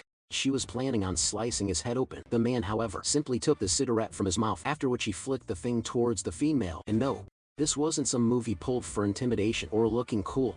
That guy was actually trying to end her using that thing. Although she managed to stop the attack in time, she was left in shock, seeing how much power was packed behind such a measly cigarette butt. Still, there was no time to marvel at his strength. She had already wasted too much time in this place, plus their plan had already been ruined, so there was no need for her to stay any further. So she made the obvious decision of simply leaving before reinforcements from the bureau arrived, and just before leaving she blew a kiss to our hero, promising that the next time they met would be his last. And with that promise, she leaped back and jumped off the multi-story building. With her gun, the rest of the guys who were hiding the whole time came running in to check up on our hero, completely ignoring the man who just risked his life to save all of them. Still, he wasn't complaining. Plus, he was amazed with this kid who managed to save their entire city single-handedly. Yet no, with just that one slap on the kid's back, our hero lost all strength in his body and fell unconscious on the ground, scaring the life out of all of them. UFO rushed in to check up on the kid and noticed blood trickling from the side of his mouth, and that made all of them so furious that they began blaming this whole disaster on the poor hobo, just because he slapped the kid's back a little too hard. With that, the rest of the people from both departments also arrived at the place to thank the kid for saving them, but were left shocked after finding the boy lying unconscious on the ground, so they immediately rushed over to check if he was fine. Next chapter, and Chinchuo was seen surrounded by a bunch of people who were thanking him for saving their lives. Just then he spotted a lone figure walking away from the crowd. That caught his attention, so he ran after the person to confront him for not thanking him, like everyone else. But since that elf-eared man refused to even turn to see him, he reached up to stop the guy himself. But surprisingly his hand went straight through the guy as he began evaporating into the air like smoke. Next panel, and he was seen opening his eyes once more, and turns out all of that was just a dream. Back in the real world, he was sleeping peacefully inside his coffin. Turning around, he found the old doctor, who was showing relief that he finally woke up. But instead of thanking the guy, he asked the old man what he was doing inside of his room. Although the guy was a bit annoyed with that question, he decided to ignore him and explain to the fool he was just keeping an eye on him to make sure he was fine, since he had been sleeping inside of this thing for the past 3 days. And now that he was finally out, he asked if the boy was hungry and wanted to eat anything, but the answer was no. Turning to the side, they saw the rest of them running into the room. After hearing the news that the kid was finally out, and seeing their faces brought a smile on the kid's face, which somewhat surprised all of them, because he was acting a little weird for some reason. As for the delicious treats you made for him, he told the girl he wasn't hungry right now.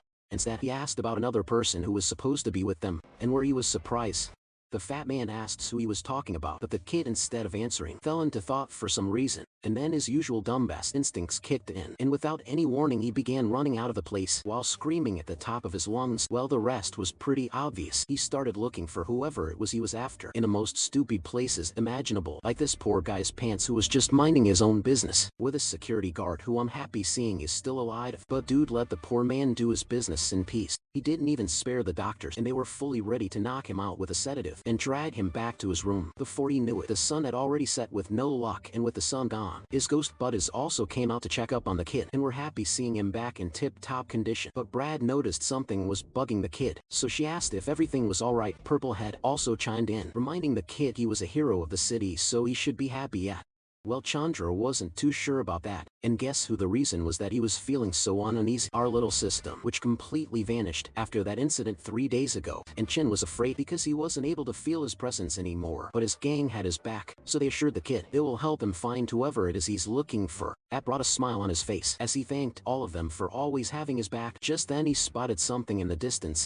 Turns out it was a bunch of people gathering around the hospital. For some reason, looking closer, he saw it was all the doctors, who were running around the place with some kind of talismans in hand. Surprised, he asked what was up with all of them and why they seemed like they were in a panic. Well, as it would have it, a lot happened while he was sound asleep in his coffin. So long story short, tonight is the night of the Ghost Festival, so the whole city is on high alert, which is why these people are using the talismans scribbled by our hero to set up a massive barrier around this place to keep the spirits at bay. Well, usually the Spirit Suppression Bureau handles stuff like this and keeps the citizens safe, but this year there's a very real possibility that things might completely go south, all because of the recent incident that caused a citywide disaster, resulting in the Bureau losing most of its fighting power. Well, that would explain why those two left in such a hurry earlier. It was because they were getting ready for tonight, and he wasn't happy about it since those two idiots didn't even bother taking their hero with them. After all, he was the only one strong enough to keep their city safe, so he instructed all of them to get ready, because they were headed straight for this ghost gate or whatever, and to make sure not a single one of those things got past the barrier yet. Well, not everyone was on board with that idea. To be specific,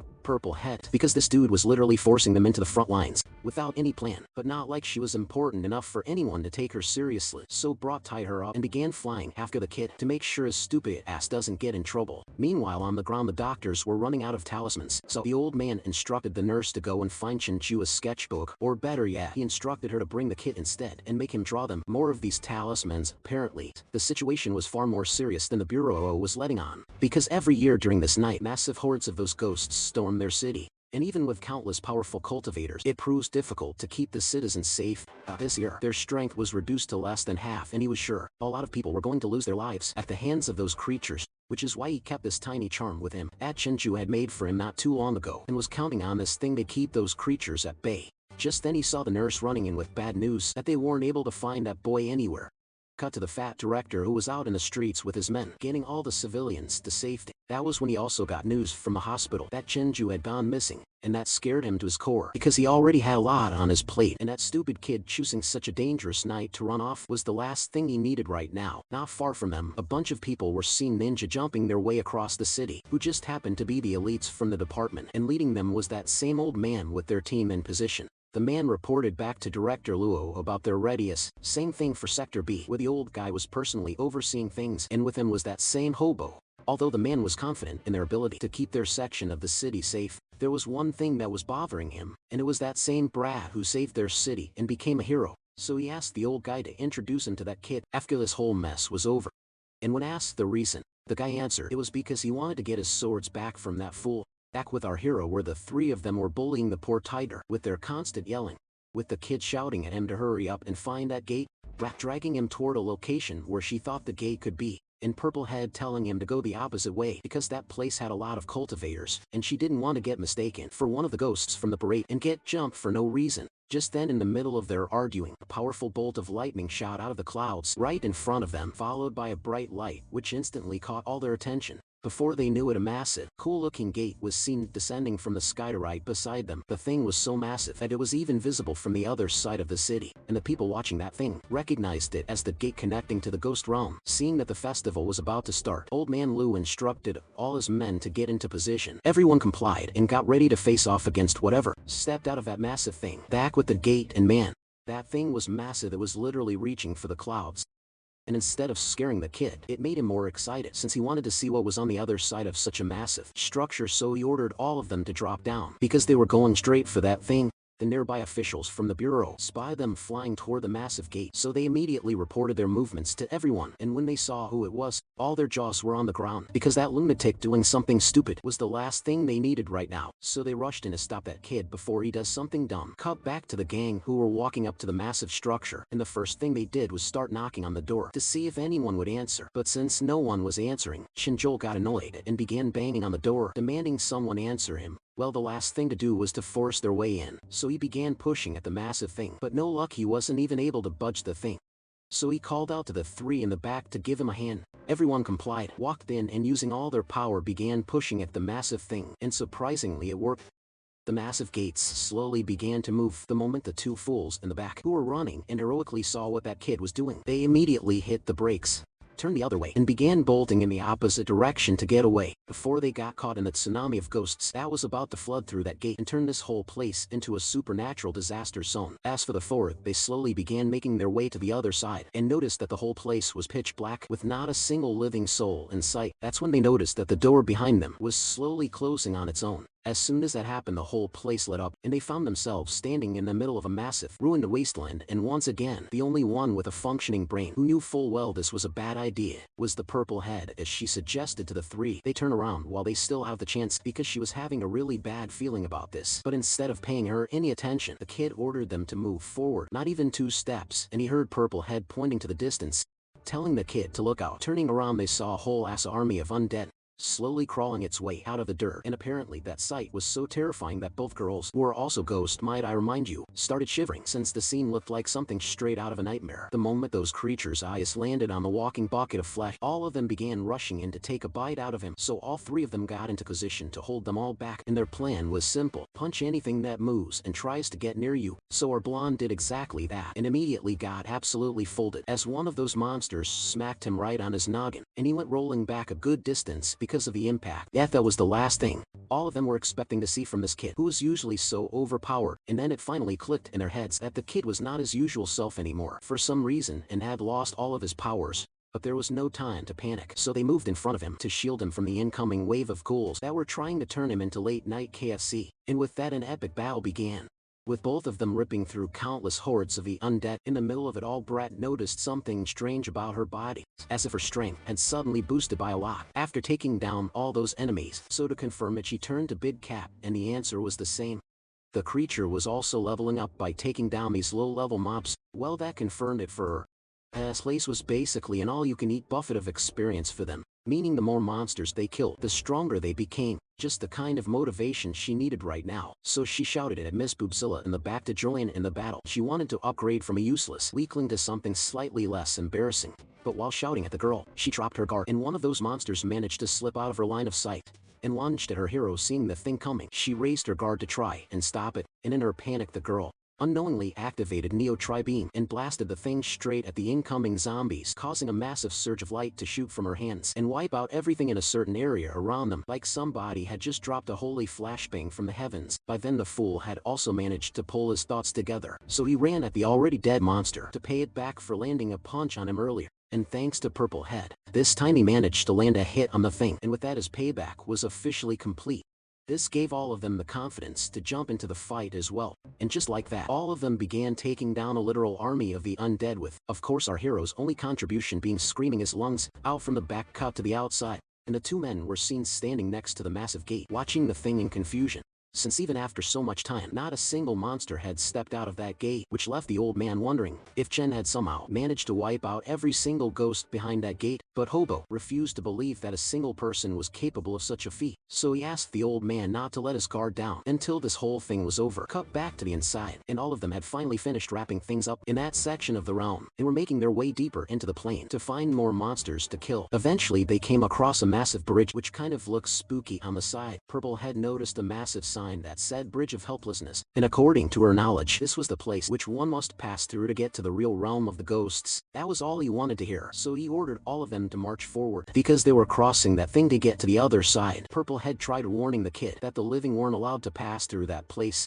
but not like he was going to listen to that nonsense, so he kept on going. But just as they got to the middle of the thing, the whole place began wobbling in a weird way. But that thing shaking was the least of his worries, because for some reason Chen wasn't able to move his feet from the ground anymore. It felt like some invisible force was pushing him down. Both girls tried pushing him forward, but the guy refused to budge. On top of that, some kind of dark and thick mist slowly began covering the whole place, which was making the kid have a really hard time breathing. Realizing the kid was about to get suffocated to death, Mimi shouted for Purple Head to use all her power to get that boy to the other side. She complied, and both of them began pouring all their power to try and get the idiot out of this death trap, and it worked well. Kind of, because they might have used a little too much force in that last push, because the kid went flying through the air straight to the other end. Realizing they messed up, all of them began running in to see if the fool was still alive or not, and thankfully, he was unharmed. Looking around, they found themselves standing in the middle of a beautiful field with red flowers covering the entire area. And these things are red spider lilies, but not like the kid knew or cared what kind of flowers these were. So completely forgetting their main mission, all of them began having fun in the flower field instead and acting like a complete goofball. He asked Mimi if the flower crown looked good on him, and the answer was yes, which made him extremely happy. He started dancing his way through the place to show it off like he had just won a fashion competition. That's when he heard a woman's voice, showing surprise that she came across him. Of all people inside this place. Turning to the location, he spotted 3 shadowy figures slowly walking up to him, and upon looking closer he found Lu Wancha, along with 2 of her goons standing in the distance. The moment they saw their faces, all 3 of them jumped in to shield the kid, who himself had no idea who these people were, and that hurt Redhead a little that he forgot about her so soon. Even after the lasting impression she had left on him, knowing that the woman was trouble, both of them immediately charged in to finish her off before she gets a chance to lay her hands on Sean, and to stop them her 2 goons stepped up and with that their chaotic battle started, with both sides giving it their all to overpower the other. Using the chance, Redhead managed to slip right through them and went straight at the kid to finish him off, but no way Mimi was going to let that happen so easily. So she kicked the fool away and began chasing after her instead. Redhead was actually surprised seeing how easily she managed to overpower her minion. Plus she could tell the girl had gotten a whole lot stronger since their last encounter. The old guy was thinking the same thing, since that child was way more trouble than he had expected. But it didn't matter, their main target was that blonde kid, and he was fully determined to finish him off with his own hands. Hearing his words, Jin also got ready to square up with the walking fossil, but Purplehead was faster, and knowing the kid got nerfed hard, she jumped in instead to stop the man. And man, despite her being a complete scaredy cat, she was fully ready to throw away her own life this time to save Chen. And since she wasn't sure she would be able to stop this man on her own, she planned on buying the others some time, and activated her ghost domain to trap the guy. With that, a powerful barrier erected around both of them, and with the other two still busy with their opponents, Chen was still standing there trying to make up his mind about who he should help first. That was when he noticed Purplehead panting with exhaustion, since she had already used most of her strength while putting out this barrier, and the man before her was fully planning on using that to his advantage. So he brought out some weird jar, and for some reason, something about his ability surprised Purplehead, and as a result, she froze deep and thought for a split second, giving the fool the chance he needed. He blasted the girl with a full power laser beam that went straight through the middle of her chest. As soon as that happened, the barrier covering the two also shattered, and she went crashing through the ground back toward Chen's feet. The guy tried to help, but the woman shouted that there was no time for that, and urged him to run, because the man before them wasn't any ordinary cultist. He was the one who released that swarm of insects into their city that day that wiped out half the forces of the Bureau, and almost turned the entire city into the land of the undead. Well, her conclusion was right on the money, and the guy confirmed it was indeed him, and since the fool before him was the one who ruined all his plans, he was fully ready to make him pay tenfold. Seeing him coming, the girl began forcing her way back to her feet while urging the fool to run, since she will try to buy him some time. Mimi also realized things were getting out of hand, so she prepared to retreat and stop that guy instead. But Redhead wasn't about to let that happen, so she suggested the girls stop spacing out and focus on their battle. Instead, furious, Mimi attacked the woman back to end her quickly, but to her shock, Redhead managed to stop her claw with almost no effort, and before she even got the chance to react, she grabbed her by her hair and boom, kneed the girl right in the middle of her torso. And the impact from that strike was so brutal that the poor thing literally began coughing out blood from her mouth. And just like that, she lost all strength in her body to fight back, and her form began to fade away like smoke into the air. So to make it quick for her, Redhead got into position to end the girl's misery with her own blade. Back with Chen, who was now in complete mercy of the enemy, and was struggling to break himself free from the monster's grasp, while Purplehead begged someone to get up and save the kid. But neither of the two were in any condition to do anything, and that filled her heart with helpless rage as she lay there completely powerless, watching that creature slowly squeeze the life out of the boy. That's when Redhead walked up to the man and suggested they wrap this up quickly, since they still have work to do. Although the guy wasn't happy, since he was planning on making him suffer before ending him. He knew the woman was right, so he ordered his pet to bring him down so he could snap him like a twig with his own hands. The creature complied, and he began gathering up energy in the palm of his hand to shatter his rib cage. But before he could get a chance to swing, all of them froze as they felt an overwhelming amount of pressure coming from the side. Just then a powerful gust of wind rushed by them, and that caught all of them by surprise. And when the wind settled down, they saw the fool's hand, which he was planning on using to end the kid, completely frozen in ice. As the woman was trying to make sense of what she was seeing, another blast of cold energy came from that same location, and when she looked closer, she found our Purplehead standing in the middle of it all. And damn, the woman looked nothing like her usual scaredy self. The old guy had a rough idea about what happened. That woman had managed to awaken her first talent, which would mean she possessed a 9 physique, something extremely hard to come by, which is why he shifted his focus on her instead and dropped the fool. Using that to her advantage, Purplehead used her newly acquired ability once more, and giant ice blocks manifested out of thin air and began raining down on the three enemies, while simultaneously shielding the boy. This forced the three of them to retreat for a bit, getting Purplehead a chance to rush in and take the kid in her arms, and thankfully, he was still breathing, just in critical condition. Back with Redhead, who was growing excited with each passing second, since this was her first time coming across a spirit with 9 constitution, and she wanted to test her power firsthand.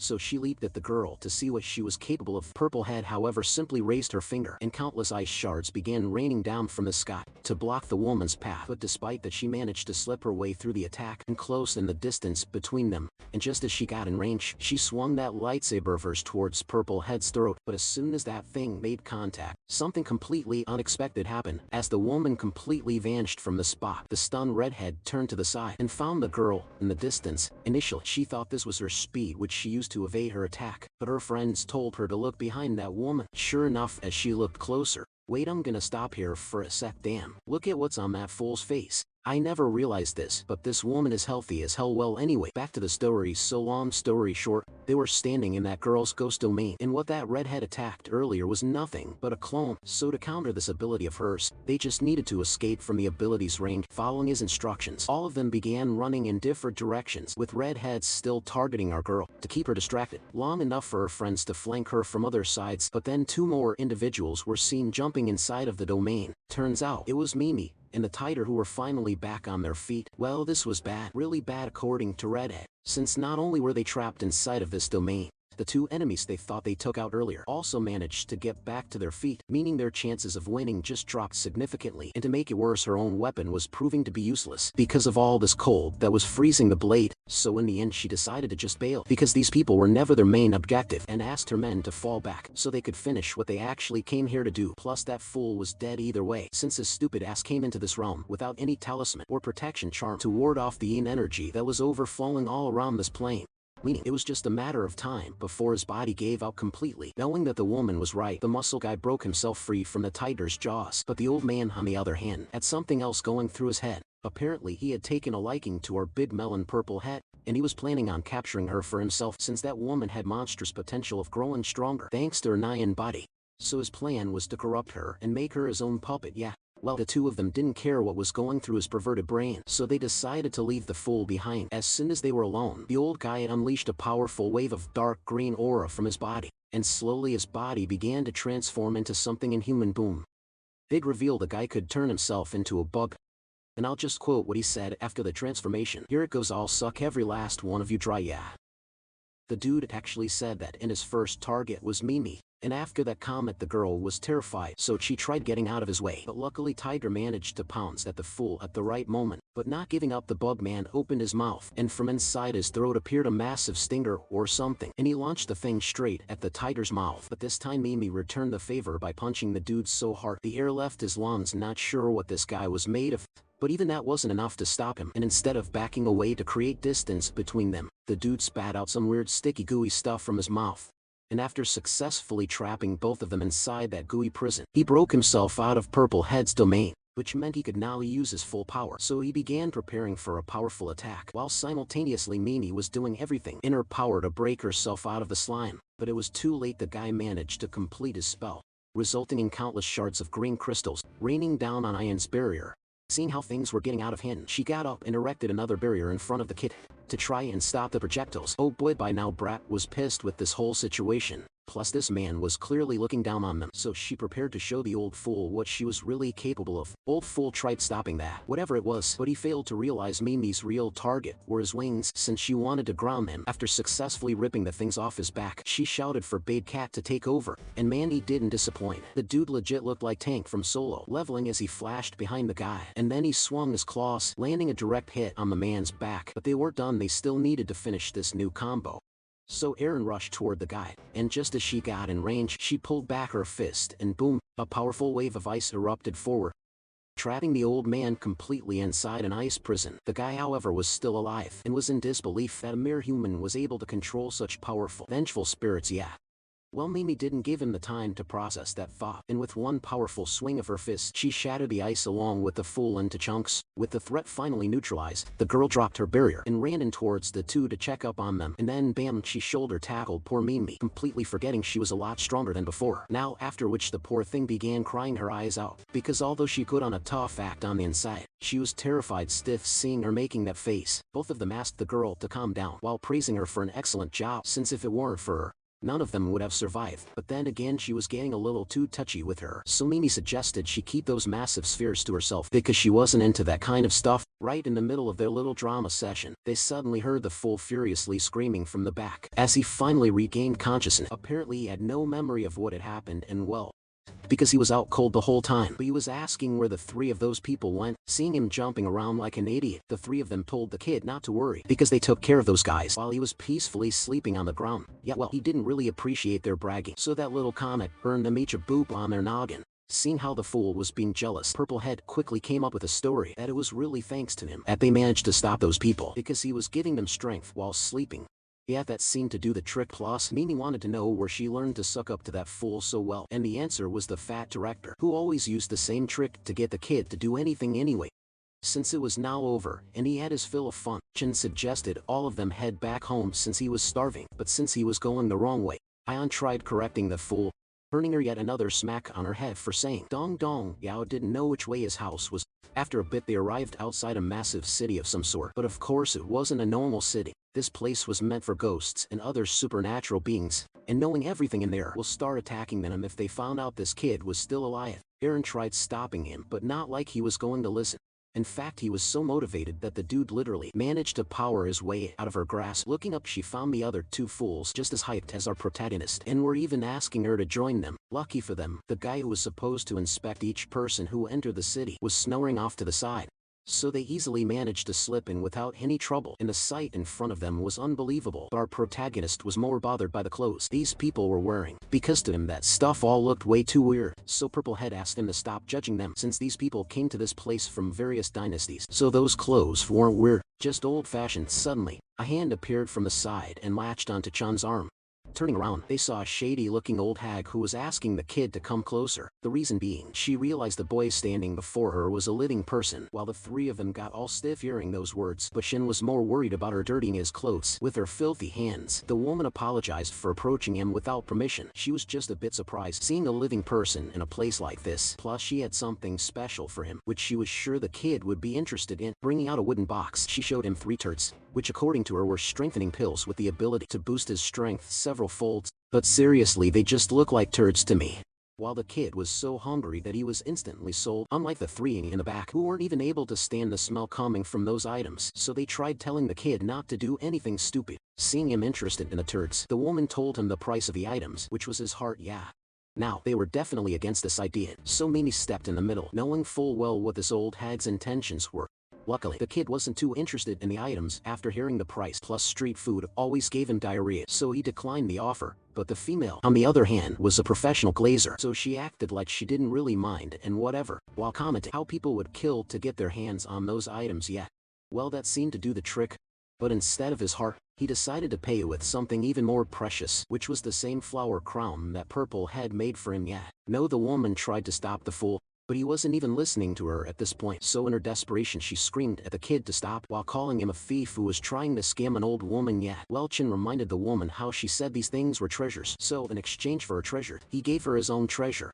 So it was a fair trade. Okay, now she was just getting annoyed by his antics, so she called him a mentally unstable person for thinking she was going to fall for his crap. Well, for one, her screaming successfully managed to catch the attention of nearby ghosts, and 2, she managed to anger the kid who wasn't too happy about her last comment.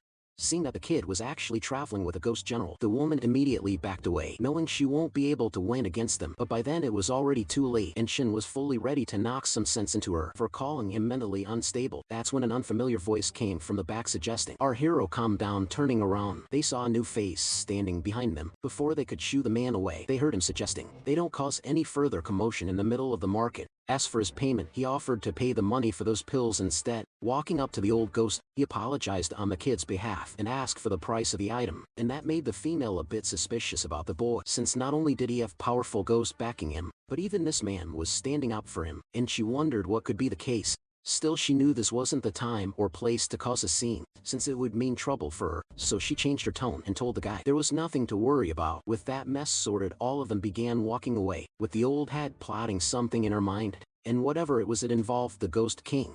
After a bit, they were seen in some other part of the city with the man explaining how things work in this realm. So there were several rules everyone had to follow. First one being no shouting in the streets. Second, No arguing or harassing the shopkeepers who are just doing their job. And third, and the most important rule, no fighting within the city limits. If anyone broke even one of these rules, the wrath of the Ghost King would come crashing down on them. Yeah, well, that's everything this fool would do if left alone. So both girls decided to keep a tight leash on him until they figure out a way to head back to their own world. As for the guy, there was a reason he helped them out back there.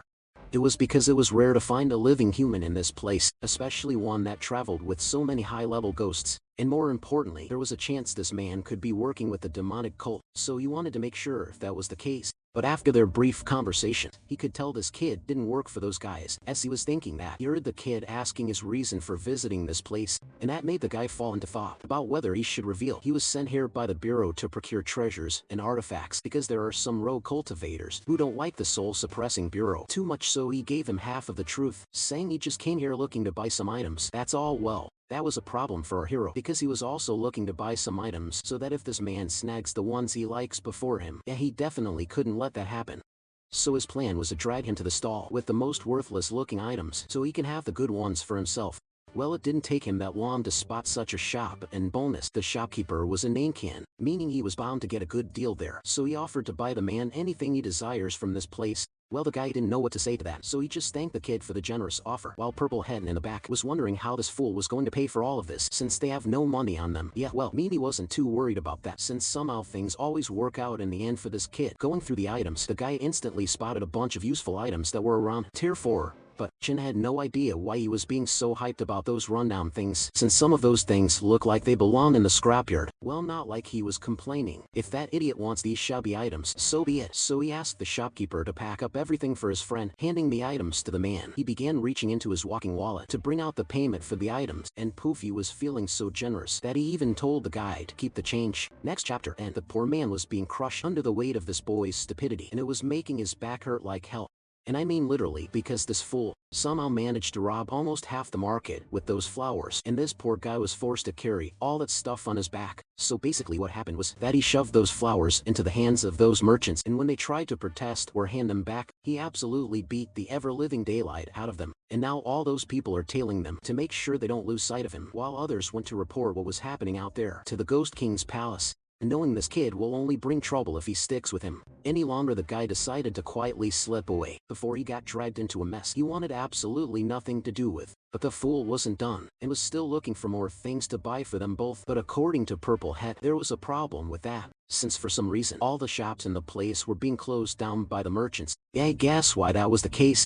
Apparently word had spread about their little shopping spree, and now no one was planning on risking getting robbed and beaten on the same day. Just then the fool before him got another idea, which was to set up their own stall, since everyone else was closing down. As for the stuff they would be selling, it was all inside of this massive, whatever it's called, and he was confident they would sell out in no time. I mean, just look at the crowd of people who want to get their hands on those things. Yet the guy knew he was now definitely screwed. Next panel, they were all set up and ready to start their new business. This time the guy was dead set on ditching these fools no matter what. But before he could finish his sentence, his eyes landed on the sword in Mimi's hand, and he paused. Upon looking closer, he realized that the sword belonged to his master, but it made no sense.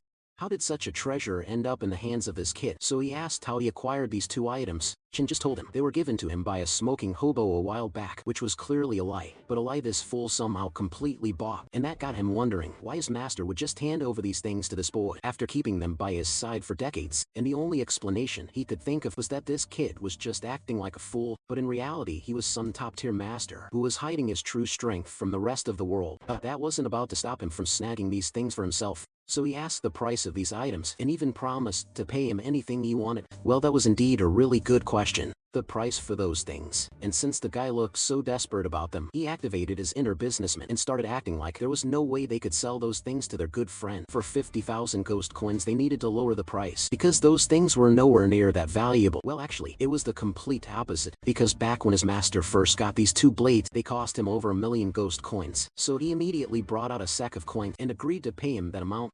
However, the three of them watching that man shed tears of joy completely misunderstood the situation and thought they might have charged him too much, which was why he was now crying. So he asked the two women what they should do, and the two, being equally clueless about the situation, had no answer for the kid. So in the end he had to take matters into his own hands, since he couldn't just stand there watching a grown man weep like a toddler. and generously offered to give him all the items from his little stall as a bonus with the sword since he was their first customer. Before the man could ask what he was talking about, the guy tied everything up and shoved it into his hands while literally telling him to get lost since they had business to tend to. In the middle of all that, they heard some commotion from the side. Well, it was all the merchants that the kid ripped off not too long ago, and with them were the city guards who had apparently come to collect the little menace responsible for all the commotion he caused in their city. But the woman didn't just want him arrested, she wanted that fat sack of coins in his hands as well for compensation for emotional and financial damages. You're right, like hell he was going to give them his hard-earned money, which he earned fair and square by selling his swords. Plus he dared the woman to come over and say that to his face that this money was stolen and see what he'd do to her. Just then he saw a blade being pointed at his throat. Looking up he found a much more dangerous and stronger looking ghost standing before him, who suggested to the kid that he calm down until they got to the bottom of this whole situation. Turning toward the merchants, he asked who the original owner of those swords the kid sold was. Well, turns out none of them were. So neither of them stepped up. Now since that part was settled, he turned back to Chen with another question about the things that were stolen from these merchants and if they were in his hands right now. Well, of course not. He had none of those items. Instead, those things were currently in the possession of the man standing right behind him. Well, that's all for today, folks. I hope that you enjoyed it. If you did, please give the video a thumbs up, and if you want to know what happens next, hit the subscribe button. Until next time, take care.